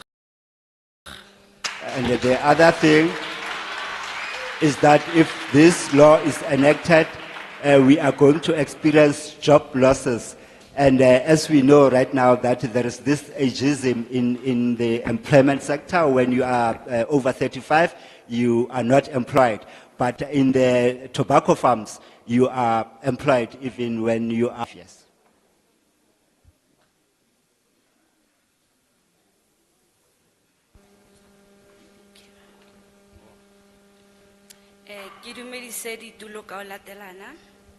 Greetings to all members of the committee. My name is Olerato Kwebu.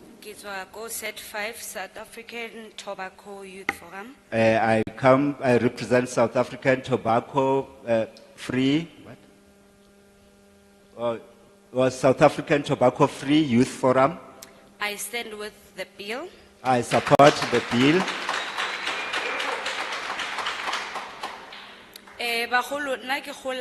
It takes a village to raise a child.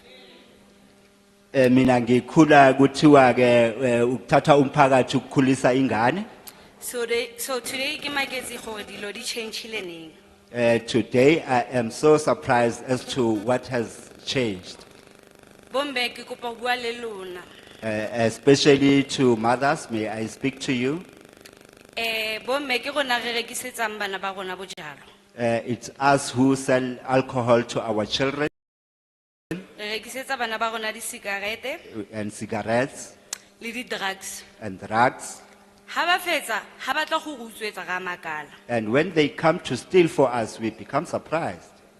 So ke ipotsa gore future ya rona e ya kae? So I'm concerned about our future. La me kele, My word is, if we find old people selling cigarettes to school kids, they must be sentenced. uma sithola abazali bethengisela abantwana kufanele ukuthi baboshwe. Because bomme ba merapelo ba kae? Where are women from the church Bomme ba sello ba kae? Bomme ba sello ba kae? and where are the women in our communities? Ba reng ha ba bona bana ba ira dilo tse di wrong, ebe ba ba kgalemela. When they see children doing wrong things and then they'll go to them and guide them. La me kele, I stand with the bill 100%. I support this bill 100%.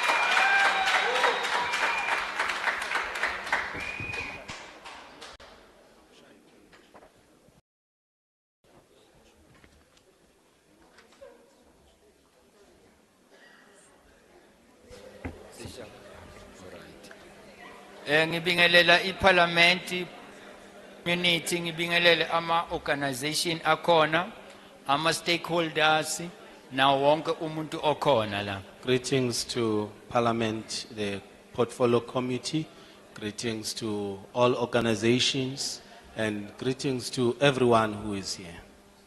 Igama lami uJohannes Ngwakankosi, ngiphuma eChief Albert Luthuli ngiward committee. My name is Johannes Nkosi. I come from Chief Lutuli. I'm also a ward committee. I do support the bill.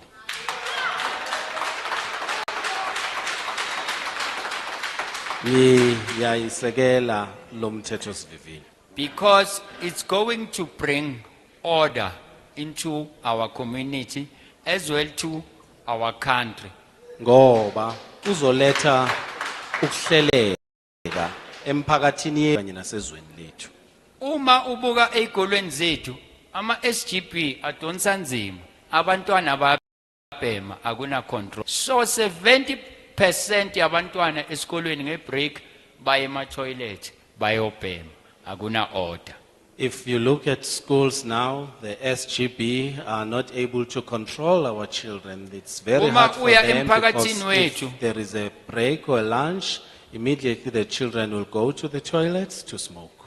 Uma usemphakathini wethu uya e-tuck shop, sesinama itholi asibambako lama tuck shop, alama new generation acela ama 1 rand ogwayi. In our community, if you want to go to the tuck shop, you find people who ask us 1 rand or 2 rand in order to buy cigarettes. They are like, Bese ngiyala kule bill ku page number 11 is the establishment of the monitoring committee. The monitoring committee it will be reporting through to ku MEC, and it's gonna take 6 months or 9 months ukuza lakithi pass ku ground. I will be happy by that time ama inspectors bawa ku Department of Health a changewa sewangapha ku municipality la angabonakali khona asebenza. So into engicelayo ukuthi manje iparliament ayizivulele amathuba omsebenzi noma bangasabizwa ngokuthi ma inspector kuthiwe ma field workers ukuthi babe khona phe wathi ba represent nabafikile la baqale ba report bona kule monitoring committee bese khani bahamba bobuka emphakathini. Ngiyacabanga will be having a better life. one thing that I will ask, since chapter 9 talks about monitoring committee, I think this committee, if the parliament can help us to hire people among us who will work like feeders, and they will be able to report everything that is being happening in our community.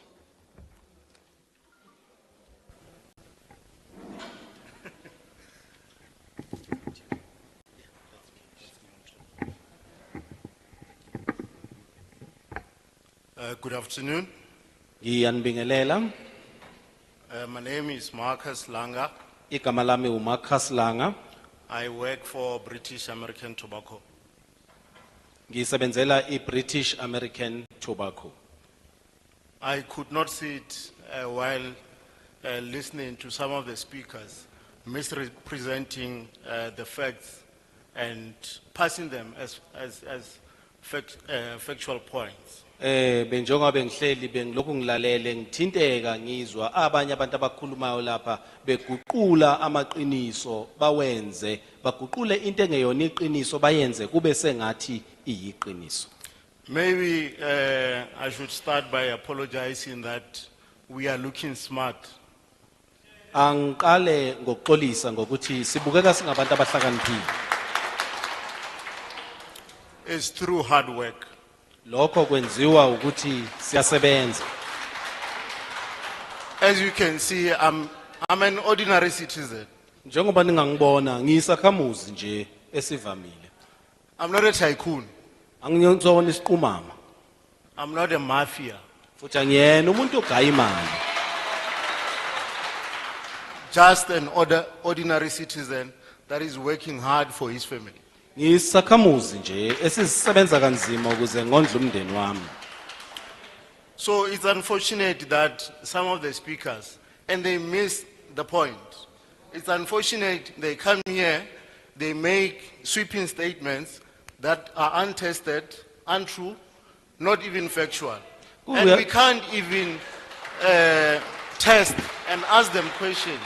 But because they've got the platform, they feel they can say whatever they want. Kuyadabukisa ukuthi kuza izikhulumi lapha ngaphambili zifike zikhulume into engelona iqiniso, into engakaze ihlonzwe ihlolwe ukuthi ngabe lento iyiqiniso, kodwa ngenxa ukuthi namhlanje zinenkundla yokukhuluma bese zivele ziyakhuluma.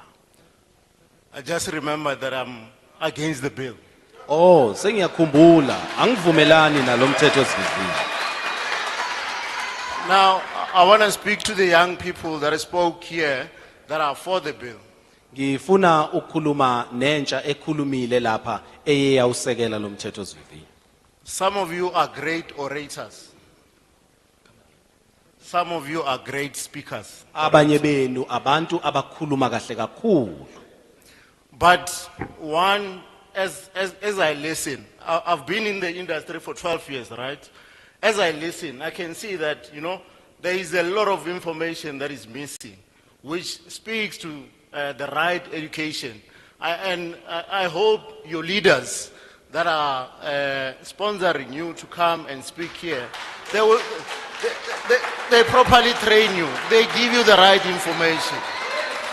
Sengibe kule mboni iminyaka engu12 sengiyayazi le mboni nginizwile futhi uma nikhuluma ukuthi nikhuluma kahle kodwa ulwazi into enishoyo ayinembile sengiyacela ukuthi nalabo abasekelile ukuthi nize nizokhuluma la banganikeza ulwazi olunembile. And I wanted to be short, but there's something missing here. I think we are speaking over each other's heads. Ngicabanga ukuthi kukhona okushodayo lapha engathi izinto esizikhulumayo asiziqondi zonke zingaphe kwethu. I'm a father, I'm a responsible father. Ngiubaba onakekela umndeni wakhe. And I take good care of my kids. Ngiyawunakekela izingane zami. I teach them what's wrong and what's right. Ngiyazifundisa ukuthi yini enhle yini embi. I work for a regulated... Unfortunately, your time is up. Thank you. Comrades Dumo, pleased to meet you.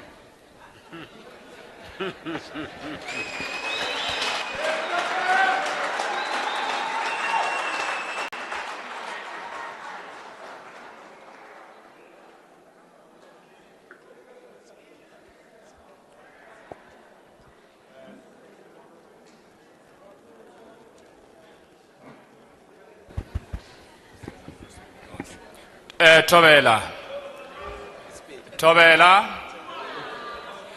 O ali mo pele ga lena.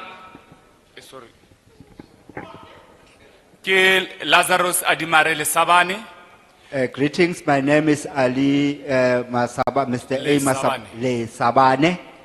I am from Ward 13, Zone 1, Seshego, in Polokwane. Ngibuya Ward 13 zone 1 Seshego ePolokwane. It costed me almost 600 rand per trip to come here. Ngikhokhela imali engango 600 ukuze ngize la. Therefore, I Ngakho do not support this bill. angusivile.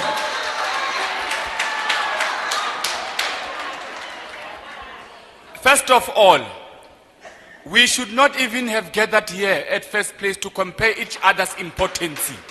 Okokuqala nje bokungafanelanga ukuthi sihlangane la ukuze ke sizobheka ukuthi ubani obaluleke ukundlula omunye. I am a consumer in South Africa of all the goods that are mentioned. Mina ngumthengi la eningizimu Afrika kuyo yonke nje impahla okukhulunywa ngayo.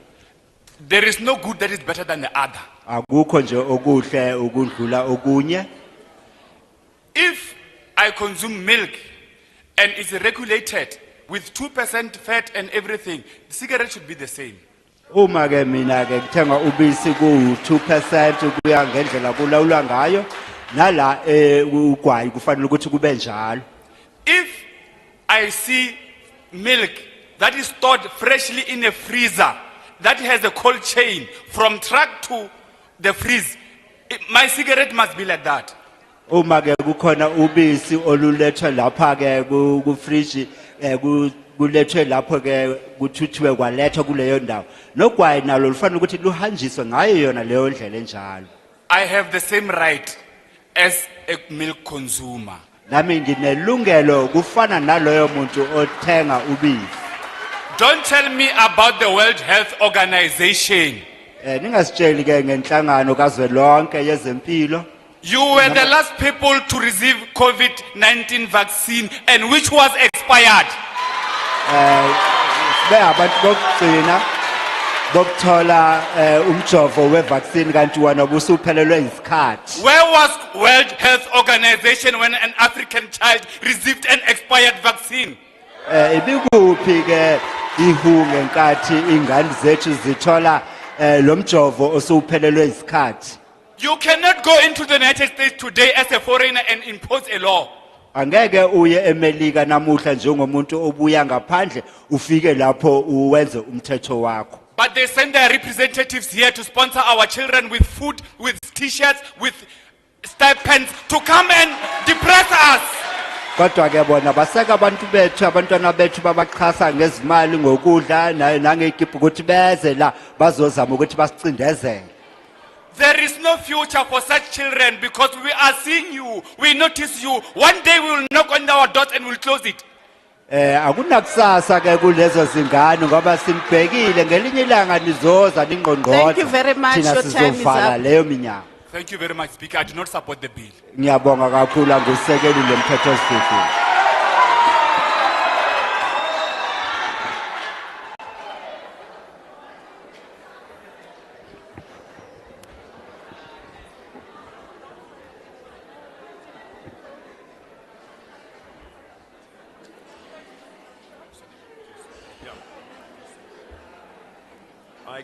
I greet you all members of the Health Portfolio Committee. Ngiyanibingelela nonke malunga ahloniphekile wale komiti elihlenyiwe laseParliament. And I also greet all the members of the community. Ngiphinde ngibulise nawo wonke amalungu omphakathi. Lekon Ayu Yusuf. Mina ke umnumzana uYusuf. I'm a professor of public health. Mina ngiprofessor yezempilo. 25 years doing research in tobacco control, including studying tobacco industry. Iminyaka engamashumi amabili nanhlanu ngiphenya ngokulawula kogwayi kanye nokucwaningwa kwalemboni yogwayi. I have been thinking a lot on how to use 4 minutes, given what I know. Bengicabanga kakhulu ukuthi ngisebenzisa kanjani lemizuzu emine njengoba ke ngicabanga ukuthi kuningi engikwaziyo. So I'm going to start. I'm a dental surgeon by training. Mina ngiyi-dental surgeon ngokwemfundo. I was a medical superintendent in a hospital in Limpopo province, seeing a lot of patients with cancer. Bengibona ke iziguli eziningi le esibhedlela eLimpopo la bengisebenza And that khona is how I started tobacco abanomdlavuza. studies. kulapho ke ngaqala khona ukwenza far izifundo back in 1998. ukusuka ngonyaka ka1998 I've since then been a researcher and a deputy vice chancellor and training and signing graduation certificate for thousands of South African citizens. kulapho ke mina ke ngiye ngaba isikhulu lenyuvesi futhi ngumcwaningi futhi ngicikica ke nazo iziqu kubantu kubafundi baseningizimu Afrika abayizinkulungwane. I want to say big ups to all the youth in this room that have stood up for public health. Ngithanda ukuthi ke ngibancome bonke abasha bakhona kuleli gumbi abasukume bakhuluma ke ngale ndaba. You've made me proud that 30 years I've spent in this country doing tobacco work was worth it. Ukuthi bayenza ukuthi ke ngisiqashe kakhulu ngomsebenzi engiwenzile kuleli lizwe iminyaka engamashumi amathathu ngicwaninga. As my role as a deputy vice chancellor for research and innovation, I know about innovation, and I must say, Mina ke njengomuntu ophethe isikhundla lapha na socwaningo khulu ngokuqamba ithi ngisho ke mina ngithi. and the person who has conducted the largest study in low and middle income countries in this world, I am standing here to tell you e-cigarettes is not innovation, it's addiction. Mina bengithanda ukuthi ngisho nje njengomuntu owenza ucwaningo isikhathi esiningi ukuthi ke ugwayi ke njengoba kushiwa lapho ukuthi ukuqamba nje izinto ezihle ukuthi akusinjalo kodwa kuumkhuba umuntu awujwayelayo. To push the addiction, the industry has put nicotine salt in e-cigarettes. Kanti imboni yona iye yafaka ke lokho kubizwa ukuthi nicotine salt kulemkhiqizo yogwayi. Nicotine salt makes it very addictive. Yona ke yiyo eyenza ukuthi umuntu ehlale nje eyifuna emzimbeni. Sales data has shown immediately they launched this particular product, Voos, with nicotine salt, the sales rose among youth. Kuya ngocwaningo esinalo ukuthi uma ke lemboni sebaqale ukufaka le nicotine salt kulapho ke izibalobalo zokuthengwa kwaye kuye kwakhuphuka kakhulukazi kwintsha. In combination, I have studied over 30,000 South Africans. Kanti ngiye ngenza ucwaningo ngaphezulu kwabantu abangu 30,000 abahlala la eNingizimu I have Afrika. examined a lot of theses in the UK, including England, and none of them in South Africa has shown that e-cigarette helps people to quit. Therefore, it is no use in Africa, and I heard you to balance a potential for future use for smokers with the youth addiction by passing this bill. Ngiye ngacwaninga kakhulu ke kule ndawo yabo i-cigarette nale I phesheya. thank you for the opportunity. And I wish you all the Angiboni best. Thank you. ukuthi izoba nomthelela omuhle kulokho kodwa ngithanda nje ukuthi ngibonge kakhulu ngethuba.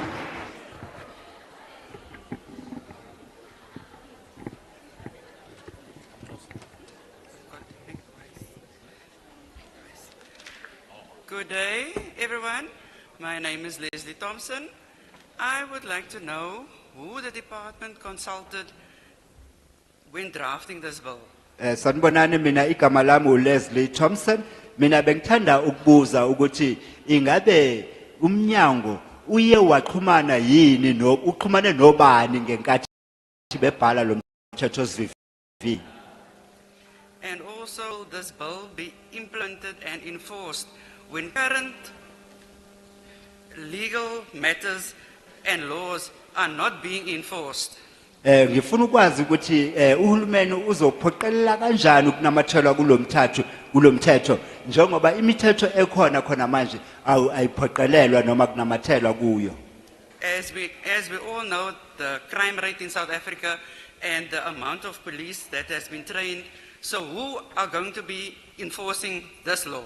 Njengoba sazi ke izibalobalo ezobugebengu kulelizwe lethu nokuthi amaphoyisa noma awanele ukuthi abhekane naleyo nkinga manje ngifuna ukwazi ukuthi ubani abazoqapha ukunamathelwa kwalomthetho. And I'm against the law. Kanti mina angusekeli lo mthetho sivivi. Thank you. Ngiyabonga.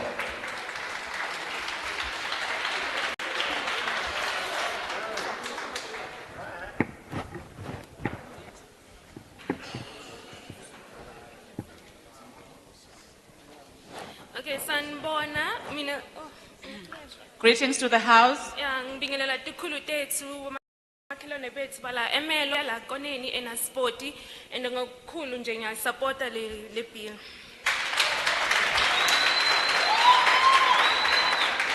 I would like to greet our honorable members as well as our neighbors. I come from nearby, which is in Bombela, and I would like to express my support for this bill.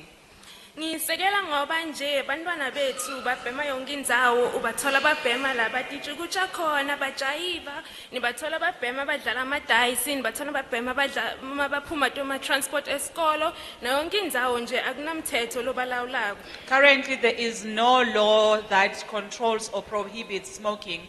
What I have observed is that you'll find young people drinking in their places of, let's say, everywhere. In taverns, as they get off taxis. Smoking, as they get off taxis from school, in taverns. So I do support this bill. Ngiphinze ngisupport ngoba ligwayi lahehana liheha abantwana uthola abantwana batisearcha basearcha ama pockets mabangana ama vape abo nithola batisearcha sengathi basanganise ingqondo bafuna into le ine nicotine le enda abantu ukuthi babe addicted. I am particularly concerned at the effects of cigarette because cigarette is quite addictive. I've seen how addicted people behave. You'll find them searching themselves, looking for that quick fix, whether it's a cigarette or a vape. Okay, and futhi uma kuthiwa i-vape i-smoking cessation meaning ukuthi bangabhema kancane bangabi addicted. Mina ngifuna ukwazi ukuthi i-nicotine inani phakathi lengaba i-smoking cessation. What particularly concerned me is the presentation that vaping does, in a way, slow down the addictive process. So then it means that people who are vaping are on their way to stopping. What about nicotine? What does it have? Okay, bantwana bethu nakhona etikoleni basebenzisa imali yokudla bahamba bathenga konke lokhu kwamagwayi tincamu temagwayi ne-vape. Now you'll find that our children, especially at the school going level, they are using their pocket money to purchase cigarettes. Kunjalo nje ngithi ngiyasekela le bill. As it stands, I would like to express my support Before you leave the podium, can you please tell us your name?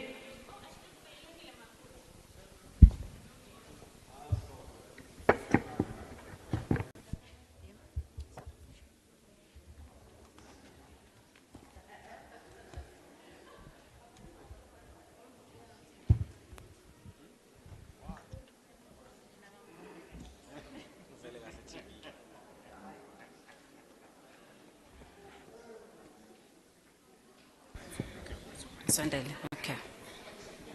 Good afternoon, Chair. Good afternoon, honorable members, and good afternoon to everyone who's here.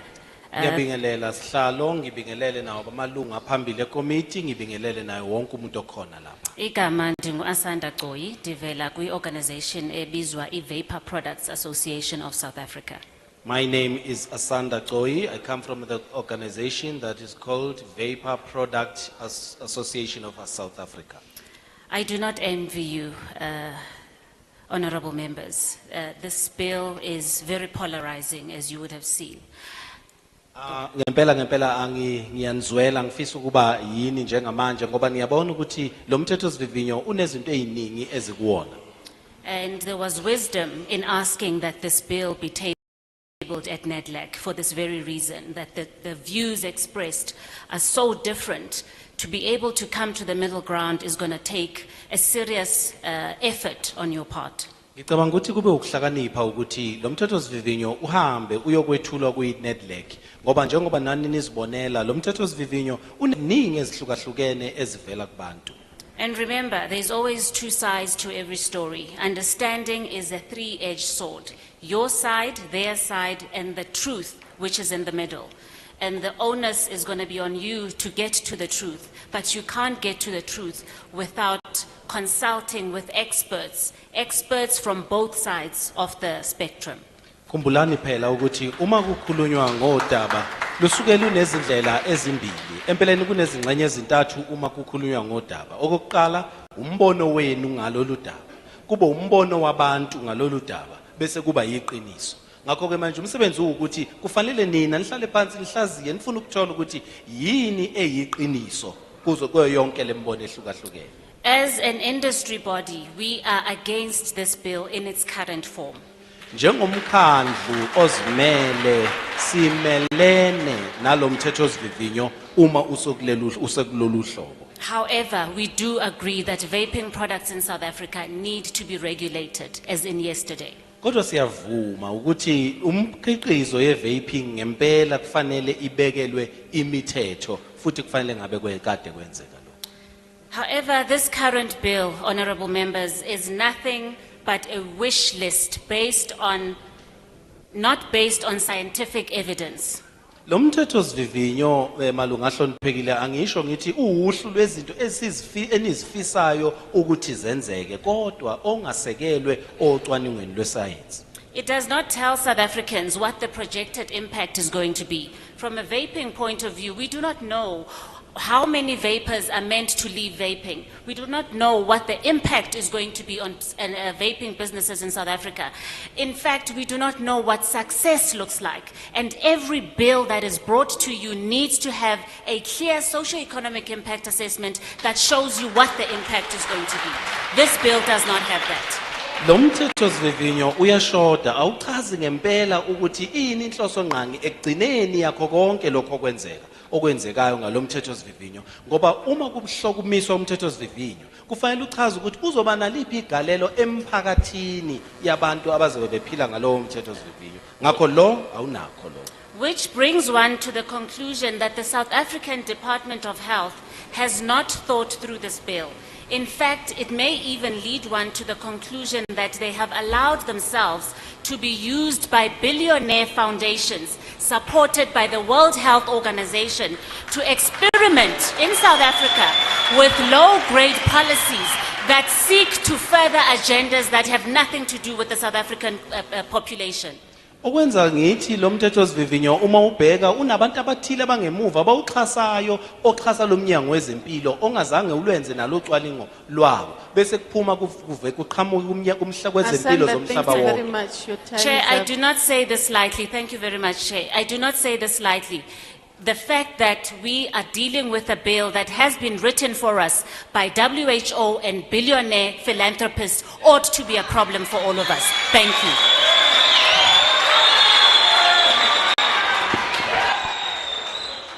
Hlalwa ngikushongo konke ukuthi nisilethele umthethosivivinyo oqhamuka le kwi-WHO nakosozigidi bezimali abathatha lo mthethosivivinyo bafuna ukuzowubona ukuthi usebenza kanjani lapha kithi. Ngiyabonga.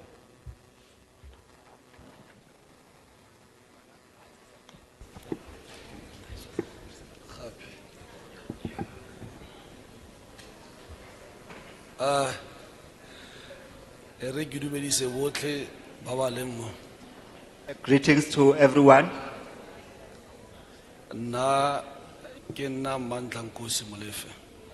My name is Mandla Nkosi Molefe. I don't support this bill.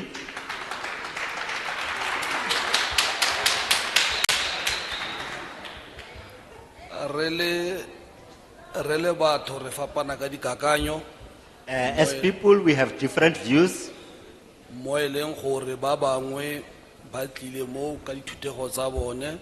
Because others are here looking after their interests.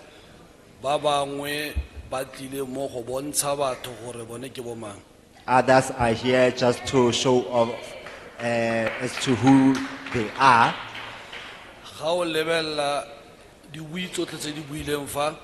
If you look at the speakers who have spoken before me,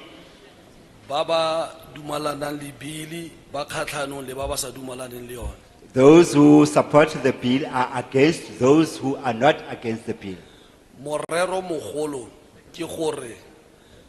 Parlamente itle mo setšhabeng itle go utlwa se setšhaba se se buang e seng gore rona re tlo go ngangisana. The main objective is that the parliament must come to the communities so that to listen to their submissions, not to listen to arguments. Molawana o gatella di tshwanelo tsa ka ya ka motsubi. This bill is suppressing my rights as a smoker. Motsoko ga gona gope mo o dirang gore motho ka mong a ka feleletsa a tsuba matekwane kapa a tsuba nyaope kapa a tsuba di-drugs. There is absolutely nothing like if someone is smoking cigarette, he will automatically, naturally transition to hard drugs like nyaupe and others. Puso ya rona ya palwa ke go diragatsa se se siameng. Our government has failed to do the right thing. Rona ba re ganana le molao wo. Those of us who do not support this bill, Re ganana lone ka mabaka a gore batho ba ba leng mo molaong ba ba rekisa motsoko ka molao ditshwanelo tsa bone di a gatelwa. the reason we are opposing this bill is that those people who are trading in tobacco legally, their rights are now being suppressed. Ke a itse gore nako yone Nako bra e go sile. mo go ba ba leng kgatlhanong le molao gone e lebelwa sentle mare ba ba supportang molao ga nke be lebelwa. I know that we are very strict to those who do not support this bill, but anyway, thank you.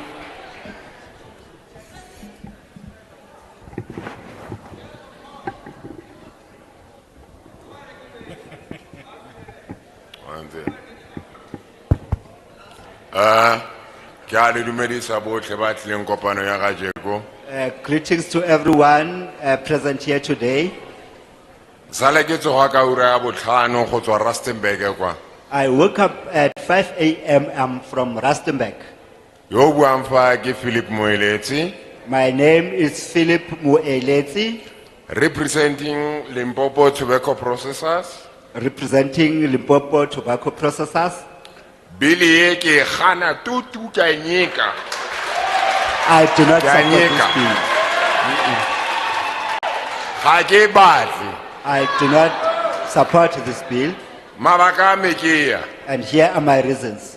Ha ise go tlo go te motho o pepile stable center o pepile of men o pepile kotliwile rehab.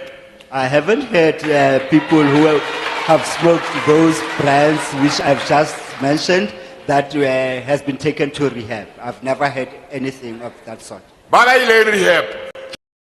Ke ba ba pepa nyaupe RG ko a search or ga di switch.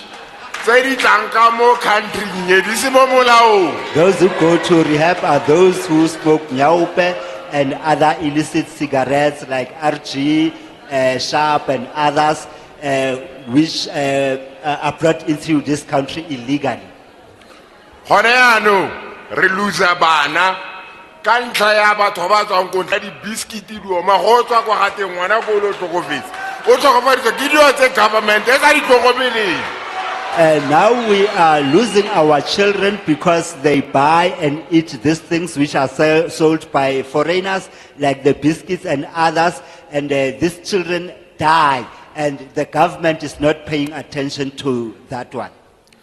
Mare company e tsando mo molaong go na le lepo mo company e ke bereka go na le lepo before kwa ele tana troko e tswa ko lepo ba tso e tesa e good I tsamai mare tse di sa tesiwang tse di tsa monana.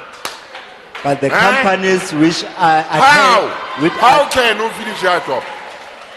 Why? Which the company which attests to government molao wa lona a re o berekiseng go dio tse seng mo molaong tse bana ba tsamaya gone yanong le ka re tswa fotla utlwa o tsene go bogote ngwana o ile o tswa re ka dibiskiti kwa o tsamaile makula a betswa ga ke a betswa le tlo tsa rona ba re ke disentotsi please ke a kopa a re tlhokomele dio tse di se mo molaong re tswa mo tse di mo molaong ke a le kopa ke a nyeka bile ka re ke a nyeka.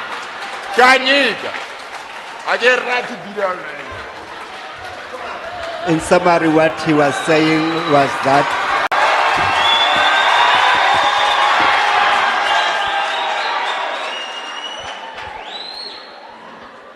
Thank you very much. We have come to the end of our session for today.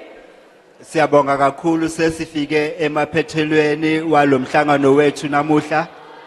I'm going to make announcements, Ngizokwenza izimemezelo. but before that, I want to check whether there's anyone from the province legislature. Kodwa ngaphambi kwalokho ngithanda ukuthi ngibuze ukuthi ngabe kukhona umuntu obuya kusisha yamthetho sesifundazwe Or the municipality. noma isikhulu obuya kumasipala.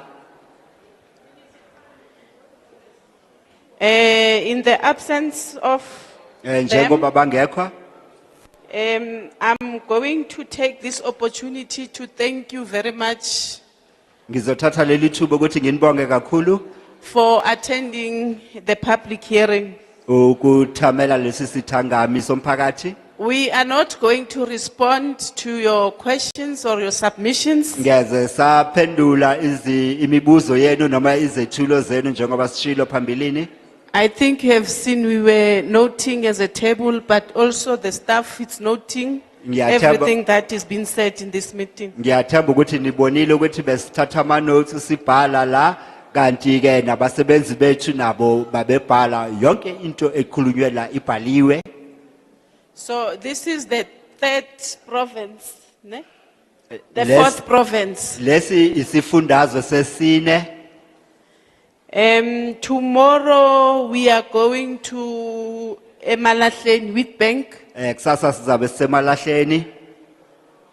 That will be my announcement regarding the public hearing. Iso ke isimemezelo maqondana nesithangami somphakathi. We are going to start 10 o'clock. So qala ngehora leshumi. The other announcement that I want to make is that you must remain seated. Esinye isimemezelo engithanda ukusenza ukuthi ngicela nihlale phansi njalo. The public protectors will usher you. Kanti ke labo abasebenza ngokuvikela yibo abazosikhomba indlela ukuthi siphuma The kuphi njani. protectors. It's just we were dealing with the public protector. My mind is still there. Then I think you have come to the end of our session. Sesifike egcineni kwalesi sithangami sethu. And then meeting ukwethu ra leboga thata, the meeting stand adjourned.